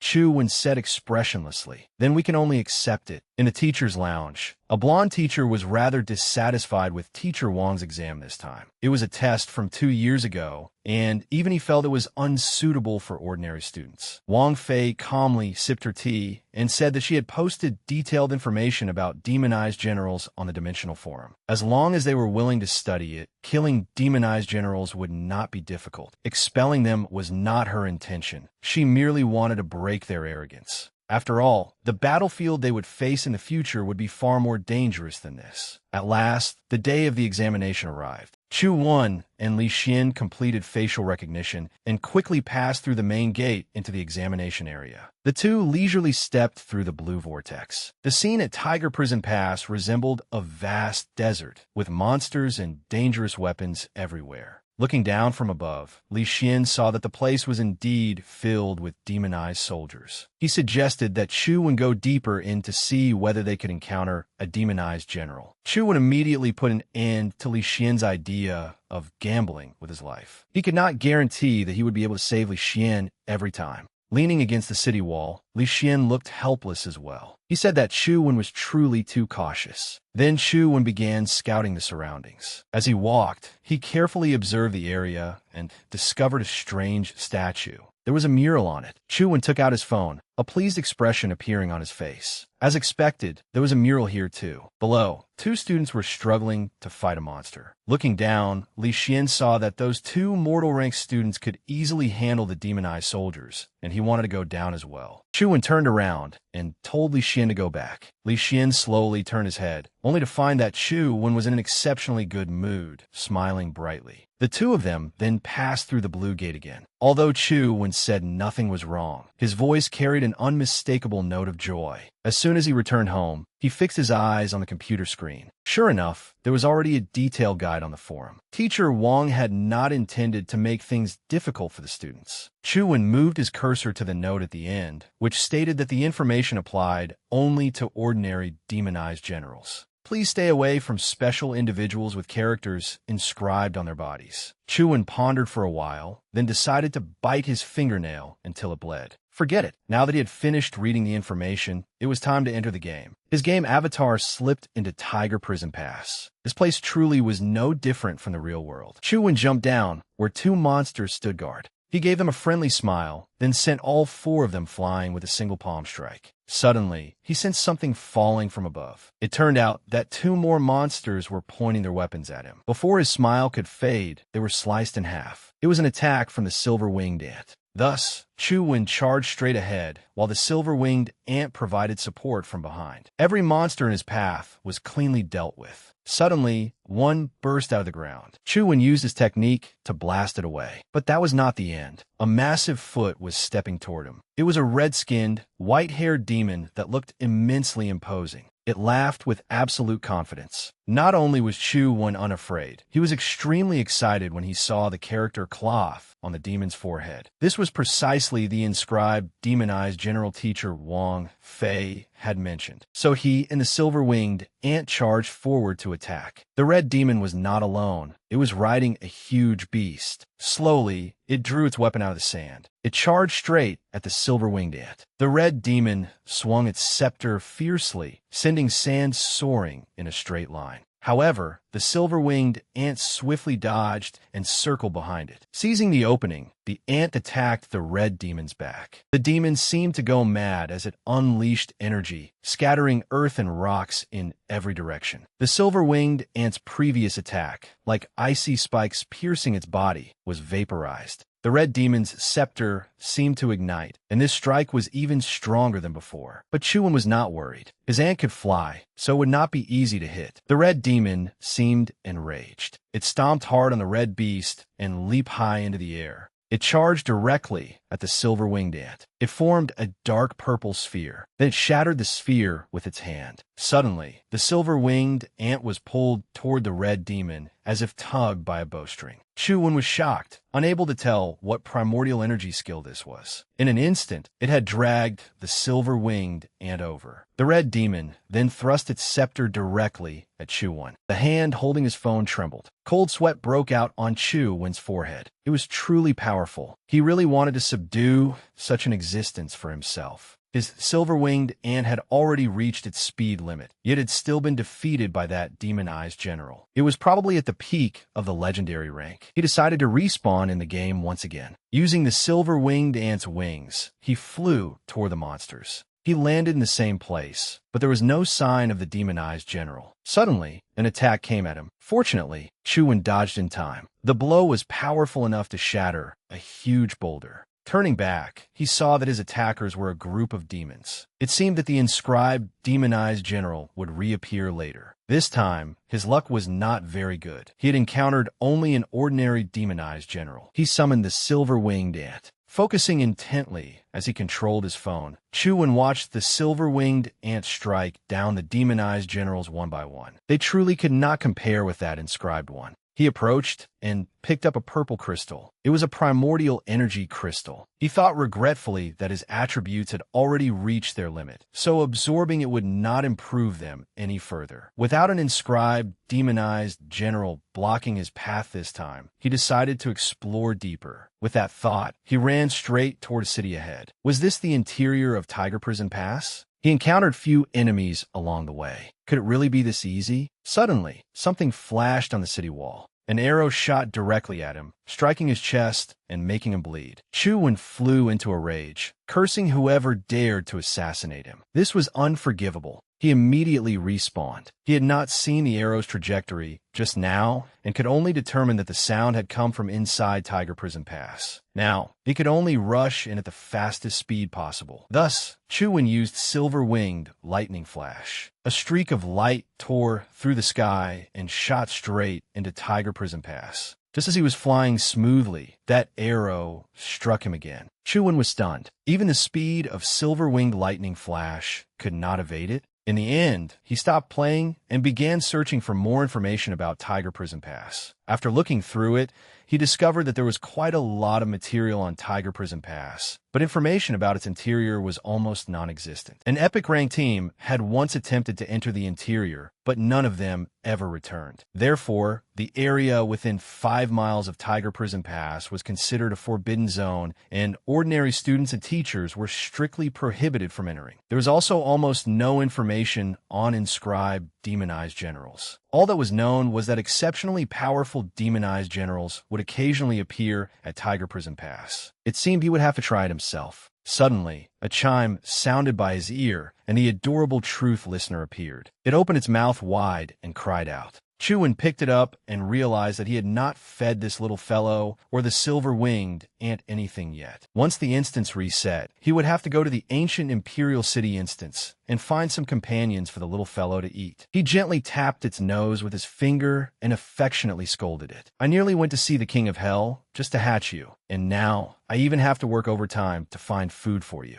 This really is what being a father feels like. Just as the atmosphere was full of warmth, it suddenly opened its mouth and bit his arm. It happened so suddenly that he cried out loudly. The girl downstairs had already found him strange a few days ago, but today he seemed even stranger. At Tiger Prison Pass, two students were fighting with all their strength. The red-haired girl possessed water element abilities and was using water bullets. The young man in front used the ice element and cast freezing art. The demonized general before them was gradually weakening while enduring attacks from sharp chunks of ice. Yet its body seemed to be made of stone. The ice shattered completely the moment it struck. Wang Fei watched from above. Several days had passed. The other students had all begun attempting the challenge, but Chu Wen's group had given up on the first day and had still not returned. As for Chu Wen, he was currently lying on his bed, determined to conquer the game. This time, he obtained another blue gem. It was a primordial energy crystal. He had not expected the drop rate for skill crystals to be so low. Several companion eggs had already dropped instead. He pressed the absorb button. Immediately, a stream of power flowed from the phone and enveloped his body. Red veins instantly appeared across his body. He raised his hand to examine it. He had not felt anything particularly intense while absorbing it. Could it be because his physique attribute had already reached 11 points? Words appeared on Chu Wen's phone. Ninefold Lotus Buddha body learned. Chu Wen was very puzzled by this skill. He picked up his phone, stood up, and immediately tested it. A round red sphere of light enveloped Chu Wen, with the shape of a lotus beneath it. Before long, the sphere began radiating an aura. Chu Wen was alarmed. He had not expected his primordial energy to be consumed so quickly. Gradually, it disappeared. Chu Wen bent down and then straightened up. He felt an intense heat in his palms. This skill continuously consumed primordial energy and could not be used for long periods. For now, he only cared about its defensive capability, so he could only test it in the game. In the game, demonized soldiers continuously attacked the sphere of light around Chu Wen with their weapons. No matter how much force they used, the ninefold Lotus Buddha body was completely immune to every attack. In the distance, a masked person suddenly unleashed an attack that sent shattered rocks flying and created a massive fissure in the ground, destroying Chu Wen's Lotus Light Sphere. He decided to cast the sphere of light again, but it still could not stop that arrow. The arrow pierced straight through it. Chu Wen lost health again. He sat blankly on the bed, the Lotus Light Sphere still in his hand, his expression utterly dejected. The ninefold Lotus Buddha body was a legendary rank primordial energy skill, yet before that arrow, it was as fragile as paper. It seemed that the archer was at least legendary rank or above. With his current strength, it was best not to approach. Chu Wen respawned in the game again. Almost immediately, he encountered an inscribed, demonized general. But upon closer inspection, this one differed from the previous one, mainly because the character on its head was different. At Sunset Academy, a man sat leisurely in a chair. Numerous advanced mechanical devices surrounded him. He seemed to be speaking with his superior through a screen, saying that he had arrived at Sunset Academy, had obtained the interregional arrest warrant, and could begin the operation. Resting his chin on his hand, he coldly and expressionlessly told his female assistant, "Do not alert the infamily." Capture Chu Wen quickly. The girl was extremely efficient and immediately opened the door to carry out the order. In the academy vice principal's office, the vice principal sat behind his desk. The red-haired girl who had just been ordered to find Chu Wen stood before him, with a soldier cautiously following behind her. The vice principal asked curiously, "What crime has our student committed that requires the special inspectorate to come in person and demand his custody?" The red-haired girl replied calmly and confidently, "We only wish to ask him a few questions. We absolutely will not harm him." The vice principal said solemnly, "I have heard of your department's reputation. If I simply let you take him away, I fear Chu Wen will suffer greatly." It seemed he was a teacher who truly cared about his students. The girl understood the hidden meaning behind his words. He did not intend to hand Chu Wen over. She glanced at the soldier behind her. He immediately understood and took out an official document. She placed it on the desk. Without hesitation, she declared that he surely knew what it was. Was the academy planning to defy the order? The vice principal picked up the interregional arrest warrant and examined it. He narrowed his eyes in surprise, then became somewhat wary. He had not expected such a high-level legal order to be used for a single student. Meanwhile, Chuan was still immersed in the game world, fighting in that same desert. He was not willing to give up so easily. A barrage of attacks came at Chuan, but he swiftly dodged and flew toward the demonized soldier. It quickly gripped its scepter, fearlessly facing the attack. It hurriedly created a massive ring of fire to block Chuan's charge. Chuan cleverly flew into the air and used Ashen Chin Palm. However, the demonized soldier below also summoned a strange red power. When it raised its arm and pointed toward the sky, everything swirled up like sand and dust before it launched that technique at Chuan. He immediately died in the game,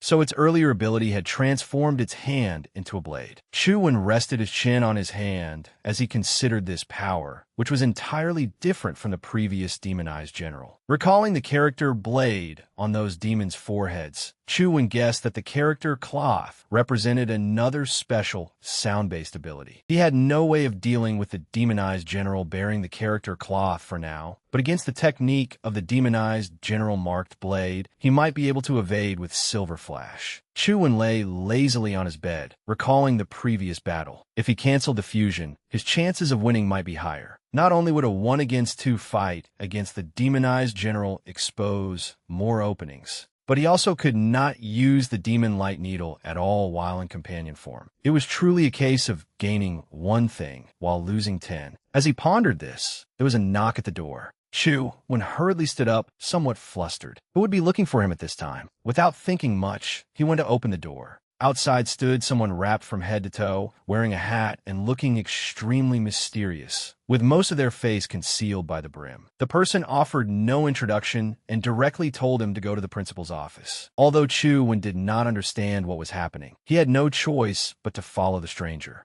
And Jing saw the scene from upstairs and became extremely worried. It was truly strange for Chuan to be taken away like that. The sky was especially clear that day, and the sunlight was beautiful. The two walk along a path through the academy, one in front and one behind. Chuan noticed that there was not a single person around. Feeling uneasy, he stopped and signaled for the other person to stop as well. Chuan's posture remained completely relaxed. With both hands in his pockets, he said, "If we continue ahead, we'll leave the academy. This is not the way to the principal's office." Hearing this, the other person turned around and stopped. Suddenly, a woman's voice rang out, accompanied by the sound of high heels. "You're quite vigilant." Before Chuan could react, she rushed forward and drove a heavy punch into his abdomen. Chuan vomited blood from the pain. He struggled to brace himself against the ground, coughing, unable to remain standing. Only then did he realize that this girl was truly powerful. Seeing him like this, she merely stood there and smiled. "We meet again. I will make you slowly reveal your intelligence on Jing Daoxian." Chuan painfully raised his head. As expected, this woman had come because of Jing Daoxian.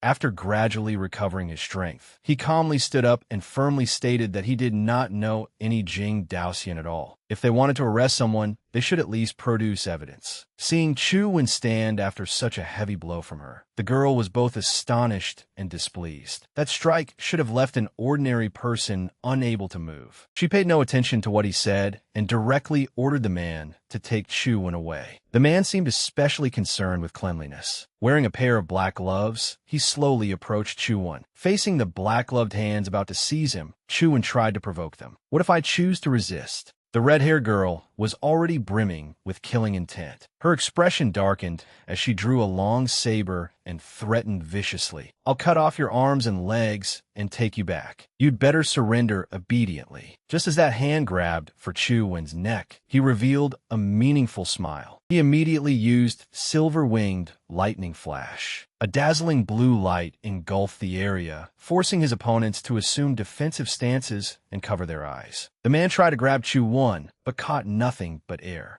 The red-haired girl also looked around in alarm, but Chuan had vanished. This was a flight-type primordial energy skill, yet her instincts were extraordinarily sharp. She quickly detected something unusual in the forest and immediately told her companion to pursue him. Chuan had not gotten far and was nimbly leaping from branch to branch. He was certain that the woman had assumed he was Jing Daoxian's accomplice. She had given him no opportunity to explain. Moreover, his lost immortal sutra really had been given to him by Jing Daoxian. If he were captured, framing him would be as easy as turning over one's hand. Suddenly, a purple arrow shot out from the bushes, aimed directly at Chuan. While he was mid-jump, the sharp projectile grazed him. His clothes were instantly shredded, and his abdomen was cut open and bleeding. At the same time, a giant green hand reached up from the ground, attempting to grab him. Thinking quickly, Chuan used the hand as a foothold, pushed off hard, and successfully escaped. He struggled out of his tattered clothes. There was already a deep gash across his abdomen. This could not go on.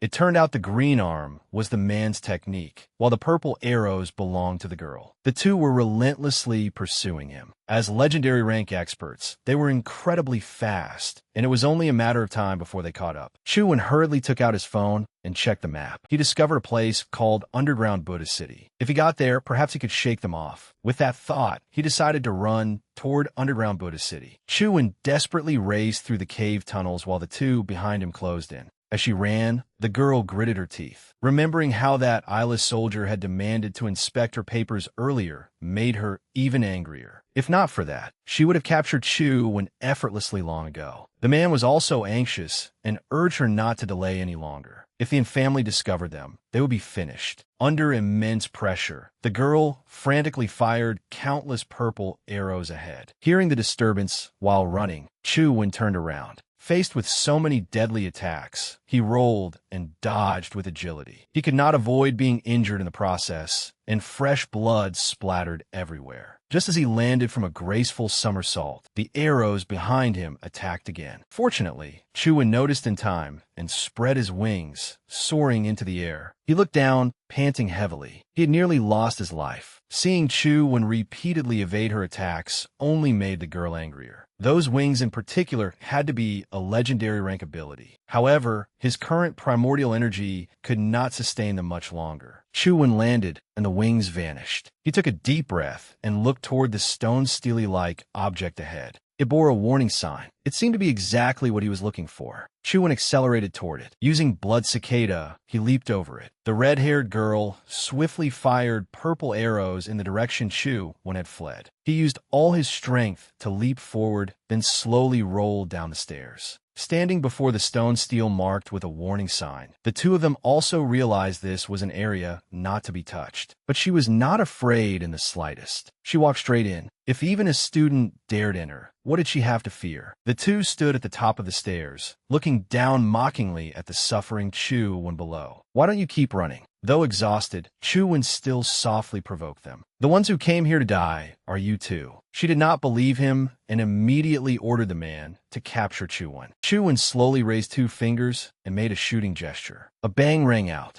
The man spat blood and collapsed. The girl slowly walked down to inspect him, but he no longer showed any signs of life. Her face darkened, and her voice trembled slightly as she asked, "What did you do?" Chuan calmly replied, "I warned you already. Do you want to try it too?" Though he appeared calm, Chuan was extremely puzzled inside. After entering the area, the girl had not been affected at all. A cross-shaped pattern suddenly appeared on her forehead, while a dazzling halo shone behind her. Within it, a headless angel could vaguely be seen spreading enormous wings. At that moment, she realized this was a strange area. No wonder he had run here. Chuan stared blankly at the magnificent sight before him. He carefully observed the image of the headless angel. It was said that before becoming a deity, it had been a monk who was beheaded. This was a dimensional creature from the Western Federation, with a distinguished record. It was renowned throughout the Federation. Though it lacked powerful offensive abilities, it possessed an extremely special destiny. The girl drew two long swords. This was the curse-breaking body, capable of immunity to all kinds of curses. It was one of the strongest guardian-type companions.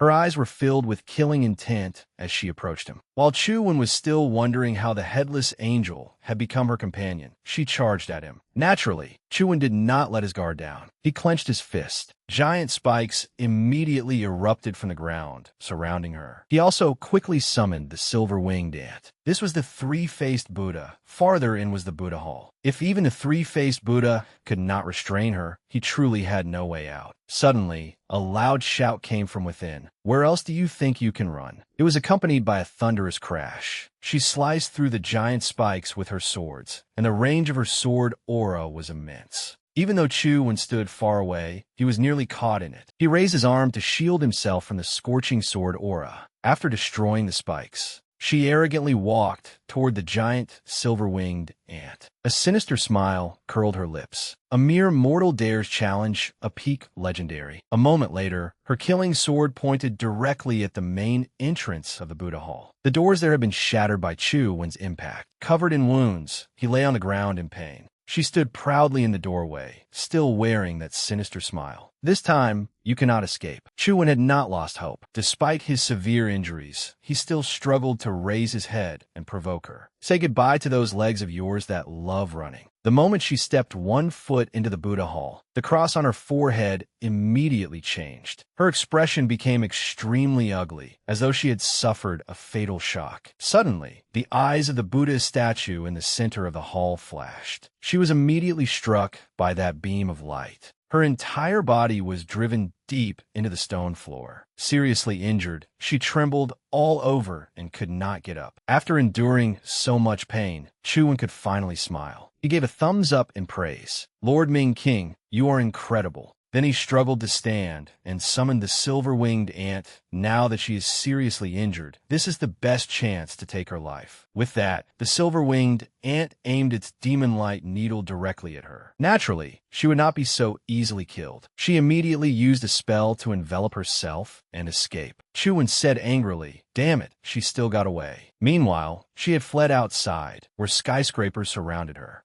Her injuries were extremely serious, and she struggled forward step by step. Gritting her teeth, she cursed Chu-Wen. "Just wait until I pin the charge of murdering Federation soldiers on you." By then, even if the infamily comes, before she could finish cursing, she heard a gun being cocked against her forehead. She looked up in horror and discovered it was someone from the infamily. He smiled and said, "So what if I've come, Miss Liz?" The man behind him was Governor. His appearance was what truly shocked her. He looked at her coldly. "You dare to hunt down a student of Sunset Academy. Who gave you such courage?" She frantically explained, "This operation was carried out under orders from the Senate." "Even you?" And Jia interrupted Liz. "Answer whatever the governor asks. Do not say another unnecessary word." Ignoring the warning, she continued, loudly defending herself. And Jia immediately shot her in the leg. She dropped to her knees and screamed in pain. "You dare shoot me?" Seeing that she remained stubborn, and Jia mercilessly shot her other leg as well. This time, she truly fell to the ground. He was so enraged that he crushed the object in his hand. He stepped forward, grabbed her by the throat, and warned, "If you keep talking nonsense, I'll smash your mouth." Governor and seemed to have lost patience as well. He ordered Jia, "Deal with her now. Let her superiors come clean up the mess." And Jia pressed his gun beneath her chin. This time, Liz was truly desperate. Crying, she confessed that Xiao Siyuan had sent her here. Hearing that, Governor An's expression did not change. He merely said, "Oh," and Zhao also stopped his killing move and took a phone from his pocket. Elsewhere, Xiao Siyuan was reviewing documents in his office. After receiving the call and hearing those words, he froze. "Give him 5 minutes. If the people who offended my student are not there by then, settle it with a gun." Governor and checked his watch. Once 5 minutes had passed, he ordered Jia to act.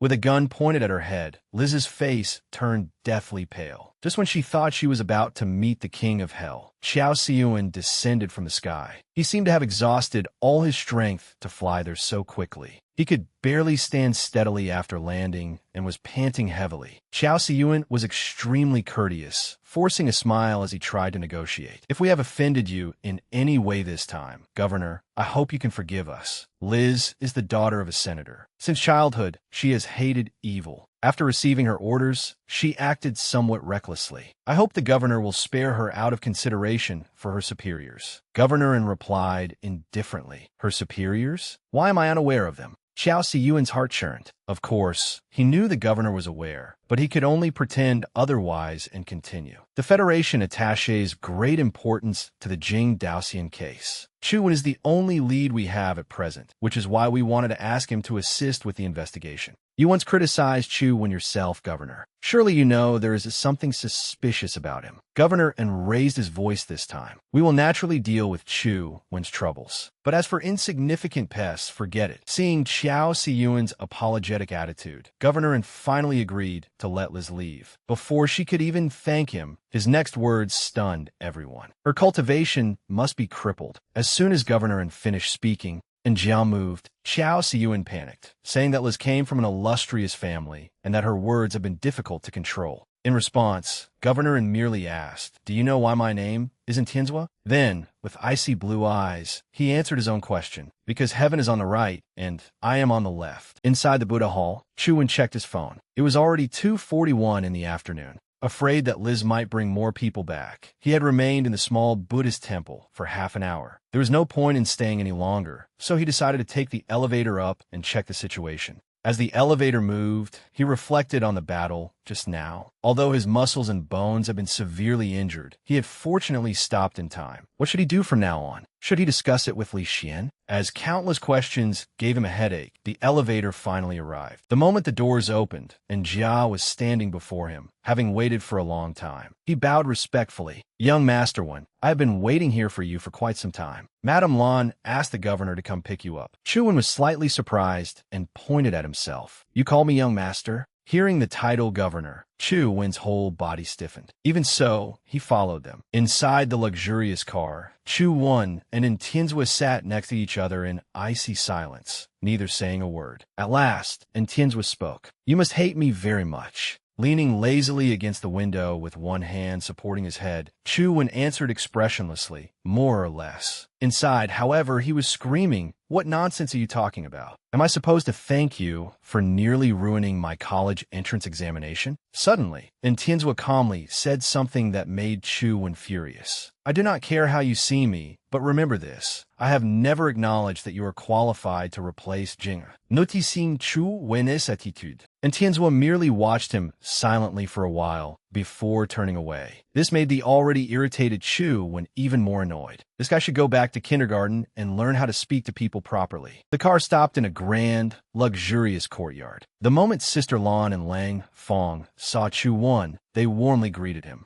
Seeing the large wounds all over him, they could not help feeling distressed. Even Lang Fong, with a cigarette in his mouth, could not help saying, "How did this brat end up like this?" Sister Lan naturally knew what had happened. She merely called out, "Tianzhua," and he immediately understood, saying that he had already taught those people a lesson. Hearing that, Sister Lan was relieved. She quickly told Lang Fong to take little one inside. Lang Fong helped Chu Wen into a bedroom and treated his wounds with meticulous care. Afterward, he began reminiscing about the past, as though he had returned to the days when Chu Wen was little. Chu Wen immediately rejected his father's distorted memories, reminding him that when he was young, his father had been chased down and beaten because he flirted with the pretty girl next door. Lang Fong could not refute that, and could only scratch his head as he recalled those embarrassing old incidents. Chu Wen changed the subject and asked his father what Tianzhua had meant in the car when he said Chu Wen had taken in Jing's qualification. Lang Fong smiled upon hearing this. Sister Lan then entered with a maid and answered in Lang Fong's place. "It is the qualification to enter the temple." The maid stepped forward and handed Chu Wen a set of new clothes. He politely accepted them and thanked her. Chu Wen still did not understand why he had been chosen. Seeing that he was not overly surprised about the temple, Sister Lan said that it seemed the young master of the Li family had already told him about it. Chu Wen was about to say something, but hesitated and ultimately remained silent. He quietly reflected. Such an important opportunity had been taken away from her. No wonder Jing had seemed so despondent that day. Sister Lan continued, "Jing'er has suffered from cold sickness since childhood. Although we know she is strong enough to participate in the trial, we still do not want her placed in danger again. I hope you can understand a mother's concerns." Chu Wen continued, "Then why not choose Tianzhua?" The answer was that he was already very strong, so there was no need. Furthermore, Sister Lan's father had also said that Chu Wen was more suitable than Jing'er. Upon hearing the mention of Sister Lan's father, Chu Wen was somewhat confused. Lang Fong explained that Chu Wen actually knew him. They had met back in high school. As he spoke, he handed Chu Wen a photograph. Chu Wen had just finished putting on his clothes. When he turned and saw it, he was stunned. Sister Lan's father was the principal. Remembering his senior year of high school, even on Sundays, he had basically remained at school training. It was during that time that he often encountered the old principal. Whenever he became exhausted from training, the principal would always appear with an ice-cold can of cola, smiling as he told Chu Wen to take a break. He would invite him to eat together. Later, Chu Wen heard that the principal had retired early because of poor health. From then on, he never saw him again. He had never expected Sister Lan to be the old principal's daughter. Gently stroking his hair, Sister Lan said, "Little one, do not feel too pressured about being chosen. You can take your time to think it over. If you do not want to take the risk, that is fine too." That evening, a luxury car took Chu Wen back to school. As he was walking slowly, he received a call from Li Xian. Li Xian was well informed and quickly learned what had happened at Chu Wen's school. He told him to get some proper rest and complete the entrance test tomorrow. Chu Wen had barely acknowledged him when the piercing cries of dimensional creatures came from the other end of the line. Worried, Chu Wen asked Li Xian where he was. Li Xian stood boldly before the corpses of 2 demonized generals he had just slain and told Chu Wen that he was at Tiger Prison Pass. Hearing that, Chu Wen immediately flexed his fingers. He wanted to go there right away. There was no need to wait until tomorrow. He needed a vent today. The moment he arrived at Tiger Prison Pass, Chu Wen unleashed an attack that shook heaven and earth. A demonized general was sent flying dozens of meters by his terrifying punch. Li Xian was dumbfounded by the sight. Could old Chu really be this frightening? The two continued deeper inside, but they did not encounter another demonized general. Li Xian found the silence strange. Suddenly, hurried footsteps sounded from ahead as a group of people frantically ran toward them. Their faces were filled with utter terror as they shouted a warning. "Run! An inscribed, demonized general is coming." Hearing this, Chu Wen and Li Xian froze for several seconds. But they quickly regained their composure amid the panicked crowd fleeing in all directions. Li Xian boldly suggested that they go take a look. Just then, a girl ran over in a panic and cried. Sister Wei Yang stayed behind to protect her companions. "She hasn't come out yet." Li Xian felt as though he had been struck by lightning. He hurried off to save Sister Wei Yang. Chu Wen had no time to stop him and could only stand there, quietly assessing the situation. "I wonder what character is inscribed on that demonized general." And Jing suddenly appeared behind him and asked why he was not going to help his friends. Chu Wen was not surprised by her appearance. Turning around, he asked whether Sister Lan had invited Tianzhua to save him. Before he could finish, and Jing coldly brushed past him and said she had no idea what he was talking about. Chu Wen hurried after her. Judging from Jing's reaction, he was certain that it had been her. Meanwhile, Wei Yang was struggling to hold off the inscribed demonized general. She wanted to flee, but there was simply no way to escape it. Suddenly, the ground exploded completely, forming a straight column that shot into the sky. After a thunderous blast, the inscribed demonized general emerged, overflowing with murderous intent and savage brutality. Wei Yang covered her eyes in terror.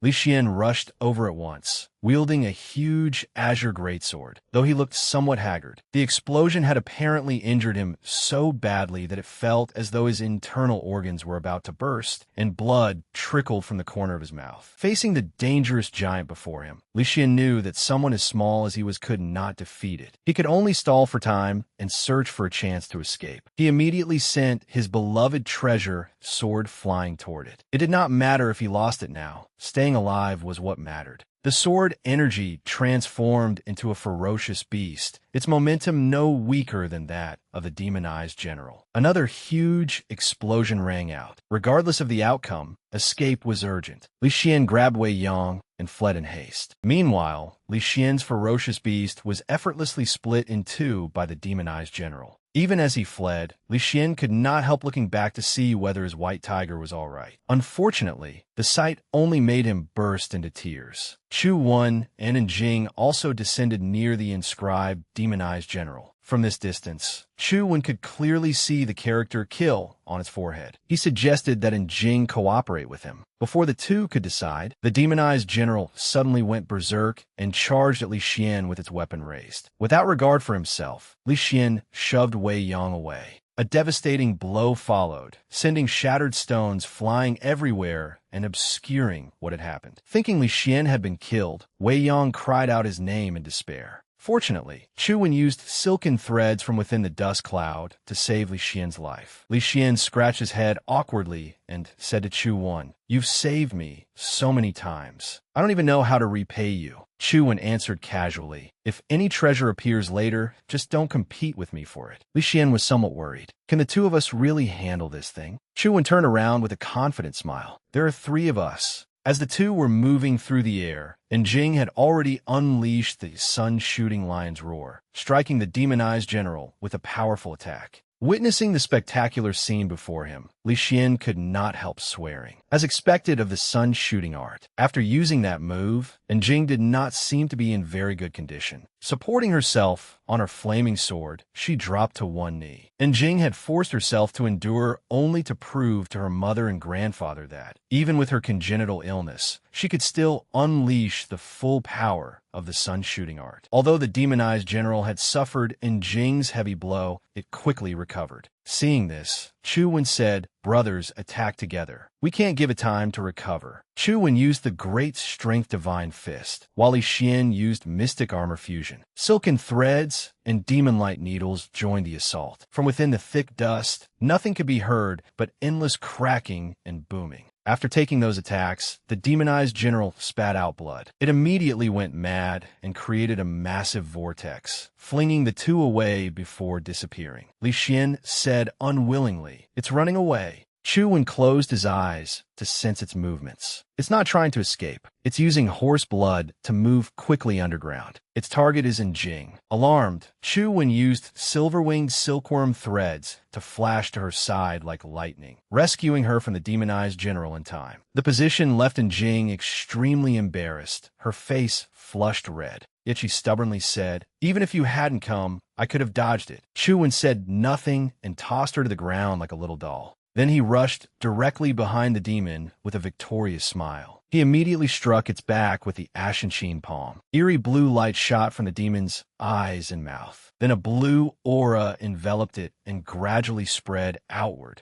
And Jing moved closer to inspect it. When the blue aura dissipated, she discovered that Chu Wen was holding a bright red object in his hand. Looking more closely, it was a skill crystal. Chu Wen immediately handed it to her. Startled, and Jing asked, "You're giving it to me? Don't you know how valuable it is?" At that moment, Chu Wen looked incredibly handsome, enough to steal any girl's heart. He handed it over and said, "Did you think I'd make you help for nothing? I already said that whatever we get belongs to you." Looking at the crystal before her and recalling their intimate contact just now, and Jing bashfully turned her face away, her tone unusually coy. "Stop talking. You really did save me just now. I don't want to owe you a favor." She hurried away, hiding her reddened face. "Do you think that makes you my big brother? You wish." Down below, Wei Yong secretly took photos with her phone. Li Xian laughed happily with her. These newcomers are really interesting. Chu Wen returned home. He concentrated on absorbing the energy from the demonized general's mutated crystal. Once he entered the game, he became stronger, able to split that demonized general in two with a single strike. It was also the first time he had seen a primordial energy skill resembling a real treasure sword. Chu Wen thought it over and realized that the inscribed demonized general had been able to instantly kill the legendary Jade Crystal White Tiger because of this star-slaying blade energy. But it still had to be used wisely. It would be troublesome if he exhausted all his primordial energy. Suddenly, an inscribed demonized general launched an attack on Chu Wen from above. But he dodged quickly. He tried attacking with star-slaying blade energy, but it had no effect at all. His primordial energy fell drastically, yet he could not even scratch the demon's skin.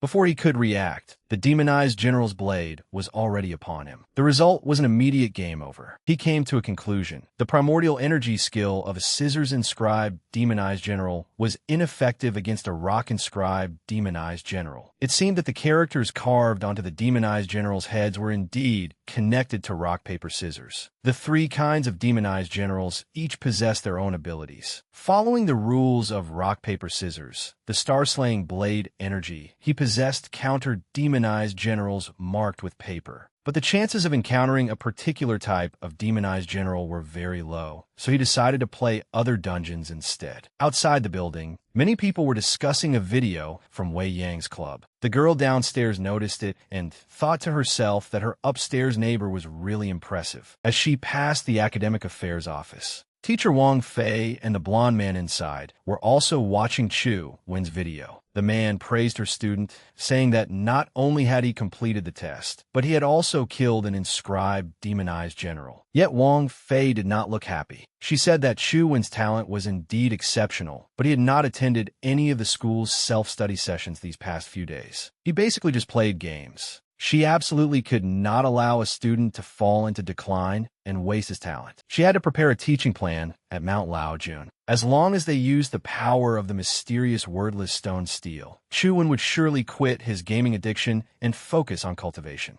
Speak of the devil, and he appears. Chu Wen was sleeping soundly in his comfortable bed. Suddenly, a vortex appeared on his chest, followed by a long string of symbols. As though sensing something, Chu Wen opened his eyes. The room suddenly vanished, and he found himself lying on cracked ground. Chu Wen slowly got to his feet and surveyed the situation. Before him was an utterly horrifying sight. A huge city was burning. Soldiers below were firing at a terrifying eyeball monster, while several dinosaur-like creatures were snatching people away. Chu Wen was horrified, but danger had already arrived. A mysterious cloaked figure appeared behind him. Chu Wen noticed and turned around. The figure merely gave him a meaningful smile. Before Chu Wen could understand what was happening, he jolted awake. He panted heavily, his entire body drenched in sweat. It had only been a dream, but it was far too realistic. Who exactly was that mysterious person? He sat up and rubbed his head, shocked by everything that had just happened. Could this be the effect of the bewildering, immortal scripture? Or was the dream trying to foretell something? As he pondered, Lang Fong appeared and jumped onto his shoulder. Chu Wen softly asked, "Are you hungry again?" He had no choice but to abandon his thoughts. There was no point dwelling on it without any clues. First, he needed to find a way to advance to the legendary rank as soon as possible. At the East Sea Elemental Defense Line, an anomalous creature had appeared beneath the sea and breached the defensive line. The footage confirmed that it was a sea emperor serpent resembling a fish with a snake-like body. At the same time, at Cheesy Mountain, a headless monster was advancing toward the city beneath a blood-red crescent moon. At the academy, the students gathered in a spacious lecture hall. Teacher Wang Fei announced, "Congratulations on successfully passing the entrance examination. Next, we will begin your formal studies. Today, we will not be studying combat. I will take you to Mount Laojun to cultivate." Everyone was dressed in identical martial arts uniforms. While Wang Fei was explaining, Chu Wen had already dozed off in the back row. Seeing this, Li Xian whispered, "What have you been doing these past few days? You look completely drained." Hearing the teasing in Li Xian's voice, Chu Wen could only tell him to shut up. Chu Wen let out a long yawn and explained that he was trying to find a way to advance. It seemed that relying on the fire guide and alone was not enough. He needed a diamond-grade primordial energy skill. Teacher Wang Fei saw Chu Wen sleeping and even snoring. She stood there in astonishment. He could actually sleep like that, but she confidently adjusted her glasses. Her teaching method would definitely eliminate that lazy habit. At Cheesy Mountain, an extremely horrifying scene was unfolding. Ruins and human blood were everywhere. A man was desperately trying to evade deadly crimson tentacles. The tentacles shot from the neck of that headless monster. Though he knew the danger, he gripped his saber tightly and charged forward. The monster controlled its tentacles as easily as its own arms, hurling massive rocks at him. He narrowly dodged them. Then he grabbed 4 tentacles at once and pulled with all his strength. The monster staggered. A blue beam shot from afar and struck its head. It was Governorin. Amid this tragic scene, the monster was destroyed. A soldier let out one final cough. He was the last soldier to fall in battle. It was heartbreaking. The 2 men desperately called his name, but they both knew he would not make it. Governorin showed a pained expression, regretting that he had arrived too late. And Tianzhuo was also deeply grieved. He reached out and closed the fallen man's eyes, wishing him peace. Then his expression turned furious. "There's no time to grieve. We cannot let their sacrifice be in vain. Immediately send an engineering team to repair the defense line." The moon in the sky had turned as red as a fireball, while the rivers seemed to flow with thousands of tons of fresh blood. The dimensional anomaly at Cheesy Mountain was becoming increasingly severe. They had to find its source. At Mount Laojun, a tranquil, primitive natural landscape appeared before them, a complete contrast to the bloody scene from before. The students of Sunset Academy had arrived before the stone stele. Li Xian could not help sighing. I never expected us to come here so soon. In previous years, this was part of the curriculum only for specially admitted students. Chuan was somewhat concerned about how dangerous this place might be. Li Xian crossed his arms and spoke as though he knew everything, saying that the Federation called this place the realm of no killing. The creatures here do not actively harm humans, and humans are not allowed to harm any creature here either. Two large rabbits that looked extremely docile happened to confirm Li Xian's words. This was the safest dimensional zone, but they absolutely had to obey the rule against killing or they would suffer retribution. Li Xian pulled a scary face as he spoke, leaving Chu speechless. While the two were joking around, the silhouette of a strange horned creature appeared nearby. It was a gigantic white lion. Strangely, it had two green horns on its head and was leisurely grazing on grass. As he looked around, Chu noticed that there were no words on the stele and asked Li Xian about it. Li Xian had only heard rumors that it was some sort of unorthodox path. He began teasing Chu again, draping an arm over his shoulder and whispering, "It won't kill you, but it can make you so excited that you lose control, like you have endless energy that can never be used up." Chuan was used to it and could not be bothered replying. Seeing the two whispering in the distance, Wang Fei quickly called them back into formation. Once the two lazy students had sat down, she explained their task. They had to endure the mysterious power of the Forget Worry stele for half an hour, not 1 second longer, not half a second shorter. Holding a stopwatch, she began timing them. Chuan immediately closed his eyes and calmed his mind. The surroundings seemed to grow quiet as well. He truly felt a warm, mysterious power enter his body. That blue power grew stronger and stronger. He felt increasingly hot. It was not merely the temperature. His body itself began heating up uncontrollably. He clutched his chest in discomfort as a small blue vortex appeared.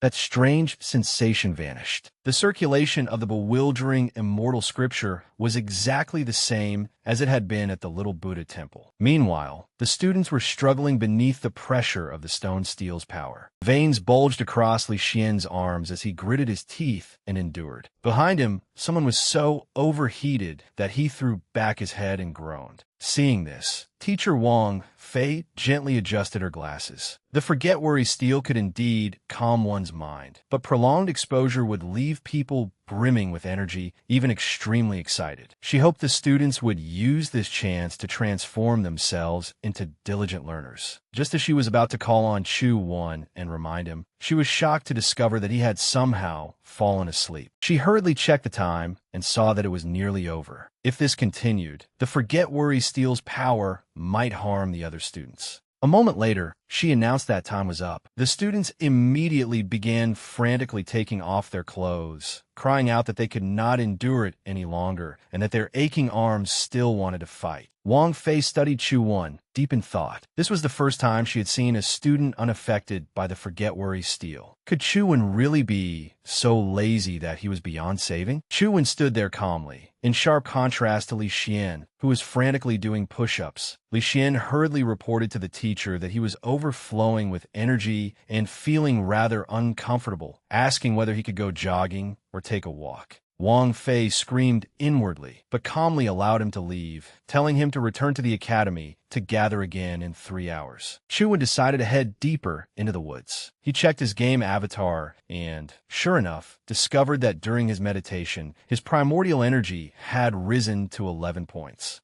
Just like at the small Buddha temple, one of his attributes had once again broken past its limit. Raising his hand, he could clearly sense that the primordial energy flowing through his body now came from 3 different energy arts. As he walked and pondered, Chu tripped over something furry. Looking up, he saw that it was a dimensional creature. It slowly turned its head, staring at him with murderous intent and startling him badly. His eyes widened. Its form was clearly not of an ordinary rank. Yet it suddenly began grazing, seemingly paying him no attention at all. Even the way it ate grass was adorable. It tugged forcefully at the grass with its teeth, chewing with great relish, as if it were thoroughly enjoying a delicious meal. Seeing how much it was enjoying itself, he guessed it was eating some rare spiritual herb. Then, a small flower in the corner suddenly caught his eye. Without hesitation, Chewin stepped closer and reached out to pull it up, but no matter how much strength he used, it would not budge. He frowned. Could it really be some kind of immortal spiritual herb? The moment the creature saw him pulling at the flower, it flew into a rage.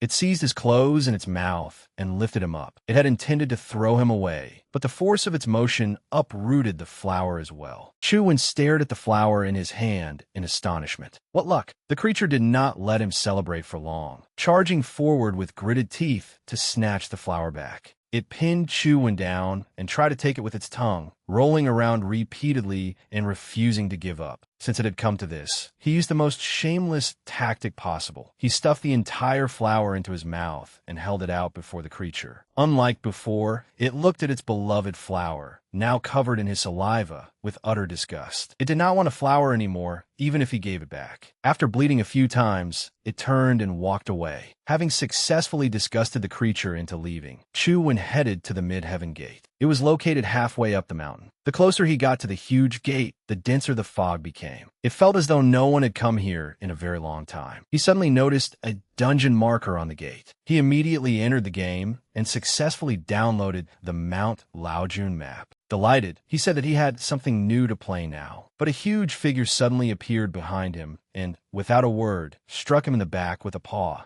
Chewin was immediately swept into the fog. It was the goat from earlier. It bleated smugly, as though it had finally avenged itself. Chewin rubbed his aching back. It had actually ambushed him and nearly broken his spine. He struggled to his feet, only to suddenly discover that a cluster of plants had sprouted from his hand. They were spreading across his entire body. Juwen Bani, was he about to turn into a human plant? Sensing that things were going wrong, he immediately activated the bewildering immortal scripture. At last, the plants vanished. The mountain goat seemed to sense something and ran over to Chewin. He was surprised it had come back. It bleated. Then it stomped hard on the ground, and the surrounding mist immediately dispersed. A place resembling a small town appeared before him. The goat pushed him forward, and he carefully advanced to inspect the area. The place was unnaturally quiet. Then Chewin spotted a building in the distance that resembled the small Buddha temple. The plaque above its entrance read Supreme Purity Temple. This place worshipped the Supreme Lord Lao, one of the legendary 3 Pure Ones. Chewin felt that he should not enter carelessly.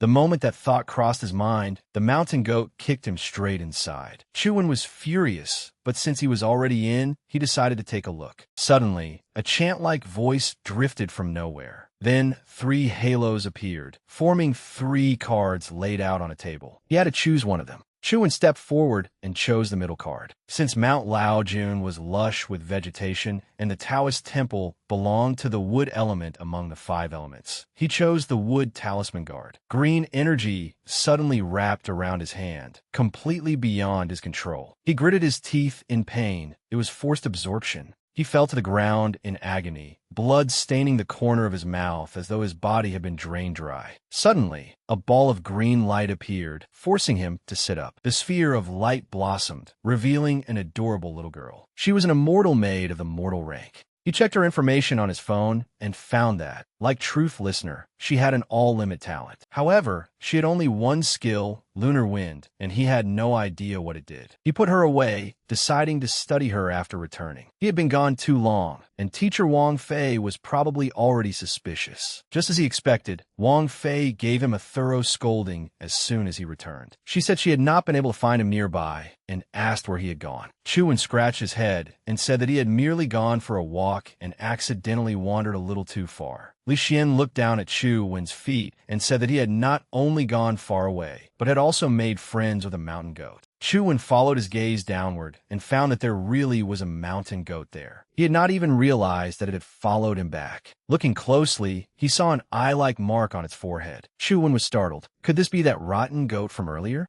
With no other choice, Chuan brought it home. He awkwardly took out the gleaming flower and said that he had washed it many times, so it should eat it, and obediently returned to Mount Laojun afterward. But the goat was far too domineering. It treated Chuan's bed as its own and lounged there reading a book, naturally ignoring every word he said. Chuan sai hao. He had also tried entering Mount Laojun through his phone, thinking it would be as safe as reality, but he was attacked by dimensional creatures the moment he entered. The only difference between reality and the game was that, in reality, this mountain goat had accompanied him into the hidden realm. It seemed that although this fellow had a terrible personality, it was definitely no ordinary high-level creature. Chuan could only grit his teeth and raise it. Bored out of his mind, he picked up his phone and entered the game. A firebird swooped down fiercely from the sky toward Chuan and the immortal maid, frightening both of them. The little girl frantically unleashed her skill. The firebird exploded like fireworks the moment it was struck. Chuan happily praised the little girl, but she had already fallen asleep. It turned out that her current primordial energy was only enough for one use. Resting his chin on his hand, he thought about it. The power of lunar wind was astonishing, and its range was enormous. Although the mountaintop was full of firebirds, if he could gather them together, he might be able to wipe them all out in one attack. He decided to try luring the firebirds after him, with Sword Wind leading the way. He activated protective shields for himself and Sword Wind. At last, the flock of firebirds surrounded them and exploded. Things were indeed not as simple as he had imagined. To avoid being surrounded and killed by firebirds, he would need to be more agile. It seemed time to find a suitable movement technique. He searched the forums, but the information was too disorganized, so he prepared to visit the library. Suddenly, the mountain goat bleated repeatedly and held up a book with pictures of fresh vegetables, indicating that it wanted to eat them. Chuan was speechless. This fellow really knew how to enjoy itself. He searched through the entire library, casually propping his feet on the table, but still could not find anything suitable. After looking through several cultivation arts, Chuan rejected all of them as unsuitable. Only the Dragon Gate soaring art seemed ideal. The soaring art originated from the celestial maidens in paintings. Though it could not keep one airborne for long, it made the body light, nimble, and capable of lasting for quite some time. As he leisurely headed toward the library, a tremendous rumble suddenly rose from the ground. Then came a horrifying sight. A gigantic monster burst out of the earth. Chuan was utterly shocked. Why would a dimensional creature appear in the city? A moment later, its enormous body had completely occupied the street as it charged toward him. He quickly spread his wings and dodged the monster, casually striking back. Its destructive power was terrifying. Could it be an epic rank creature?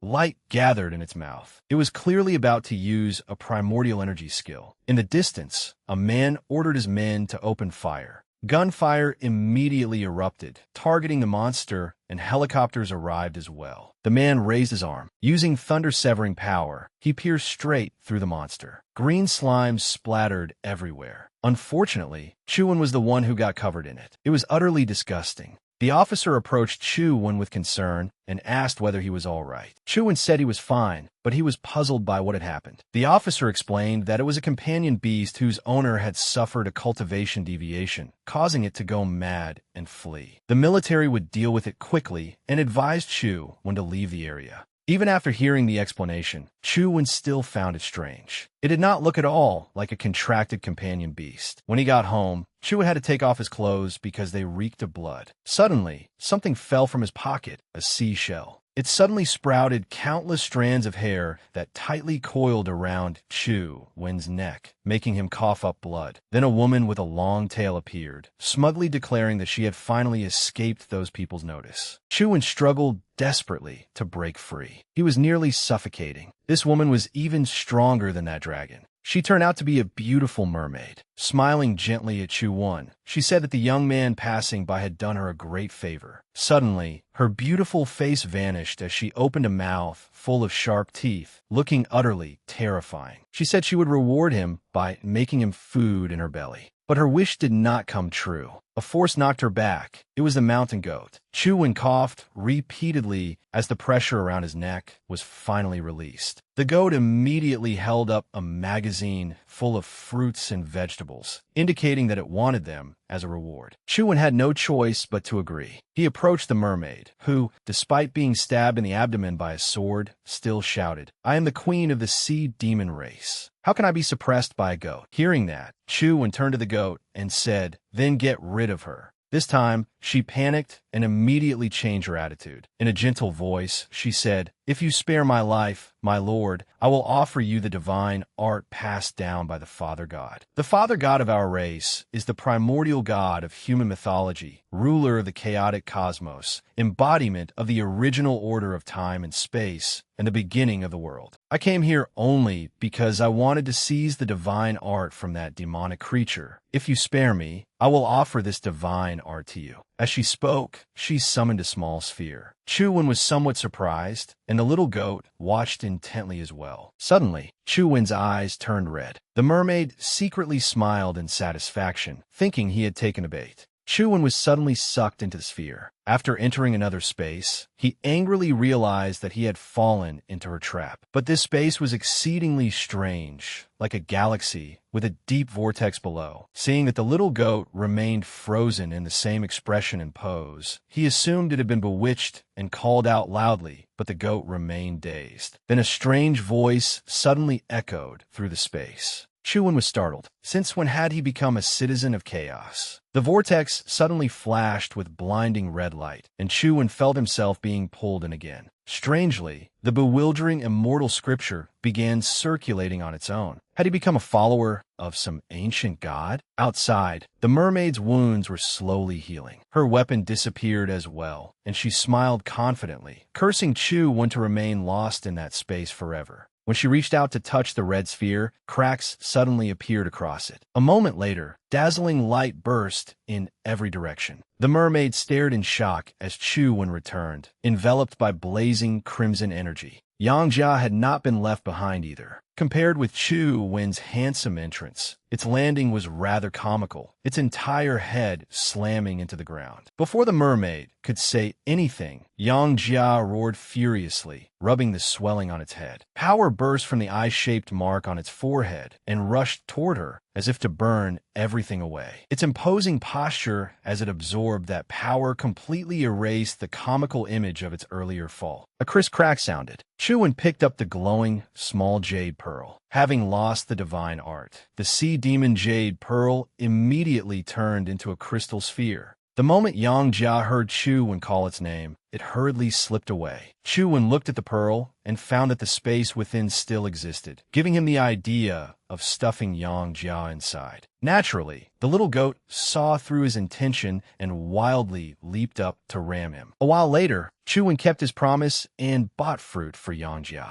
Seeing the fresh, juicy fruit before it, Yang Jia happily took it. Chu-Wen told it to eat slowly while he went out to take care of something. Yang Jia seemed to have been waiting for this chance. It immediately kicked him out the door with one hoof. As Chu-Wen stepped outside, he searched the forums for information about the Longmen Grottos. He was delighted. There seemed to be plenty of information about the place. The Longmen Grottos stretched for 1 kilometer and contained more than 50 caves. Within them were over 100,000 Buddhist statues in total. Every cave was home to large numbers of dimensional creatures, and the creatures differed from cave to cave. Although the Longmen Grottos were a relatively well-explored area, many mysterious places still awaited human exploration. Chu-Wen studied the forum information, astonished by the sheer number of different caves. When he reached the first floor, he ran into Wang Lu. She greeted him with a radiant smile. Chu-Wen was slightly surprised, hurriedly recalled her name, and politely returned the greeting. She asked why he was leaving so early, and he said he was planning to visit the Longmen Grottos. Wang Lu became very excited upon hearing that. She said that she had also been cultivating in the Longmen Grottos recently and asked whether he wanted to go together. Seeing her kitten-like gaze, Chu-Wen had no choice but to agree. On the way, she cheerfully told him that she had won a prize on television and received a new means of transportation. Chu-Wen gave it some thought, simply assuming that it was a bicycle. But when he saw it with his own eyes, he was completely stunned. A large helicopter was approaching them through the sky. At last, they arrived at the Longmen Grottos. A huge, solemn Buddha statue stood at the center. Quite a few people appear to have come to visit as well. Chuan was deeply impressed by the magnificent sight and asked Wang Lu which cave she intended to enter. He was still surveying the area, wondering whether he could find a dungeon imprint. Wang Lu looked at him and asked if he had come to the Longmen Grottos to complete a mission. Chuan replied that he had not. He had come to find the Dragon Gate's soaring art. This girl was simply too adorable. Her constantly astonished expression was always brimming with positive energy. This time, she was interested as well because her target was also a sky-soaring beast. She immediately skipped over to him and said that she was short a teammate, proposing a deal. She explained in detail that she wanted to kill a sky-soaring beast. If it dropped a Dragon Gate's soaring art skill crystal, she would give it to him. Hearing such an excellent offer, Chuan immediately agreed to the deal. The two decided to head to Lotus Cave. There, they found a wolf-like ferocious beast with abnormally long limbs and a pair of wings, looking incredibly savage. It was none other than a sky-soaring beast. Wang Lu, on the other hand, was completely unafraid. Instead, she struck a pose and asked Chu when to take pictures of her. She even told him that he had to capture her most beautiful combat poses. A lovely pair of butterfly wings grew from her back. Holding her small staff, she charged forward with butterfly garment. Chuan spread his wings and followed behind her, holding a camera in one hand while thinking to himself that she had apparently been short a photographer. The sky-soaring beast stretched out its unnaturally long arm and attacked. Wang Lu evaded the blow in an exceptionally graceful pose. Then, she cleverly used her staff to sever the sky-soaring beast's arm, drawing blood. Below them, Chuan did his best to record Wang Lu's finest moments. Suddenly, he noticed the dungeon imprint behind her. Wonderful. After a round of fighting, the beast was finally slain. Wang Lu leisurely walked over to Chuan and asked how long she had taken. He answered that it had taken only 1 minute and 5 seconds. He accepted the skill crystal from her and studied it carefully, secretly admiring how far she had progressed in such a short time. Wang Lu, meanwhile, rested her chin on her hand and looked disappointed by the time, feeling that it was far too slow.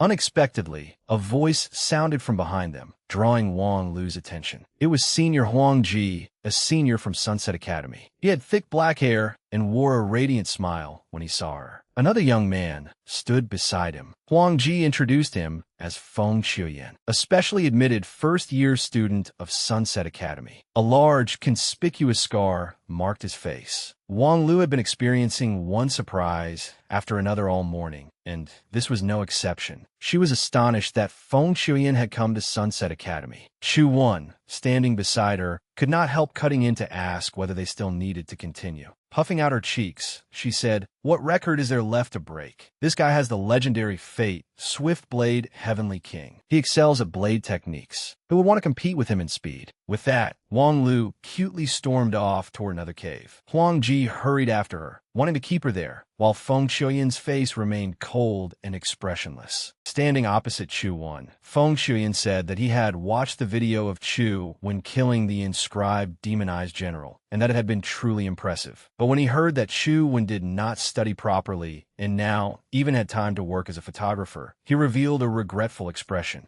Seeing the awkward atmosphere, Huang Ji hurriedly scratched his head and gently explained to Chuan not to mind him. "He's a good person. He's just a little arrogant." After hearing that, Chuan could only blink and let it pass. The others had all left the cave, leaving him alone. Chuan quickly took out his phone and accepted the new dungeon with a smile. After obtaining the Longmen Grotto's dungeon, he walked through the crowd with his eyes fixed intently on his phone. Suddenly, he saw Senior Huang Ji trying to attract customers nearby. A bag filled with something sat beside him. Seeing Chuan, Huang Ji happily said that he was selling stone Qilin eggs and asked whether Chuan was interested. He tried to explain that stone Qilins had decent attributes, and their petrification armor primordial energy skill gave them tremendous defensive power. Unfortunately, their offensive capabilities were weak. However, if an egg hatched into a certain rare form, it would gain a divine skill. Qilin Overlord Body could transform a stone Qilin's defensive power into offensive power. Such a stone Qilin would be a peak existence among the legendary rank. Then he pointed at the colorful eggs and said that the special price was only 200,000 dimensional points. Chuan said he did not have that much money. Huang Ji immediately became so disappointed that he seemed to turn to stone. He had assumed Chu Wen was rich, considering that he had seen him together with Wang Lu. Helplessly, Chuan took out his phone and scanned the eggs one by one. Yet all of them only possessed petrification armor. Qilin Overlord Body truly was very rare. Wang Lu immediately appeared behind him and told him not to be surprised. Although Huang Ji did not look the part, he had once been the strongest person on the school's power rankings. Hearing such praise, Huang Ji bashfully scratched his head. He took the opportunity to pitch his goods to Wang Lu, only to receive her adorable refusal. Chuan had not expected Huang Ji to be so strong, so he asked whether Huang Ji received school funding and why he still had to sell eggs like this. Huang Ji smiled and said that it was mainly to make games.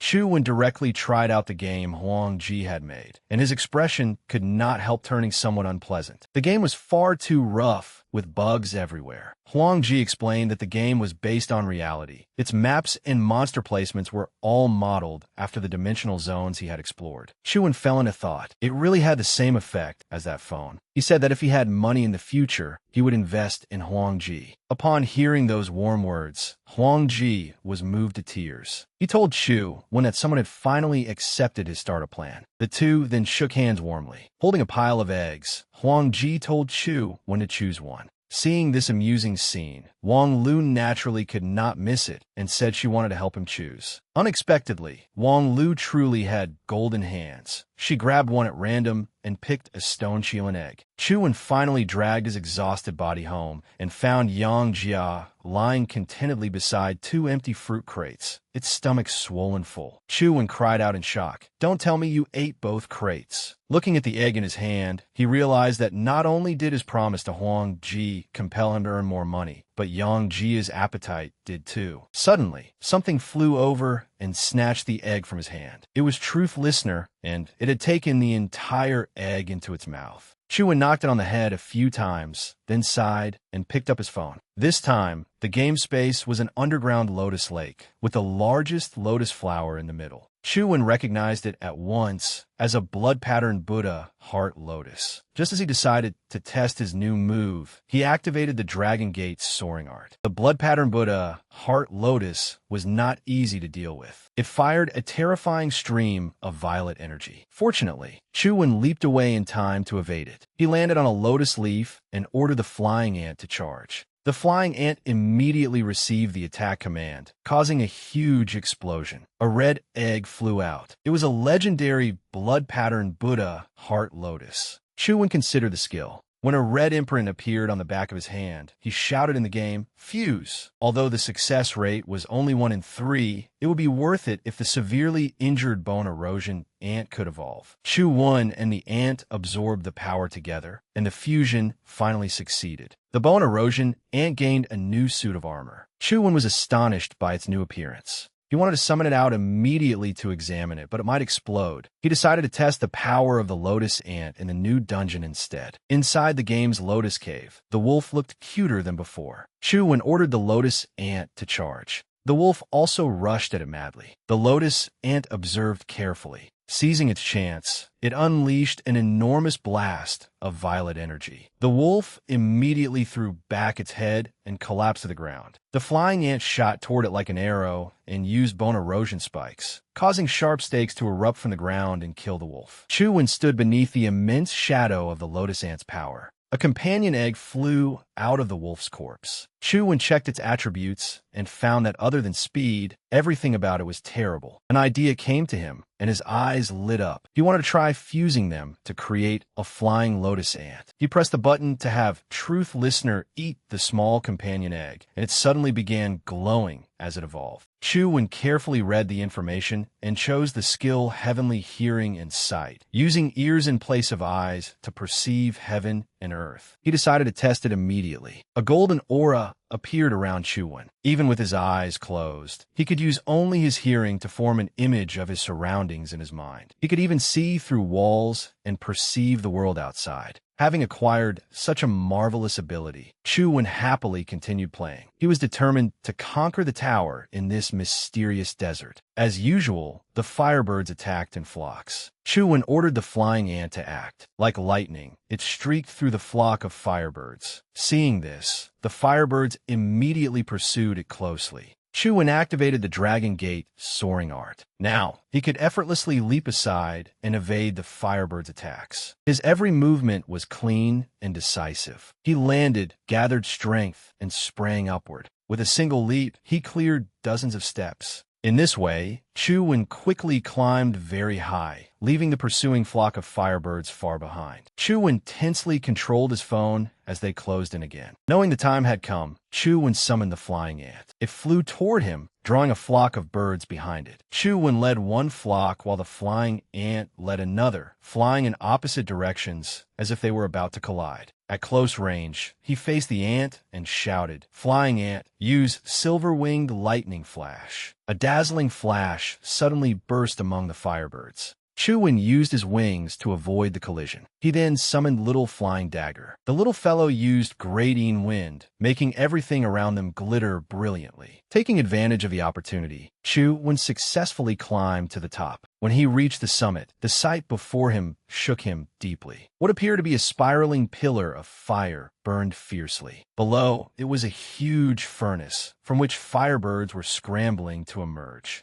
Chu-Wen finally understood. The firebirds were born from the flames at the mountain summit. He took out a lotus leaf and swung it forcefully forward, creating a powerful gust of wind. The stone steel was completely frozen, and the words of the ancient emperor scripture could now be seen clearly upon it. Chu-Wen's heart suddenly began pounding violently. Clutching his chest in pain, he gritted his teeth. Could this ancient emperor scripture be cursed? The pain grew increasingly intense. Chu-Wen fell to his knees and writhed on the ground in agony. He gradually lost consciousness. It felt as though something was inscribing words within his heart. When the character for Emperor was finished, the pain slowly faded away. He touched his chest, and his heartbeat had returned to normal. Chu-Wen's game character had not escaped the pain either, but now he finally breathed a sigh of relief. He had successfully learned it. Suddenly, a stone blade appeared inside the furnace. Chu-Wen scratched his head. This time, the reward was not a companion beast, but a stone blade. He reached out to grab it, only to find that he could not touch it. The object was right before his eyes, yet it seemed illusory. Chu-Wen was somewhat angry. He had spent so much time climbing to the summit, only for this blade to be an illusion, too. Suddenly, someone knocked at the door outside. It was the deliver man, holding a letter from Ouyang Ting, the principal. He opened it in confusion. Did the old principal really have the time to write him a letter? Inside was a business card for the Jinyuan crystal shop in the Western Plains. On the back was what seemed to be a phone number. He called it directly, but the number was invalid. It seemed he would have to visit the shop in person. Li Xian appeared from nowhere, still waving enthusiastically at Chu-Wen. This time, he was dressed very neatly. With a smug expression, he immediately bragged that he had broken through to the legendary rank. Chu-Wen did not care in the slightest. Still focused on the business card, he coolly tossed Li Xian a line. "Brother Xian is amazing." Li Xian angrily cursed Chu-Wen out. Then he followed Chu-Wen inside. Li Xian asked whether Chu-Wen truly did not care about breaking through to the legendary rank. He then seriously explained that once someone broke through to legendary rank, they would awaken a legendary fate that accompanied them. Fates were incredibly useful, and many cultivators decided their cultivation path based on their fate. After hearing this, Chu-Wen scratched his head and asked what fate Li Xian had awakened. Li Xian narrowed his eyes in a smile, as though he had been waiting for Chu-Wen to ask that very question. He bragged that his fate was the undying war god. It sounded impressive, didn't it? As long as an attack was not fatal, almost any injury could heal on its own. Li Xian happily immersed himself in his own world, jumping around the room. When he carelessly stepped on Yiya, Chu-Wen kindly warned him from a distance to back up a little. Before Li Xian could hear clearly, Yiya kicked him right in the groin. He fell face first onto the floor. After doing that, Yiya calmly resumed its interrupted sleep. Li Xian coughed up blood from that kick and said in a trembling voice, "Undying doesn't mean I can't feel pain. What terrible luck." A moment later, Chu-Wen had no choice but to call an ambulance to take Li Xian away. Chu-Wen suddenly realized that if he spent all day playing games aims to become stronger, people would grow suspicious. It seemed he needed to train as well. He immediately went to the training room. He picked up a bat and entered the training room's normal mode. The speaker announced that he had to hit every object launched within the allotted time. Chuan got into position, wanting to finish quickly and return to his game. He closed his eyes and let his hearing work. Immediately, he could sense even the slightest movements inside the ball-launching machine. As long as he grasped the internal launch trajectory, he could adjust the direction of his swing. The instant a ball was fired, Chuan used the same method and successfully hit it. Hearing the noise, Feng Chuyan opened the door, thinking that someone had come to train so early in the morning. Before him was Chuan leisurely hitting balls, looking completely relaxed. Seeing Chuan with his eyes closed as though showing off, Feng Chuyan could not resist grabbing a nearby bat and rushing in to hit balls as well. But before he could do anything, Chuan had already swiftly intercepted the ball. Feng Chuyan froze. How could Chuan be even faster than him? Impossible. Chuan must have merely acted first out of luck. Just then, with a bang, another ball was fired from a launcher. This time, Feng Chuyan fixed his eyes on the ball's direction. He absolutely could not fail this time, so he immediately rushed toward where it would land. Yet just as the ball was about to descend, Chuan, who had been strolling over slowly, casually swung his bat and sent it flying.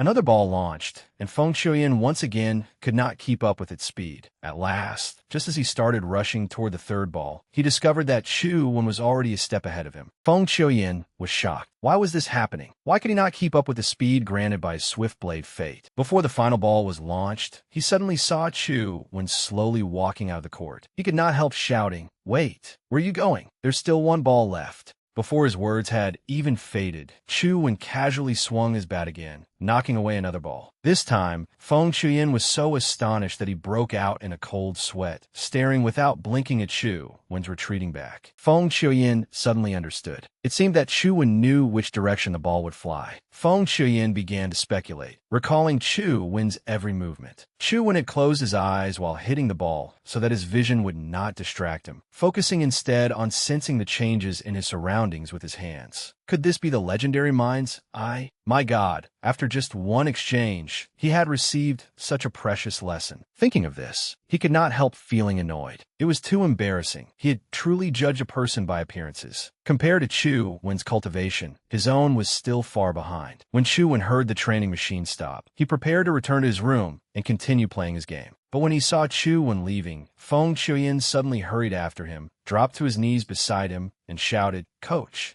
After talking for a while, Chuan bluntly said that he did not have time to be Feng Chuyan's coach. Yet Feng Chuyan continued pleading, "Please, coach. After only this brief interaction, I have already discovered my own shortcomings. Your guidance would be immensely helpful." But 50,000 yuan, this guy really was generous. Since he had already agreed to invest in Huang Ji's game, it would not hurt to train him occasionally. No problem. Feng Chuyan immediately shouted, "I understand. Coach means that I must improve my ability to reflect on myself. Only the things I discover on my own will truly have value, right?" In the game, after clearing Hulao Pass countless times, he finally encountered the demonized Lu Bu with the character Bu engraved on his helmet. Chuan was thrilled and immediately summoned the flying ant. The clock read 10:01. Based on the previous elemental counter relationship, the star-slaying saber represented scissors and could inflict heavy damage on demonized Lu Bu. However, using the star-slaying saber aura would consume all his primordial energy. If he failed, he would be finished. Still, it was worth the gamble. Although he had moved aside and was no longer fighting directly, demonized Lu Bu still targeted Chuan. Startled, Chuan hurriedly ordered the lotus ant to draw the demonic general's attention. Witnessing this, Chuan froze in place. Bone-corroding poison had been absorbed by the black orb as well. Hadn't the demonic general's ability last time been to capture objects in midair? In an instant, the black orb spewed the poisonous mist it had absorbed toward Chuan's game character. At the same time, the demonic general stood firm and let out a cold snort. Demonized Lu Bu also sensed that something was wrong, but when he turned around, the aura was already right before his eyes, and his face filled with horror. It was already too late to flee. The star-slaying saber aura was like a thin, razor-sharp blade as it swiftly cut through the demonic general's waist, slicing him in two.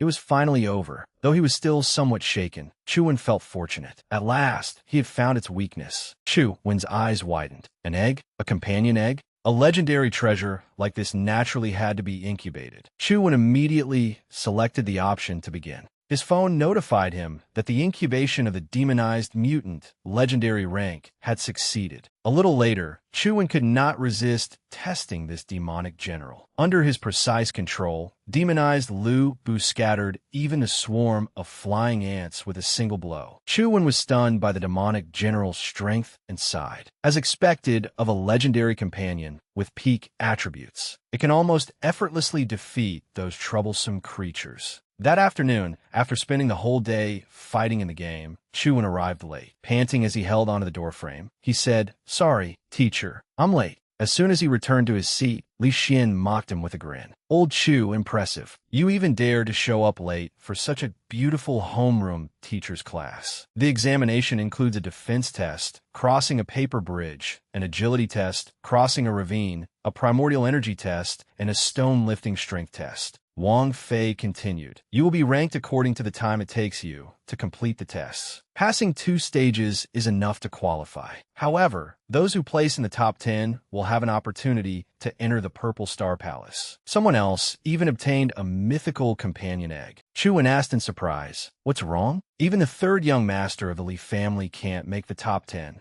Chu-Wen asked in surprise, "Wang Lu? That little girl can make the top 10 too. It is more like a phoenix being reborn from the ashes. The first time she reaches the legendary rank, she falls back to the mortal rank due to the effect of rejuvenation. The first time she reaches the epic rank, she falls back to the mortal rank again. Each time rejuvenation activates, her talent and physique increase dramatically, and her cultivation speed becomes faster. Don't be fooled by Wang Lu's small size. She has already reached the legendary rank for the 2nd time." Li Xian bid Chu-Wen farewell. Suddenly, someone called from behind him, "Young Master Chu-Wen." Chu-Wen immediately asked, "What does your governor want from me this time?" Ouyang Lan was already waiting for him in a black off-the-shoulder dress. Standing before her, Chu-Wen scratched his head awkwardly. Ouyang Lan said, "Let's go inside and talk." After entering, Chu-Wen asked curiously, "Sister Lan, what exactly did you want to see me about?" Chu-Wen thought to himself, "Who wants her to care about me? I do not want that at all."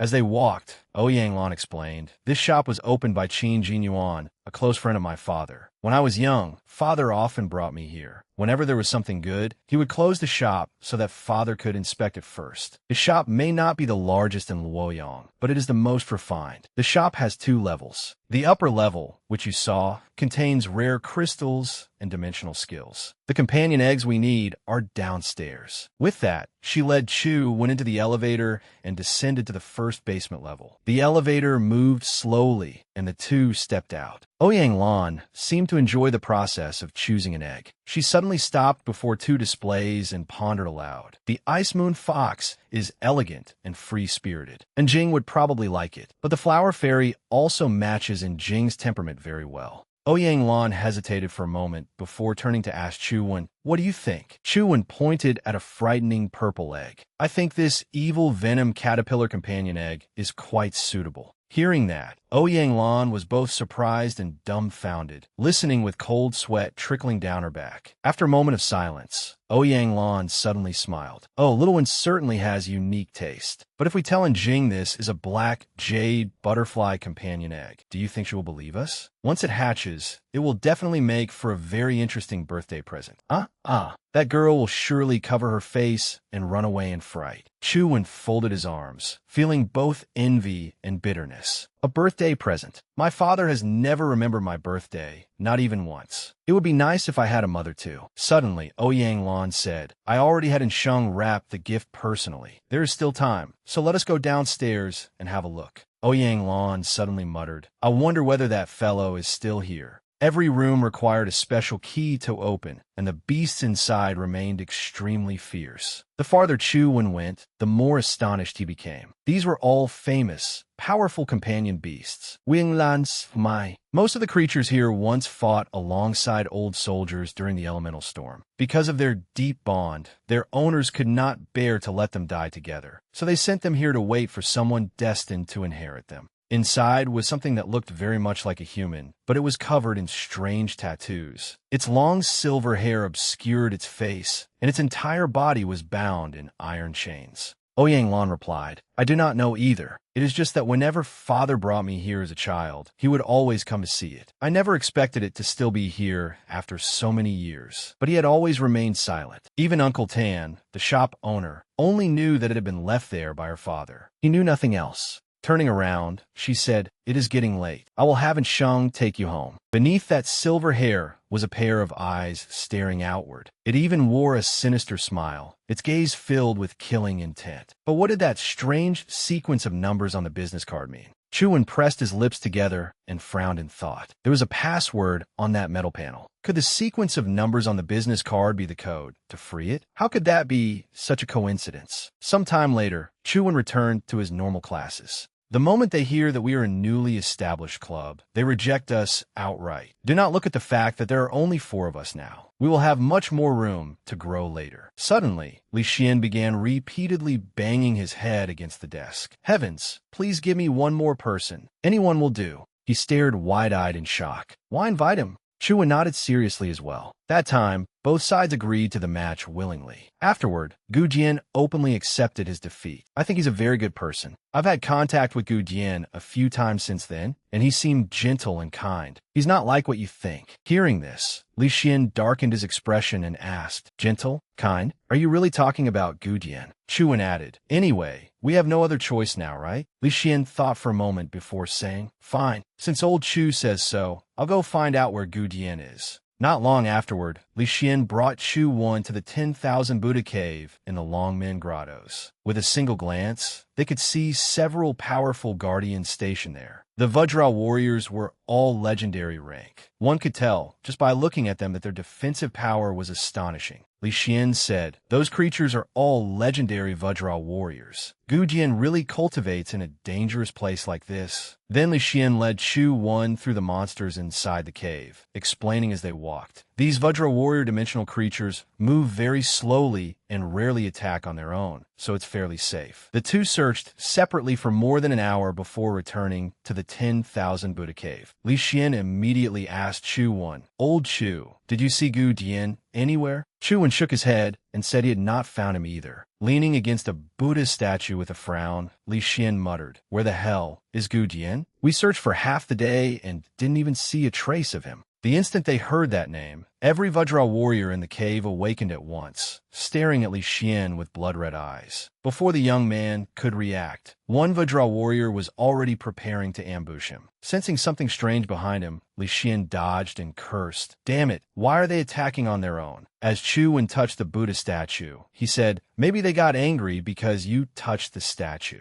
Li Xian's face tightened as he shouted, Damn it, stop touching it. At that moment, all the Vajra warriors began slowly closing in on them. Li Xian immediately activated his mystical armor form companion beast. Looks like we can only fight our way out. Mystical armor. He then charged fiercely into battle with the Vajra warriors. In an instant, sparks flew everywhere as the terrifying strength of both sides collided. Meanwhile, rather than confronting them head-on, Chu Wan skillfully evaded the Vajra warriors' attacks. Whenever they exposed an opening, Chu Wan unleashed his ultimate technique, the Great Strength Divine Fist, sending his enemies flying. As he watched more and more Vajra warriors continuously approach, the situation finally became troublesome. They quickly surrounded the two from both sides. Chu Wan caught sight of Li Xian being beaten badly and felt somewhat worried. Although Li Xian was nearly beaten into a swollen mess, the powerful recovery ability of his war god life, Soul, allowed him to keep holding on.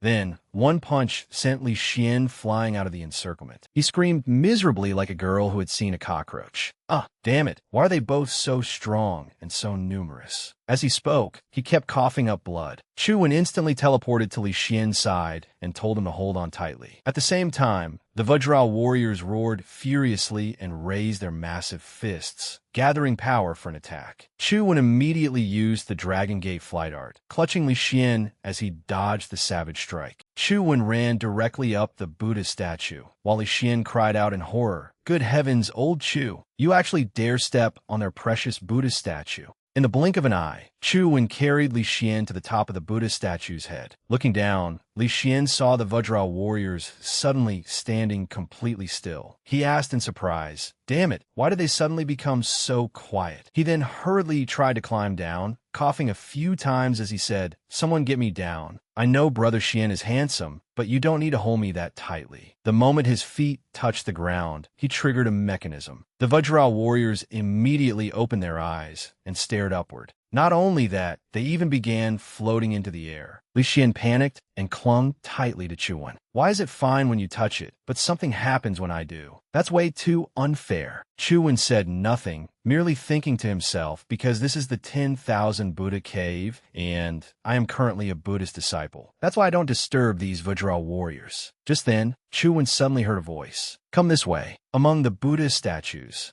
a bald head poked out. The two immediately recognized him as Gu Jian. Chu Wen then carried Li Xian and jumped toward Gu Jian. Seeing them land, Gu Jian immediately warned, "Quick, get behind the Buddha statue. They can't enter there." After squeezing into the rock crevice, Gu Jian did not dare delay and immediately led them away. The Vajra warriors noticed them and chased closely behind, but when they reached a certain point, they abruptly stopped. Seeing this, Li Xian turned around and laughed mockingly. "Huh, you clumsy brutes can't get in, can you?" Their massive bodies were blocked by the narrow rock crevice. Behind the Buddha statue was a fairly spacious area. After walking some distance, Gu Jian said coldly, "Wait another hour, and things outside will return to normal. Then you can leave." Looking around, Chu Wen was amazed that there was such a small cave behind the Buddha statue. Li Xian looked directly at Gu Jian and stated their purpose. "Actually, we came here looking for you. We're preparing to register a club and want to invite you to join." Without even raising his head, Gu Jian replied coldly, "Not interested." Li Xian tried to persuade him, forcing a smile. "Don't refuse so quickly. Our club has plenty of benefits, including pretty good monthly member privileges. So what do you say?" He secretly thought, "I heard this guy likes taking money for jobs. Why can't I persuade him?" Gu Jian immediately became serious and made his demand. 100,000 a month. Pay me that, and I'll join. Li Xuan instantly exploded. "What, 100,000? Are you trying to rob us?" Li Xian was about to say more, but Chu Wen stopped him. Looking at Gu Jian, he said, "Senior, we only need one more person to meet the registration requirement for the club. I hope you can join us. If you're only joining to make up the numbers, we won't force you to take part in any club activities. In that case, how much would you need?" Gu Jian decisively held up one finger. 10,000. Li Xian immediately agreed. 10,000 it is. Deal, big brother. Time passed quickly. An hour later, the Vajra warriors outside the crevice began to disperse. Gu Jian suddenly said, "You two go on ahead. I need to pack up a few things." Chu Wen nodded in agreement. After saying that, Gu Jian turned around and began packing his backpack. He reached into his belongings, took something out, and slipped it into his pocket. Chu Wen had been watching Gu Jian all along and clearly saw the movement. He immediately became suspicious. Curious, Chu Wen used his listening ability to determine what it was. It turned out to be a gold pocket watch, but an unusual pattern was engraved on its case. Chu Wen found the pattern very familiar, but since he had heard it rather than seen it, he could not remember where he had encountered it. A moment later, something suddenly came back to him. He seemed to have seen that pattern before. That was right. It was at Jinyuan Crystal Shop. The mysterious person there had the exact same pattern on their back. Sailors had long believed that women aboard ships brought bad luck and could even invite disaster. Therefore, people greatly avoided taking women to sea. Ships almost never carried any symbols associated with women. Chu Wen glanced at Gu Jian and could not help frowning. Was it merely a coincidence, or did that symbol have some special meaning? Gu Jian also seemed to be thinking about something, though the author did not record it. Before long, the club was successfully established. They even took a commemorative photo and displayed it at home. Chu Wen was still diligently battling in the game. After countless dungeon runs, he encountered another demonized general marked by a character. This time, it was the Fist General. This demonized general was extremely terrifying. It condensed its spirit fist into a single point, creating a powerful force that struck directly at Chu Wen's game character. When the spirit fist struck the ground, it unleashed an earth-shaking explosion toward Chu Wen. After the smoke cleared, demonized General Bu appeared in front of Chu Wen, completely blocking that fierce attack. This sight secretly delighted Chu Wen. The Fist Demonized General skill was completely ineffective against Demonized General Bu. Based on this, Using demonized generals with different markings to counter each other would indeed be much easier. Demonized General Bu then directly destroyed the fifth demonized general. Chu Wen thus obtained a companion egg. The mutated demonized general displayed the following information: Legendary demonized general, legendary life soul, lone star of heavenly calamity, strength 19, speed 18, physique 18,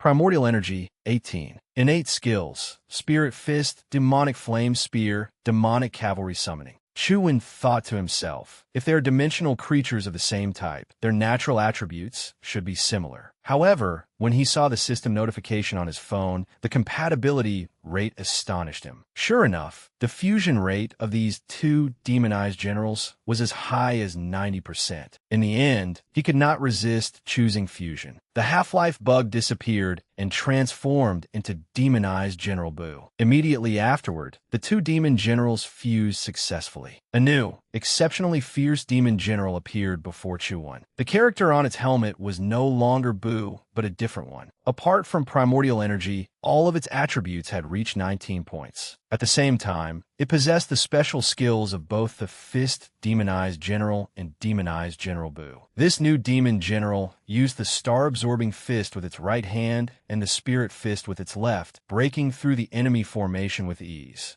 Chu Wen's joy was written all over his face as he exclaimed, "My guy is amazing." Following this logic, if he had the chance, he could synthesize a demon general with 3 skills. But now, Chu Wen wanted to see whether he could venture deeper into the dungeon. A moment later, he was fighting inside the city walls in the depths of the dungeon. Of course, Chu Wen still lacked the strength to deal with that monster and was forced back once again. He thought, the demonized general's star-absorbing palm and spirit fist can't keep up with that guy's arrows. After thinking it over, Chu Wen decided to use the star-slaying saber aura to kill him. But he still failed. That man fired an arrow straight through Chu Wen's chest, teleporting him out of the map. Outside the game, Chu Wen thought, sure enough, not even the demonized general can block that arrow. Could my theory about using the little Buddha temple's unique dungeon-clearing skill be wrong? Even the star-slaying saber aura, after exhausting all of his primordial energy, could not stop the arrow. The grappling palm was even less likely to work. Then he suddenly remembered that the grappling palm was not a conversion skill obtained from a dimensional crystal, but one he had comprehended by combining the withered bone palm and the inch fist. That was right. Some skills were not acquired directly, but evolved through the understanding gained from lower-level skills. Although the 3 demon generals countered one another, their fusion rate was extremely high. Could their skills be connected somehow as well? If he possessed all 3 types of skills at once and studied them, could he possibly evolve them into a higher-tier skill? Chu Wen suddenly understood and grew excited. This was the only possibility worth trying at the moment. After cooking a pot of soup and giving it some thought,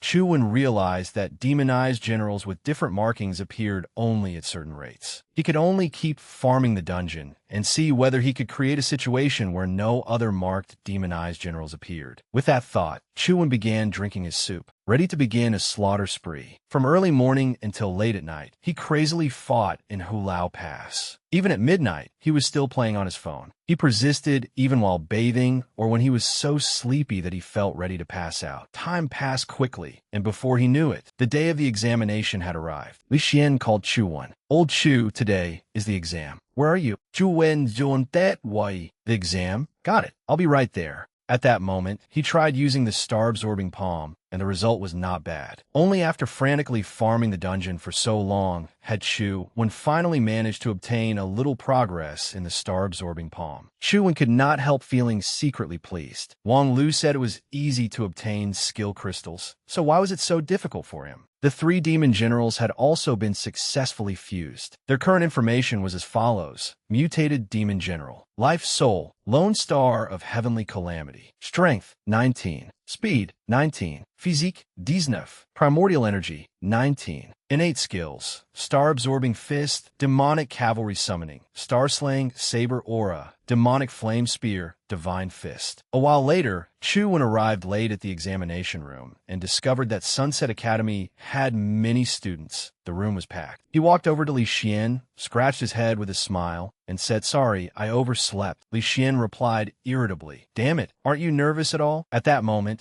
Wei Guo, the student council president, slowly asked the vice president, "Is that Chuan?" The girl beside him nodded in confirmation. Wei Guo continued, "I heard he was involved in eliminating the Blood Lotus and defeating the demonized general at Hulao Pass. At present, all we know is that he is close to that spoiled young master from the Li family. We couldn't find any impressive background for him." Wei Guo muttered, "Could he be only at the mortal fetus rank? But the examination values strength. No matter how good his technique is, a mortal fetus rank student can only place below 100th. Put him on the student council reserve list." Just then, Jing walked past and nodded to greet Chuan. Seeing this, Wei Guo was somewhat surprised. Even the genius and Jing knew him. Then Wang Lu warmly greeted Chuan as well. Wei Guo was even more astonished. That was Wang Lu of the Wang family. Then even Feng Chuyan lowered his head to greet him. Good heavens, was there anyone else? Li Xian, standing nearby, said in amazement, "Wow, old Chu, you know, so many people." Just then, Huang Ji slowly raised his head and smiled at Wei Guo. Seeing this, Wei Guo hurriedly shrank aside in alarm, thinking, why is even Huang Ji so close to him? The chief secretary did not forget to tease him. "Oh, even senior Huang Ji, whom the president can't handle, knows Chuan." Wei Guo roared, "Didn't you say he had no background? Then why does he know all these people?" The chief secretary seemed somewhat flustered as she replied, "But Chuan's file really does say that." Wei Guo suddenly thought, Chuan has such a network of connections. If I can bring him into the student council, perhaps I can get closer to Wang Lu and Jing. He then told the chief secretary, "Investigate Chuan's background again. Remember, you're in charge of arranging the examination questions. Follow my instructions." The examination then began, starting with a strength test. Ordinary people found it difficult even to lift the heavy stones. One examinee after another took their turns. Then came candidate number 74, Chuan. When it was his turn, Chuan chose the most difficult challenge. He effortlessly lifted the enormous stone, receiving a perfect score of 100. He found it rather strange. The stone was far too light. Wang Lu had advanced to the legendary rank and calmly walked across a thin rope, quickly completing the test. Huang Ji also effortlessly retrieved a coin from a pot of water boiling at 10,000 degrees. And Jing also passed her test with ease. That afternoon, the results were announced on campus. Feng Xiuyin, Wei Guo, and Jing, Wang Lu, and Hui Haifeng all received perfect scores. Li Xian stared at the rankings and muttered, "Sure enough, the top ranks are all monsters. Perfect scores. Looks like we can only prepare for the next exam." Suddenly, his eyes widened, as though he had discovered something terrifying. Then he shouted, "Chuan, how did you get in the top 10 too?" In an instant, the entire academy erupted into discussion. A first-year student at the mortal fetus rank had made it into the top 10. The result was truly astonishing. Feng Shuyin did not doubt his coach's score at all and believed it reflected his teacher's true strength. Teacher Wang Fei was equally shocked after seeing the results. Although she had seen many geniuses, she had never seen a mortal fetus rank student achieve such a result. Li Xian was completely speechless and unable to accept it. "This is ridiculous. In terms of pure strength, my divine might war god should be stronger than you." Chuan also thought to himself, it was not only lifting the stone. The other examination events have been strangely easy as well. There seemed to be something wrong with his results. At that moment, Wei Guo, the student council president, suddenly appeared and interrupted their thoughts. "You're Chuan, right, Junior? Let me introduce myself. I'm Wei Guo, the student council president." He also said that he had something private to discuss with Chuan. "Chuan, would you mind speaking with me alone for a moment?" Li Xian was immediately curious about their relationship. Since when had they become so close? Chuan, however, replied lazily that he did not know him at all and had never met him before. Not long afterward, the two arrived at Leica Cafe. Wei Guo first congratulated Chu, went on making it into the top 10 and earning a chance to enter the Purple Star Palace. Under normal circumstances, it was impossible for someone at the mortal tier to place in the top 10. Upon hearing Wei Guo's words, Chuan was struck dumb. He immediately asked, "Did you lower the difficulty of my test? I've never met you before, so why would you do that?" Wei Guo slowly replied, "You once destroyed the Blood Lotus flower and defeated the demonized general. I believe you are a talent worth cultivating. The Purple Star Palace is a great opportunity for new students. It would be a terrible shame to miss it," Chu Wen said coldly. "Just get to the point." Wei Guo suddenly smiled. "The position of Student Council Vice President is currently vacant. I think highly of you and hope to recommend you for the post." Hearing this, Chu Wen immediately stood up and replied, "No need. I have no intention of joining the Student Council." Wei Guo was stunned and rather surprised. The Student Council handled all matters between the academy and its students. Every student coveted the position of vice president, yet Chu Wen showed no interest whatsoever. Chu Wen said seriously, "Senior, my friend is still waiting for me. If there is nothing else, I'll be leaving first." Wei Guo sighed. "I understand. The doors of the student council will always be open to you. If you change your mind, you can come find me anytime." With that, the door closed behind him as well.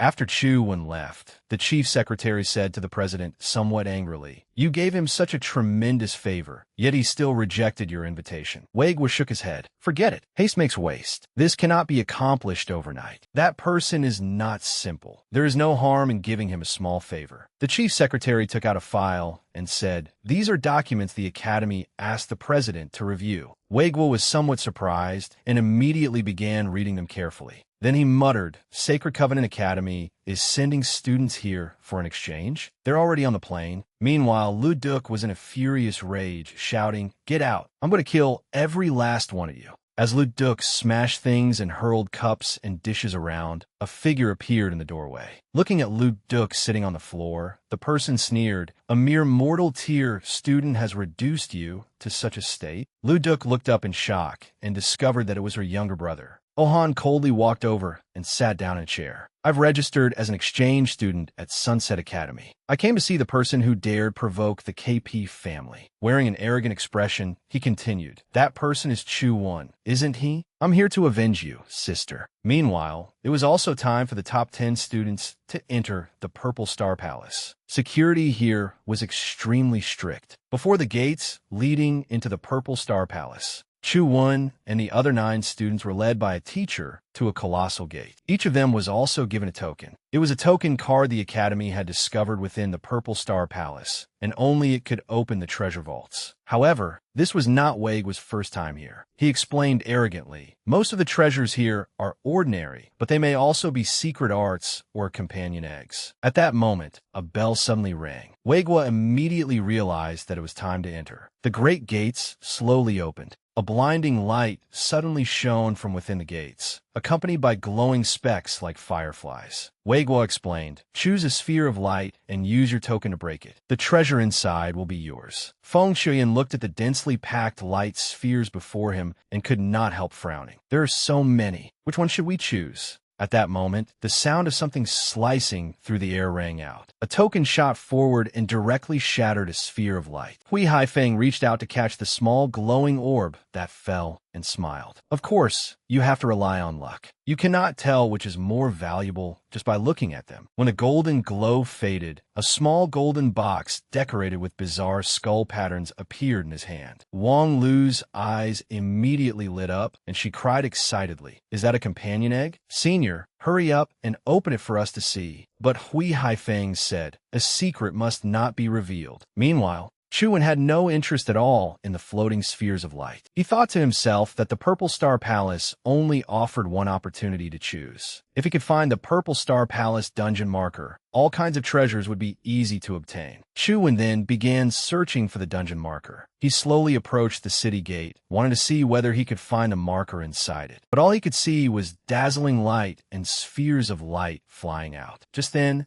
a gentle voice suddenly spoke. "Don't go any farther. The gate has swallowed countless powerful people. If you do not wish to die, you had better stay away." Chu Wen felt somewhat regretful upon hearing this. He clicked his tongue and was about to give up when he turned to look at the light spheres floating around him. He could only choose a treasure first and preserve his life. He began seriously considering the treasures, but he truly had no idea which one was best. At that moment, Wang Lu spoke up as well. Want me to choose one for you? Chuan was slightly surprised. Little Lu? Sure, sure. But have you already chosen one? When he saw Wang Lu holding a companion egg as large as a planet, he was secretly astonished. Too lazy to think further, he hurriedly handed his token to Little Lu. However, Little Lu did not seem to intend to choose carefully. Without even looking, she threw the token like a spear toward the floating spheres of light. In the end, she chose something extremely mysterious for him. Although he did not know what it was, it looked like something good. Not long afterward, Chuan returned to his room and opened the mysterious box. Inside was a strange magical lamp. Chuan's face immediately darkened. Disappointed, he thought, what did I think it was? It's just Aladdin's lamp. As he rubbed the lamp, his thoughts wandered. Could it be that rubbing it would make it shake and summon a genie? Sure enough, after he rubbed it several times, the lamp suddenly spat out a small flame. Chuan stared blankly at the sudden flame. Then the patterns on a magical lamp lit up and began to spin. A beautiful woman formed from flames emerged in a twisting shape from within the lamp, suddenly appearing and wrapping herself tightly around Chuan. Chuan's will was extraordinarily firm, but when he sensed that something was wrong, he discovered that his body had already been controlled by a powerful force. It was clearly the work of that mysterious lamp, drawing people into a state of intoxication. Then Chuan's left hand suddenly began moving on its own, rising and falling as though it were performing a fan dance. Chuan's entire body lost control and began dancing as well. Realizing that he was dancing, he immediately felt rather embarrassed. At that moment, he looked like a professional dancer, his body moving as though following a rhythm, every motion incomparably graceful. As Chuan's dance grew faster and faster, the primordial energy that had been circulating automatically through his body gradually slowed. Chuan silently analyzed the situation. So these dance steps were intended to guide the primordial energy within his body into forming a new circulation. This meant that the dance was actually another primordial energy art. At that moment, the violent primordial energy within Chuan's body continued to circulate madly. Suddenly, a voice echoed repeatedly, "Gods who defy me shall be slain. Immortals who defy me shall be punished." A vision appeared of gods bowing their heads before someone. The mysterious person immediately spoke. "I do not wait for divine words, nor do I await immortal children." The voice possessed terrifying magical power, yet also made Chuan's blood boil, as though something were surging intensely within his heart. The voice kept whispering in Chuan's ear, making him feel extremely uncomfortable. He had no idea what exactly he was seeing. It was as though Chuan had fallen into a space from which there was no return, muttering, "The era of the immortal maiden." Chuan suddenly felt his consciousness sinking into the bottom of the sea, descending without end until it was completely swallowed by darkness. Only after a deep sleep did Chuan slowly open his eyes. The truth-listening beast and the plant and fairy were watching him anxiously. Chuan sat up, stroked the two little creatures, and asked, "Why did you two come out on your own again?" Suddenly, he relaxed and felt completely comfortable. It had been a long time since Chuan had slept so well. Previously, strange voices had always appeared in his dreams whenever he slept, but now those voices had vanished. Just as Chuan was about to stand up and lowered his palm, his body shot upward with explosive force, and his head smashed through the ceiling, embedding itself deep in the concrete. The truth-listening beast and the plant and fairy were also utterly shocked by the sight. Chuan coughed several times amid the concrete fragments, then suddenly froze. Looking at his hands, he muttered, "I only gave a slight push, yet I smashed through the ceiling. Why has my strength suddenly increased so much?" At that moment, Jing had just finished bathing and was still naked. When she saw Chuan sprawled on the floor, she immediately froze in place. Coming to her senses, she screamed in embarrassment and fury.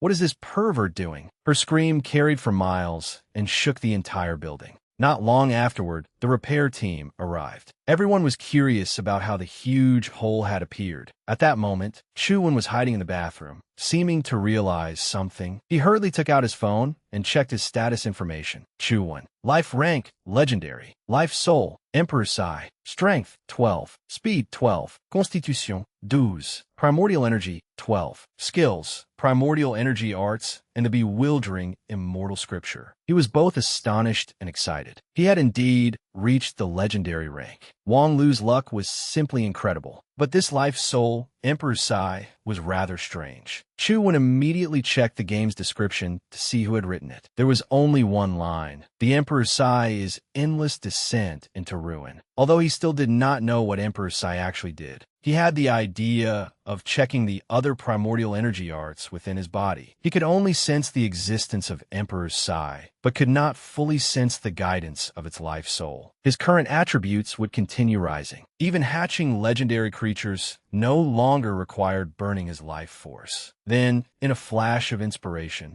Chu Wen suddenly sensed that the other primordial energy arts in his body could connect with one another. He calmed himself and began circulating his primordial energy. On the character screen, Emperor Sai disappeared and was replaced by a life soul called Eightfold Prajna. Eightfold Prajna could greatly strengthen the body, significantly improve physical constitution, and vastly enhance recovery ability. Next, Chu Wen switched to the Tao Body Life Soul, which transformed into the Tao Body Life Soul. Tao Body could greatly strengthen primordial energy, allowing it to recover rapidly within seconds. The ancient sovereign scripture produced the ancient sovereign life soul, which could enhance all attributes and create strange transformations of power. Finally, there was the great demon god chronicle life soul. It slightly increased all attributes and possessed the special ability to fly through space. When using the demon god chronicle life soul, he could directly levitate and move freely through the air. Chu Wen thought to himself that the first order of chaos probably did not manifest a form, since it was not among the 4 attributes enhanced upon reaching the legendary rank. It seemed to have undergone no changes. At that moment, Chu Wen was so excited that he cursed aloud. Damn! Unlike Emperor Sai, which he could not fully sense, every primordial energy art copied from the bewildering immortal scripture, except for the first order of chaos, had formed an independent life soul. It was time to return there and explore it properly. This time, Chu Wen went hunting in the ant nest. He headed directly into the depths of the ant tunnels without stopping. The black ants clinging to the tunnel walls discovered the intruder and immediately rushed forward to attack. The flying ant and lotus ant continuously used their primordial energy arts to protect Chu Wen's game character. However, at that very moment, another swarm of black ants appeared and blocked his path. Chu Wen immediately summoned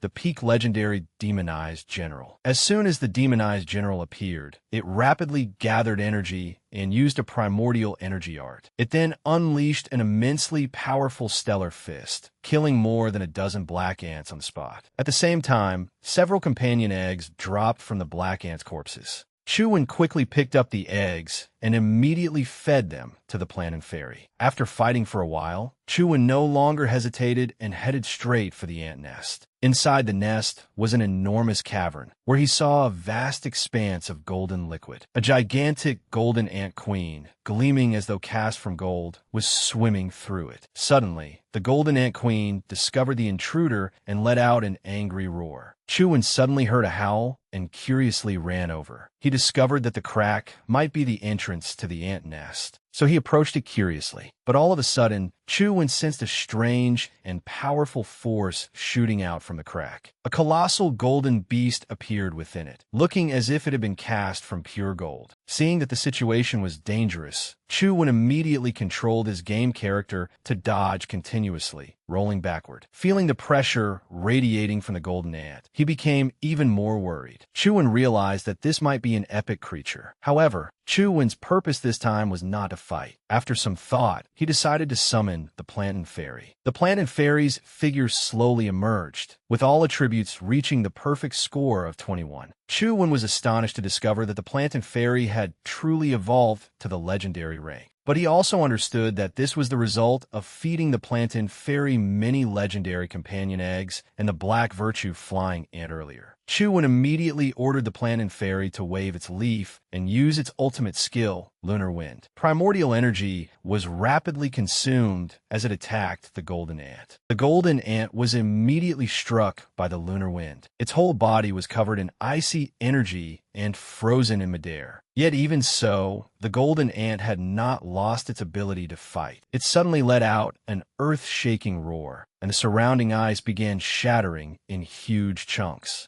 Its massive body then burst out of the ice. The golden ant immediately turned around to search for Chu Wen's whereabouts. By then, Chu Wen's game character had already slipped into the crack. Though he knew that lunar wind could not defeat the ant beast, it had at least held it back long enough to let him enter. But the sight before him was unbelievable. There was no treasure at all, only a lake of viscous golden liquid that looked like molten gold. In an instant, Chu Wen's game character fell into the lake of golden liquid. Chu Wen felt himself gradually sinking. The more he struggled, the deeper he sank. Because of this, he tasted the golden liquid. It was sweet as sugar. The system immediately displayed a notification. Consumed golden ant honey. Primordial energy attribute +1. This left Chu Wen extremely shocked. Golden ant honey could actually increase attributes. At that moment, the golden ant made a loud noise and charged toward Chu Wen at terrifying speed. In an instant, it leaped like lightning straight into the river of honey. The game screen immediately went black. Chu Wen could not help feeling disappointed. He thought, that mouth came too fast. Golden ant honey could directly increase attributes. Although the legendary rank had removed the attribute cap, low-level crystals still provided even better enhancement effects. Thinking of this, Chu Wen resolved that he had to return and take a few more mouthfuls. Moreover, he had also noticed something strange and white above the honey. The following day, a new student suddenly appeared at Chu Wen's academy, making all the female students restless.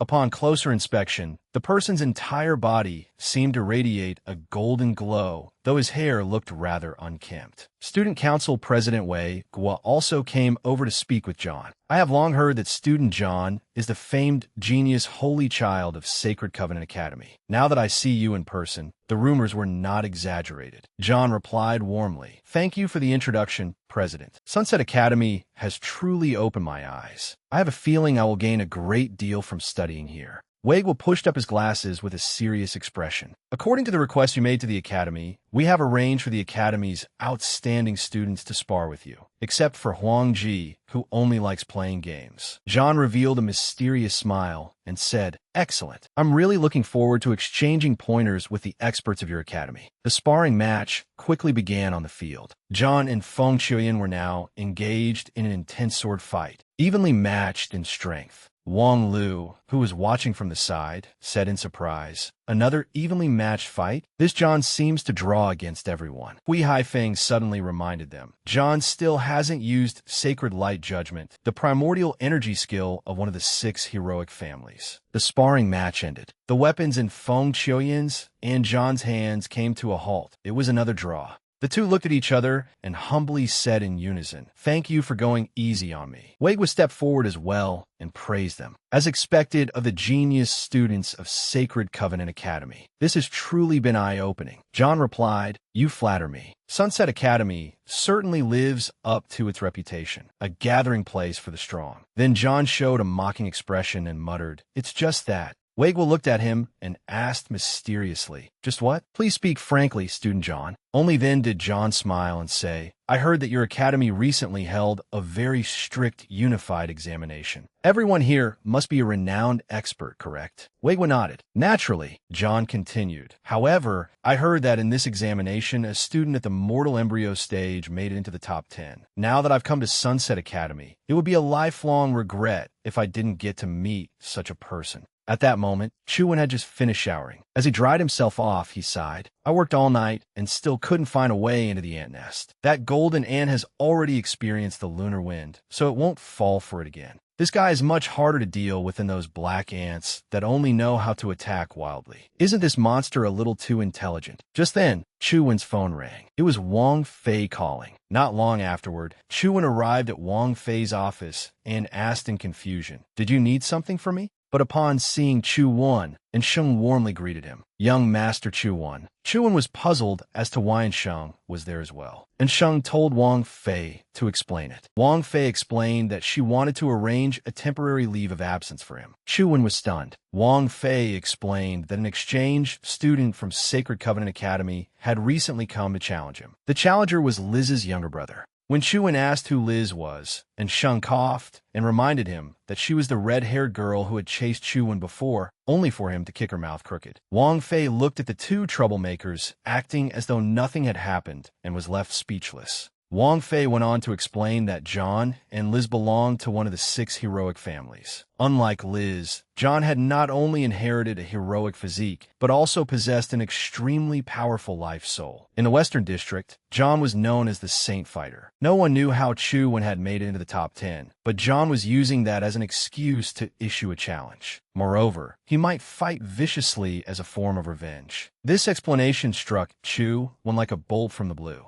Wang Fei added that the Academy had always doubted Chu Wen's ranking, but had not pursued the matter in order to preserve its dignity. If he could not demonstrate his strength, Chu Wen would become the Academy's disgrace, and the Academy would lose all face. She suggested that Chu Wen return to the Yin family, where he could receive the best protection. Meanwhile, John had attracted the attention of many female students ever since arriving. He took advantage of that to accuse Chu Wen of getting into the top 10 through backdoor dealings. The female students thought he had a point and even invited him to hang out with them, but someone nearby could not tolerate it, and Jing directly kicked at his face. John easily dodged. Looking at the shoe, which carried a faint odor, John softly asked, "Oh, what is Missin doing? What do you mean by this?" And Jing frowned and replied, "Aren't you the one who knows best?" "I understand. Missin, you've misunderstood. If Chu Wen is truly one of the Academy's famous ranking experts, then I simply sincerely wish to spar with him." And Jing withdrew her foot and said bluntly, "Then do you dare fight me? Oh, are you defending the Academy's honor? Or are you defending?" John trailed off, then arrogantly pointed and said, "The truth is, Chu Wen has no real ability at all. He used cheating methods to steal everyone's qualification to choose a treasure. Missin, protecting him like this isn't a good look." The moment he said that, it sparked heated discussion among the surrounding crowd. From the very beginning, they had doubted how someone at the mortal embryo stage like Chu Wen could have made into the top 10. Some even wondered whether Chu Wen was not afraid of being expelled. Only then did John begin to sneer. If he didn't cheat, why is he hiding behind Missin? I very much want to spar with Chu Wen and prove his true strength. We'll meet again in 3 days. Suddenly, Chu Wen's voice came from afar. 3 days is too long. Let's do it now. Looking at the figure before him, John smiled. "Oh, and who might this be? You must be Chu Wen." Chu Wen walked up to Njing and stared at John with a serious expression. Njing turned around and complained to Chu Wen, "What's so great about you? Why are you putting on airs?" This scene made Wang Fei think to herself, "Since this is your decision, it will be a perfect opportunity for me to see your true strength." They then moved to the dueling arena. Flying cameras at the scene were broadcasting the event live. News of the challenge spread throughout Sunset Academy, and curious students packed every entrance. On the arena stage, John provocatively said, "Since this is a battle for the Academy's honor, naturally everyone should witness it. Student Chu Wen, you don't object, do you?" Chu Wen calmly replied, "Do as you please." Li Xian could not help cursing under his breath. This John is far too scheming. Meanwhile, Feng Shuyan was wearing cheering gear, his entire face clearly declaring him to be Chu Wen's most devoted fan. "Coach will definitely win."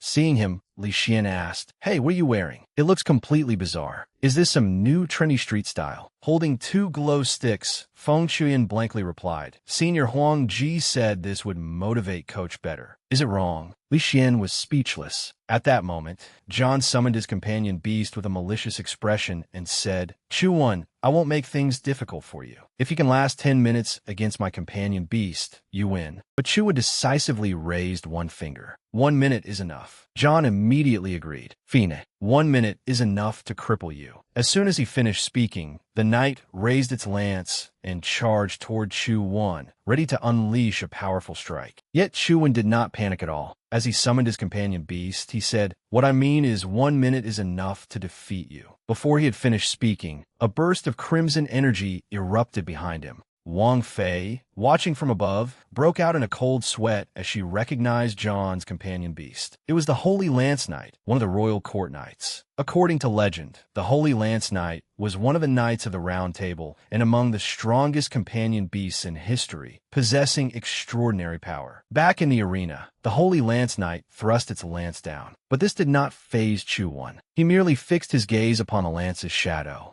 then condensed his primordial energy art into a giant crimson hand that caught the long lance. Next, the mutated, demonized general revealed its true form, its entire body blazing red like a demon, with a robust and muscular build. Then the mutated, demonized general swung its arm, knocking the Holy Lance Knight several meters back. Li Xian immediately shouted excitedly, "Old Chu, that's incredible. When did you tame this thing?" At the same time, Jing was so shocked that she broke into a cold sweat. She could tell that this demonized general was far from ordinary. Compared with the demonized General Chu when it fought before, the aura and oppressive presence it radiated clearly showed that it was a top-tier legendary mutant. Even John could not help saying in surprise, "I didn't expect it to block the Holy Lance Knight's attack." The two battle beasts then charged at one another like whirlwinds. In an instant, their lances clashed violently. The impact was so powerful that it tore through the air with a thunderous explosion. Then the two figures repeatedly charged and attacked, neither gaining the upper hand. Li Xian immediately shouted in excitement, "Great! At this rate, he can definitely hold out for 1 minute." But John looked astonished. Why can't the Holy Lance Knight defeat him quickly? Then he sneered, "Humph. But if you think you can keep holding on like this, you're gravely mistaken." John immediately activated the Holy Lance Knight's life soul, Knight's Oath. The stronger the summoner, the stronger the Holy Lance Knight would become. With its power surging, the Holy Lance Knight rapidly charged at the mutated demonized general. Its Holy Lance emitted a dazzling golden radiance,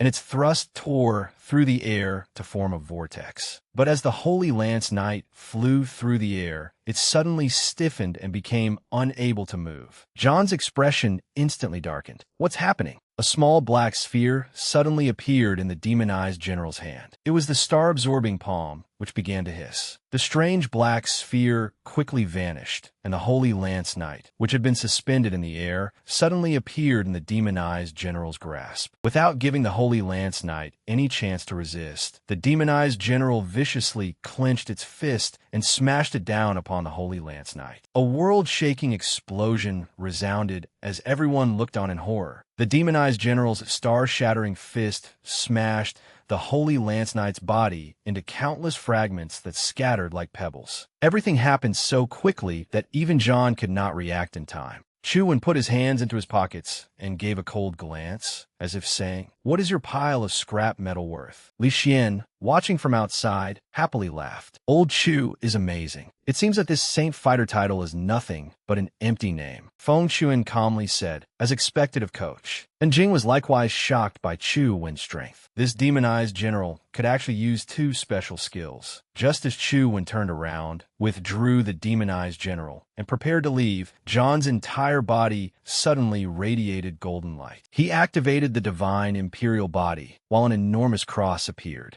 John stared at Chu Wen and said, "Chu Wen, I acknowledge your strength. We should have a real duel, not end things so casually." But Chu Wen flatly refused. "You lost. Since you lost, there's no need to continue." Li Xian angrily chimed in, "That's right. You lost, but refused to admit it. You really don't know your place." John took out a golden sword-shaped companion egg and said unwillingly, "I wager my honor and the rebel knight companion egg, which inherited Lancelot's power." Chu Wen stopped walking. "Fine, I accept. How do you want to fight?" Hearing this, Li Xian immediately panicked. Old Chu, have you lost your mind?" John roared, "It's very simple. Take the strongest inherited ultimate of our K family, Sacred Light Judgment." As soon as he finished speaking, a golden light suddenly gathered around John, transforming into a giant angel that enveloped his whole body. A strange light emerged from the angel's hands, forming an enormous holy sword that slashed down toward where Chu Wen stood. Li Xian sprang to his feet in horror, his face drained of color. "Old Chu," John laughed triumphantly. "Ha ha, you overestimated yourself." But just then, a loud explosion rang out. A blade of lunar wind pierced through John's Sacred Light Judgment. The Sacred Light Judgment instantly shattered, and John was swallowed by the lunar wind, swept into the storm in utter terror. When the lunar wind dissipated, John had been frozen into a huge block of ice. Holding a 6 jade fan, Chu Wen coldly said, "You lost, John.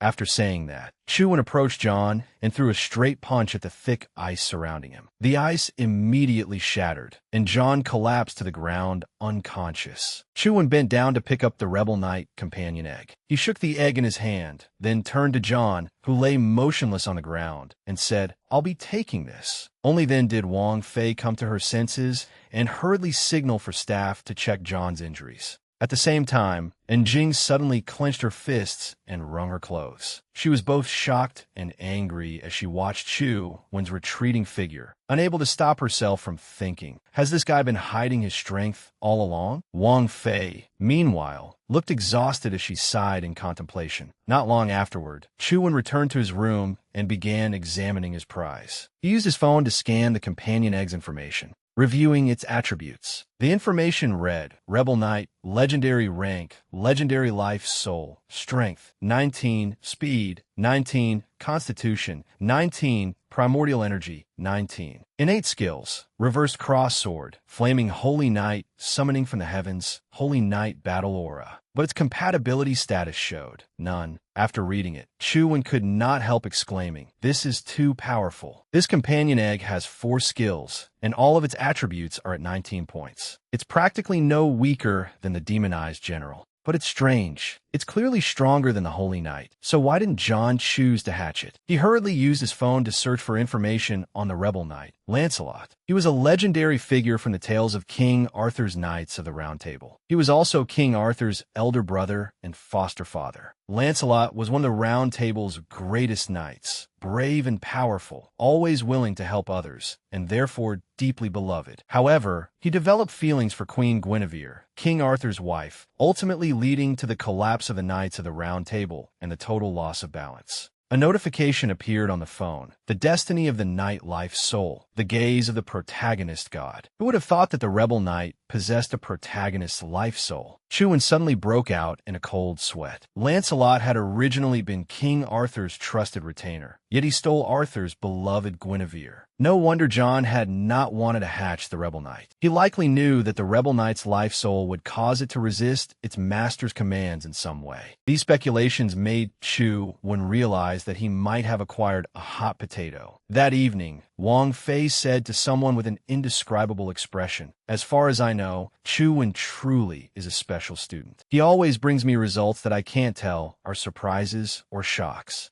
But if Chu Wen truly is an uncut gem, I think only you can polish him." After hearing this, the mysterious person in the cave laughed loudly. "Ha, he sounds like quite the troublesome student, but you can handle it this way." Wang Fei thought for a moment before replying, "That works too." Chu Wen's victory over John mainly depended on powerful external companion beasts, but I'll arrange things according to your suggestion. After finishing matters with Wang Fei, the mysterious person ended the call, then grabbed an iron chain and jumped directly into the bottomless cave. The next morning, sunlight streamed through the window. Chu Wen impatiently answered his phone. "Hello, who is it?" "It's me. You finally answered," Li Xian said anxiously. "Old Chu, stop sleeping. Did you see the assignment Wang Fei just gave us? The Forbidden City seems to possess some mysterious power that cuts off all contractual connections. Within the Forbidden City, it is impossible to summon dimensional creatures in any form. The Forbidden City was a place deep underground. At that moment, Chu Wen and Li Xian were fighting a legendary bronze, auspicious beast. Beautiful patterns gleamed across the bronze creature's body. Chu Wen was struggling in the close combat fight, actively moving to dodge the bronze auspicious beast's lethal bite. At the same time, Li Xian was also at a disadvantage. They could only defend and could not attack. After fighting for a long time with no result, the bronze auspicious beast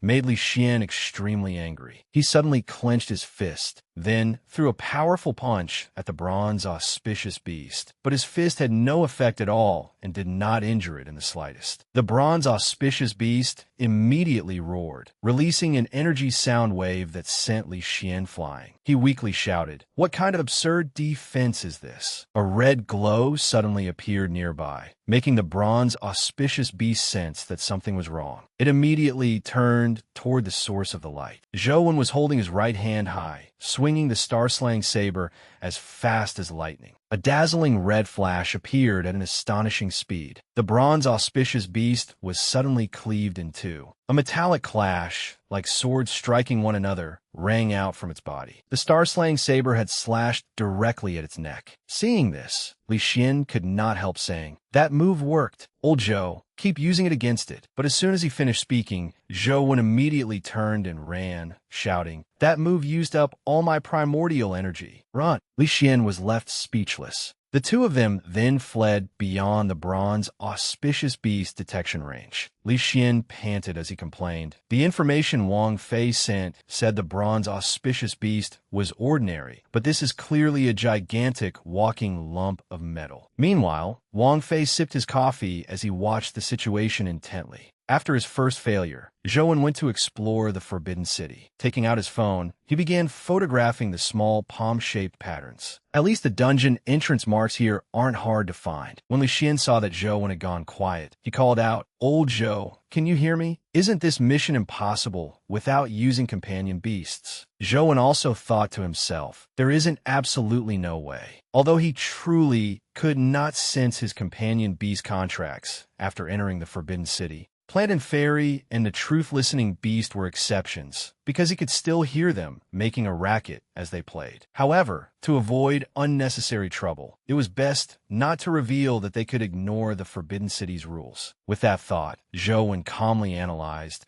the bronze auspicious beast's defense is indeed astonishing, but it isn't entirely invincible. As long as it has a weakness, we can find an opportunity to defeat it. Hearing that, Li Xian began thinking as well. That may be true, but this mission is still absurd. With our legendary rank strength, we can barely handle it. But if ordinary students go in, wouldn't even a minor mistake get them killed? There has to be something suspicious going on, right? Zhou suddenly turned around and said, "It's fine. I'll definitely find a way for every student in our class to pass." Li Xian dismissed it. "Old Zhou, since when did you become so kind-hearted?" Before he could finish, Zhou continued, "Then I can sell it for a good price and use the money to support Senior Huangji." Li Xuan instantly understood. How could someone named Zhou possibly be that kind-hearted? A while later, Zhou returned to his room. Exhausted, he drank an entire bottle of blood-replenishing tea from a table. The table was also piled high with research materials about some problem.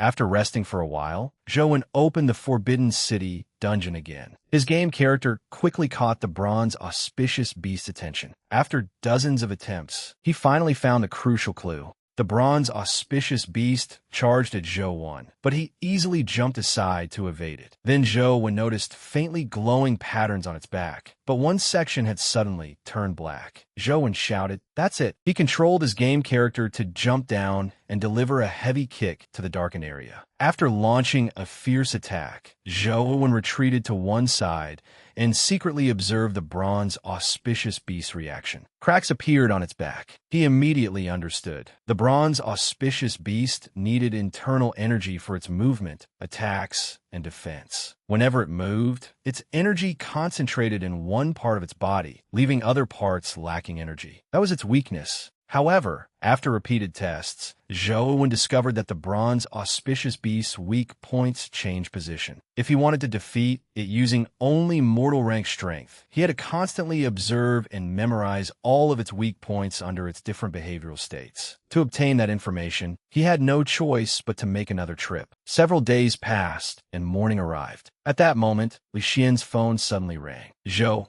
had unexpectedly sent him an attachment. Li Xian, his face covered in injuries, froze when he saw it. "WH, what is this? You're done already." He hurriedly called Zhou. Zhou was still fast asleep when Li Xian's call woke him. Li Xian immediately shouted, "Old Zhou, I beat it!" Looking at the bronze auspicious beast's corpse, now reduced to a pile of scrap metal, Li Xian excitedly yelled, "Old Zhou, you're incredible. Following the instructions you sent, I actually took down that monster by myself. How can you be so amazing? Hey, tell me, those 20 pages you mentioned, I understood every bit of them. And you were absolutely right." Zhou cursed inwardly, "Go to hell. These past few days, I've been a living punching bag for the bronze auspicious beast, until I'm ready to throw up. Then he replied, forget it. Although it only uses mortal rank techniques, this guide is enough to deal with the bronze auspicious beast. How much do you think we can sell it for? Li Xuan Lo Wa Pili. Haha, no problem at all. I guarantee I'll make you enough money to buy a villa, a supercar, and beautiful women. Afterward, their business plan was put into action at school. A female student looked at the guide in confusion and asked,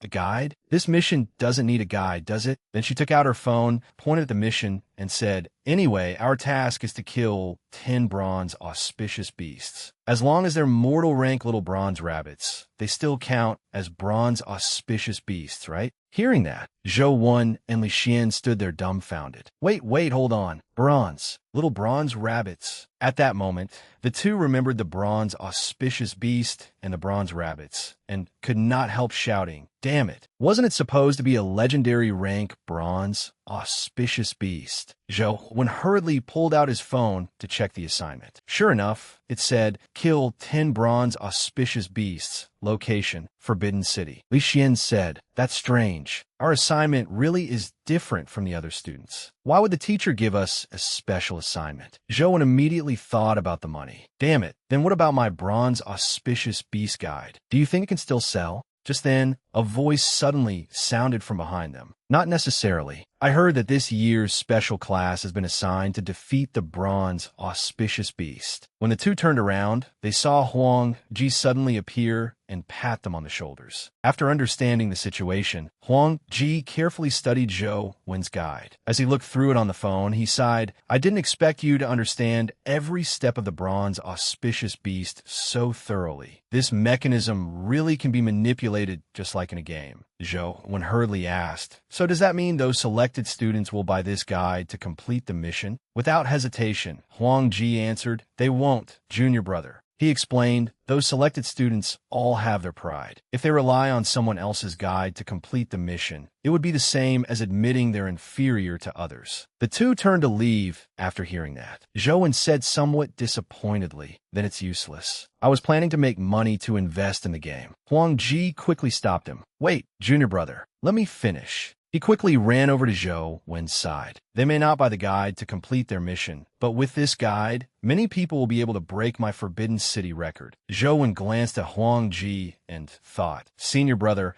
why are you always so obsessed with setting records everywhere?" Huang Ji smiled and explained, "Of course it's to make money. Among those selected students, some are competitive and will aim for the speed rankings." Zhou Wen thought to himself, speed competition? I almost forgot about that. Back at Lotus Cave, Feng Chuyen and Little Deer had competed in speed before. Just as Zhou Wen was thinking, a pair of large hands silently reached around from behind him. He turned around to see Feng Chuyen suddenly grab Zhou Wen tightly and say, "Coach, I finally found you." Zhou Wen was startled by this action and had no time to react. Feng Chuyen promptly dragged him away, laughing loudly as he went. "Coach, it's time for class." Zhou Wen hurriedly grabbed his pants and shouted, "Wait, my pants are about to fall down." Li Xian was rendered speechless by the sight, while Huang Ji grinned, raised his phone, and shouted, "Junior brother, leave selling the guide to me." Not long afterward, Feng Chuyen dragged Zhou Wen to the school training ground. Feng Chuyen respectfully said, "Coach, I've comprehended the mind's eye that you taught me." Zhou Wen's face immediately darkened as he cursed inwardly. What mind's eye? When did I ever say that? Seeing that Zhou Wen remained silent, Feng Chuyen closed his eyes and entered a combat stance. "Coach, please inspect my results." As soon as he finished speaking, a flash of light suddenly appeared. Feng Chuyen drew his saber so quickly that no one could see it clearly, like an incredibly mysterious bolt of lightning. Zhou Wen's reaction had kept up as well. The instant Feng Chuyen drew his saber, Zhou Wen retreated.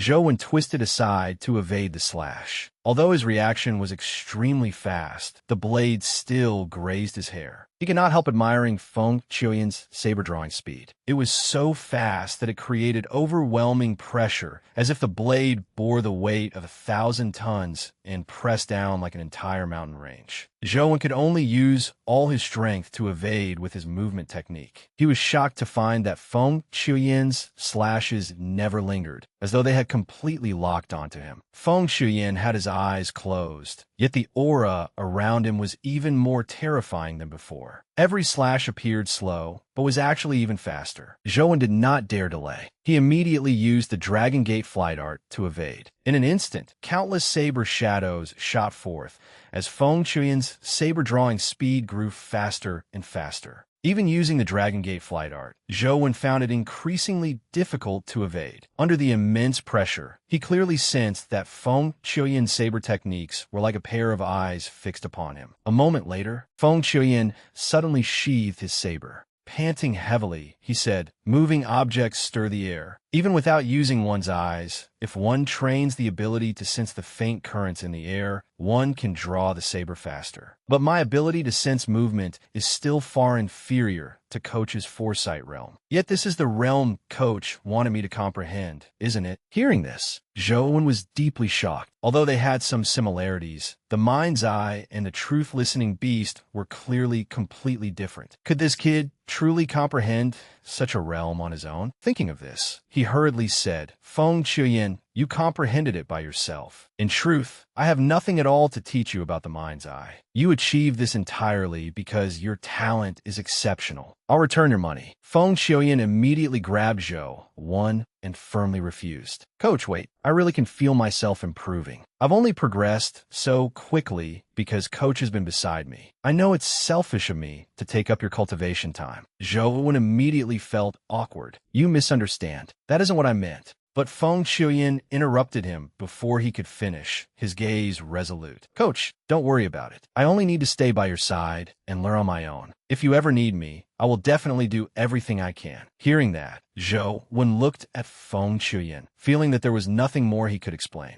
Suddenly, Feng Chuyen began to cry, thinking to himself, as expected, Coach has always been silently demanding that I train strictly and diligently. Sobi. A while later, Zhou finally returned to his room. He took off his outer coat and noticed Old Ram looking through a photo album. "Old Ram, I bought your food and put it in the kitchen while I was at it." However, Old Ram seemed not to hear him. He continued gnawing on a carrot and staring at the photo before him. It was a picture of Zhou's father and Zhou as a child. After staring at it for a long time, Old Ram suddenly took a bite of his carrot and muttered, "So it was Zhou Lingfeng." Zhou, who was preparing to change clothes in his room, was startled when he heard the faint voice. He turned around and saw that the room was as quiet as ever. He could not help wondering whether he had misheard or hallucinated. It seemed as though someone had just called his father's name. Zhou did not dwell on it. As usual, he opened his phone. This time, he opened the ant nest dungeon and quickly ventured deep into its interior.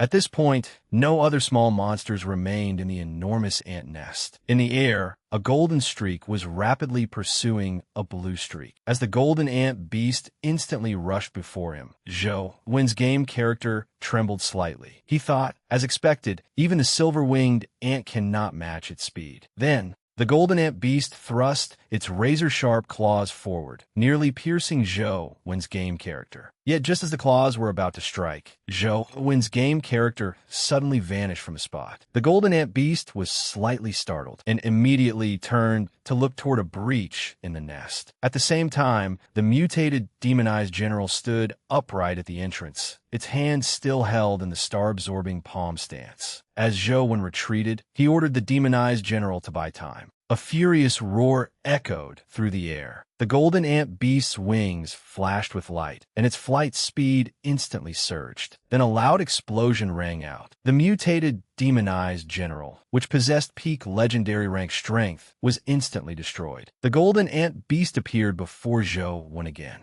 Zhou immediately realized that the situation was bad. It truly was an epic rank creature. The gap in strength was far too great. But he was unwilling to give up the golden ant honey, so he immediately summoned Planet Fairy's companion form. Without hesitation, Zhou raised his hand and unleashed a solar wind strike, consuming all the primordial energy he had gained after advancing to the legendary rank. The solar wind he released was even more terrifyingly powerful, its force nearly overturning the entire area ahead. Yet the golden ant beast's speed and reactions were a level higher. Just before the solar wind hit, it tilted aside and perfectly evaded the attack. Zhou inwardly knew this was bad and cursed. Damn it, it dodged again. Isn't it just a sip of honey? This giant ant beast is way too stingy. Just as Zhou thought he was about to be killed, he saw the golden ant beast suddenly dive toward the white hive. Zhou fell downward, utterly baffled. What is this? Why did it fly back? Then a deafening explosion rang out. The golden ant beast suddenly halted, its entire body radiating a strange golden light as it directly withstood the solar wind. The golden ant beast was actually protecting the enormous white hive behind it. Zhou could not help wondering, is it protecting that hive? Then this is the best opportunity. Without wasting any time, he jumped into the pool of golden ant honey, opened his mouth wide, and greedily gulped it down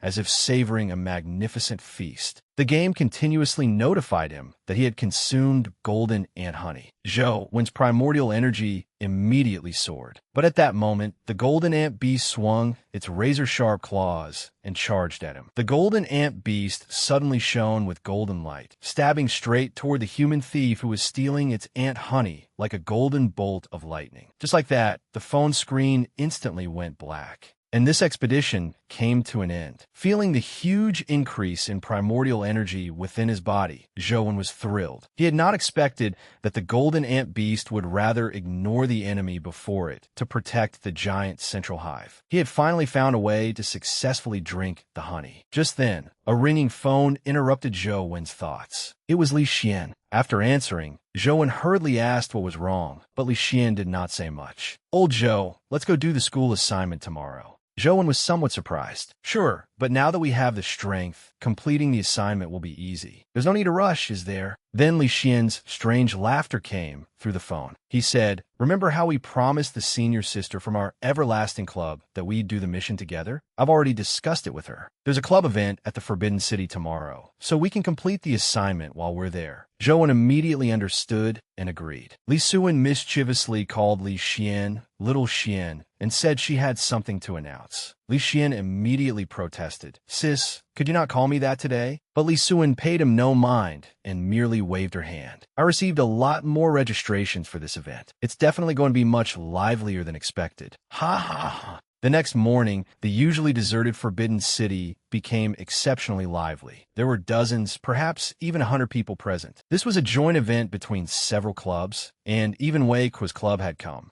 Seeing Hai Feng and Wei Kuo each leading a group of people, Zhou could not help sighing. There are so many people. Hai Feng broke the silence first. "What are the Exchange Club and the Student Council doing here? Could it be that Senior Wei Kuo wants to use some scheme to take over as Student Council President by winning people over?" Hearing that, Wei Kuo immediately snapped back. "Every one of you from the Great Sea Club is a troublemaker who ignores the school rules. The only reason I came is to watch." Watching the two of them bristle at each other, Zhou was utterly speechless. He called Wei Yang, who explained with a smile, "They mainly came because of you. Ever since your match with Ohan, you've become very famous." Even Feng Qiuyan and Wang Lu had come. When they saw Zhou, they greeted him warmly. As the two approached, Zhou asked Feng Qiuyan in surprise, "Little Lu, you two came too?" Li Xian immediately explained with a grin, "Because these two are new members of our Xianwen club." Zhou then leaned close to Li Xian and hurriedly asked, "How did you trick them into joining today?" Li Xian answered confidently, "Calling it tricking them sounds awful. I only told Feng Qiuyan that you were a member of the Xianwen club too, and he joined, mainly so he would have a chance to see you. As for Wang Lu, she joined voluntarily because she thinks she can ride your coattails. You understand, Zhou." Zhou could only be speechless. After arriving at the Forbidden City, the group easily cleared out the relatively simple bronze, auspicious beasts. Even the troublesome student members of the Great Sea Club worked very hard, refusing to be outdone by the girls of the Everlasting Club. Elsewhere, after following Zhou and using his primordial energy to kill a bronze, auspicious beast, Wang Lu could not help praising him to Feng Qiuyan. "Amazing. Zhou's primordial energy has cut the time needed to kill a bronze auspicious beast in half." Feng Qiuyan also sighed. "Coach is truly too strong." At that moment, Zhou went alone to a secluded place. He looked around and sighed. I should still find somewhere without people to play games. Why is life never as one wishes? Suddenly, the mysterious phone in his pocket began to vibrate, startling him. Zhou immediately took out the phone to check it. At that exact moment, the entire Forbidden City suddenly shook violently, making Zhou leap in fright. It was not only Zhou. Everyone was shocked and thought it was an earthquake. But a student suddenly pointed into the distance and shouted, "This isn't an earthquake! Look!" Then a wall suddenly collapsed, and large chunks of stone fell from the ceiling. Once the tremors stopped, a mysterious door suddenly appeared beside Zhou. Everyone stood frozen in place. What is this? Look, there's another space over there. The other students want to go inside and explore, believing there might be treasure hidden within. Li Xian said to Zhou in astonishment. This door clearly isn't marked on the map. But after thinking for a moment, Zhou decided to go in and take a look. After all, the mysterious phone had just vibrated. After going farther inside, Zhou froze. Before him stood an enormous metal wall, completely seamless. The thing was extremely strange, engraved with ancient patterns. Zhou had no idea what it was. Wang Lu walked over to the metal wall and examined it carefully, only to discover that the entire structure was cast from bronze. She silently concluded that something major must be hidden within. Meanwhile, Zhou directly used the demon god skill, stepping through the air to fly up and survey the entire structure from above. After investigating, Zhou could not help sighing. The structure had no entrance or exit at all, not even windows or vents.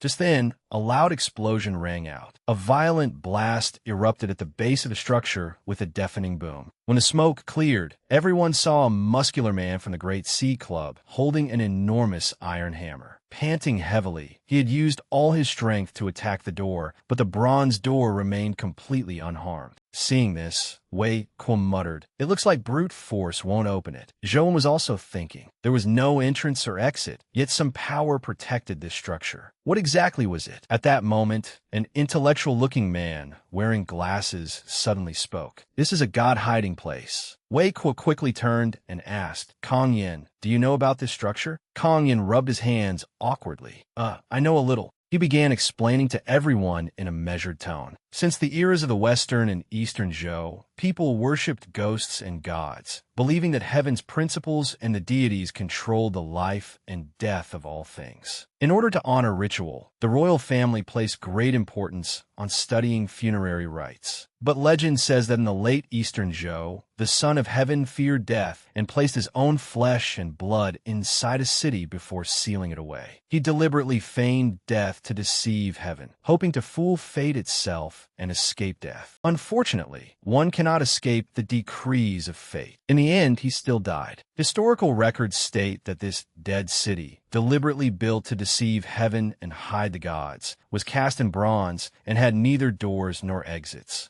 After hearing this, Li Xian laughed. "Hey, little brother, quit beating around the bush. Since you know so much, you must know how to get inside, right?" After thinking for a moment, Kong Yin said somewhat uneasily, "But if this really is the Eastern Zhou dead city, we could try digging beneath the southern wall." After digging for a while longer, they found a gap. A moment later, Kong Yin worriedly said to Feng Shuyan, "They've been inside for quite a while. I wonder if they're in danger." Feng Shuyan calmly replied, "With Coach there, they'll definitely be fine." At this point, Zhou and the others had already gone deep into the dead city. Seeing nothing but emptiness around them, everyone complained, "What is this? Is there really nothing inside?" But there was a dead tree over there. It was the only tree in the dead city, around 20 feet tall, completely black and leafless. Zhou took out the mysterious phone and photographed the strange tree. The phone immediately displayed several words. Downloading. Zhou thought to himself, "It must be because of this tree. This is the first time the phone has reacted to something other than companion beast eggs." Then he turned to Li Xian and asked, "Did you find anything interesting today?" But Li Xian sighed. "There's nothing here except that dead tree." As soon as he finished speaking, the black dead tree suddenly shook, emitting a green glow as countless translucent leaves sprouted from it. The abrupt change stunned everyone. Haifeng and Wei Kuo immediately approached the tree to investigate what had happened. At that moment, a student suddenly pointed in a certain direction. The hat-wearing student explained in panic, "I didn't do anything. I only touched the tree." Then it suddenly turned into this. The originally pitch-black dead tree had instantly become a strange tree brimming with life. A moment later, the strange tree lost all its leaves and branches again, returning to its original form. The Great Sea Club immediately examined the student who had touched the dead tree. After checking him over, a female student from the Great Sea Club said, "It doesn't seem to have any curse or evil aura." The student hurriedly explained that he had not felt anything at the time. He had merely been startled by the light emitted by the tree. Looking at the dead tree, Li Xian wondered curiously, did nothing really happen? Then what was that light? Zhou thought for a moment and shook his head, saying he did not know. Seeing that touching the tree seemed harmless, Wang Lu approached to examine it and curiously reached out to touch the trunk. The instant she touched it, the black tree suddenly glowed a brilliant red. In the blink of an eye, it turned scarlet and grew countless vivid red leaves. Wang Lu said in surprise, "This time it's red?" Li Xian hurried over and asked worriedly, "Are you okay? Do you feel unwell anywhere?" But she said that aside from the tree changing color, nothing had happened. This scene made Zhou speculate. Could it be that the tree changes into different colors, depending on who touches it? Just then, the black tree suddenly emitted a dazzling golden light. The moment Li Xian touched it, it became a golden tree. Zhou turned, intending to warn Li Xian, but he too was left speechless. After that, everyone became curious and wanted to try touching the black tree. Some made it turn yellow like Li Xian's, while others produced blue, purple, and all sorts of other colors. Seeing this, Zhou could only take out his phone and sigh as he watched the screen continue to display downloading. The download seemed even slower than before, leaving him puzzled. Several hours later, Zhou returned to his room. The mysterious phone still lay on the table, displaying downloading. After showering, he looked at the phone and noticed something unusual. So much time had passed since entering the Forbidden City and returning to his room, yet it was still downloading. It seemed he could only wait for it to finish. Zhou sighed and lay down on his bed. Unable to play games, he went to sleep early for the first time in a long while. At the same time, Tian's voice suddenly rang out in the family residence. "Mom, aren't you really going to reconsider? I believe little Jing can do it." Faced with this question, Ouyang Lan looked at the raindrops outside the window and sighed. The battle for qualification to enter the Holy Land is drawing near. I'm not reassured with Zhou when alone. When the time comes, have Sheng go with him. And Tian frowned again. "Mom, have you really thought this through? Can little Jing really do it? I believe in her. Besides, the list has already been decided. I know you care deeply about Jing, but you must understand her condition. Jing is different from you. She was born with an innate cold body, and we still do not know the cause. Moreover, the cold sickness that comes with her cold body is extremely unstable. This also means her cultivation journey will be much harder than that of ordinary people. That is why I do not support her training in the sun shooting art." Ouyang Lan turned around. Even if little Jing wins and earns the qualification to participate, if anything goes wrong during the inheritance process, even if the possibility is very small, I don't want to lose another important person. And Tian fell silent after hearing this and quietly watched his mother leave. At that moment, Jing had just finished bathing and accidentally overheard their conversation. She bit her lip, feeling unwilling to accept it. It seemed that Jing had made up her mind about something as she turned and left. At that moment, rain was pouring outside. Back at his residence, Zhou had just woken up and hurriedly picked up the mysterious phone, which had finally completed its download. A tree-shaped icon had appeared on the screen, with 3 words beneath it, Dead Man Tree. Zhou frowned when he saw it. Dead Man Tree? Why give it such a creepy name? He then opened the tree icon, and an open space suddenly appeared. At its center grew a black tree identical to the one in the dead city. Zhou could not understand what it meant. It appeared to be the black tree from the dead city, but why had it become a separate dungeon in the phone? What secrets did this tree hold? Just then, urgent knocking suddenly sounded outside his door. When Zhou opened the door, he saw Jing standing there in a thin dress, completely drenched. He froze, and Jing frowned at Zhou and said, "Now, let's begin our duel." Zhou was dumbfounded, his mouth hanging open. He could not understand why Jing had run over in the rain to say something so ridiculous. After letting her inside, Zhou immediately tossed her a blue Gucci bath towel to dry herself. Zhou said coldly, "Go back to your room. I don't remember agreeing to duel you." Besides, your bedroom is upstairs. But Jing objected. You've already reached the legendary rank, and you even have a powerful companion beast. What are you still hesitating for? Zhou explained, and Jing, I know you came because of the qualification to enter the Holy Land, but I have no interest in that qualification at all. If you want it, I can go persuade Sister Lan to give it back to you. Suddenly, Jing looked at Zhou, her eyes full of grievance. I know that even if I defeat you, it won't prove anything. But I'm unwilling. I really can't accept it. Solbi, I risked my life to prove my worth, yet you obtained it so easily and then cast it aside. As someone with the chance to cultivate the sun-shooting art, you don't know how to cherish it. I'm clearly the one who wants to cultivate the sun-shooting art the most, yet I have to endure the pain of this cold body. It's too unfair. Completely unfair. At that moment, Zhou phone suddenly vibrated. Seeing that Li Xian was calling, Zhou was puzzled. But the moment he answered, Li Xian said in panic, Old Zhou, something terrible happened. Among the people who entered the dead city yesterday, several suddenly died this morning. Wang Lu is among them. Zhou immediately went rigid. He and Jing hurried to the lecture hall. Li Xian came running over, panting. Old Zhou, you're here. Li Xian suddenly noticed Jing and asked in surprise, Huh? Your sister is here too. Zhou frowned and asked Li Xian, You said several people who entered the dead city with us yesterday died. Did they die in a dimensional zone? Li Xian answered anxiously, No, they died at school. I heard they suddenly stopped breathing and their hearts stopped beating with no warning at all. I checked the list. Every one of them entered the dead city with us yesterday, and they all touched that black tree. Zhou felt that something was wrong as well. Folding his arms, he asked Li Xian, Didn't you touch that tree too? If some force truly caused this, then you're in danger right now as well. But why? Li Xian clutched his head and trembled. I reported the matter of that tree to the academy.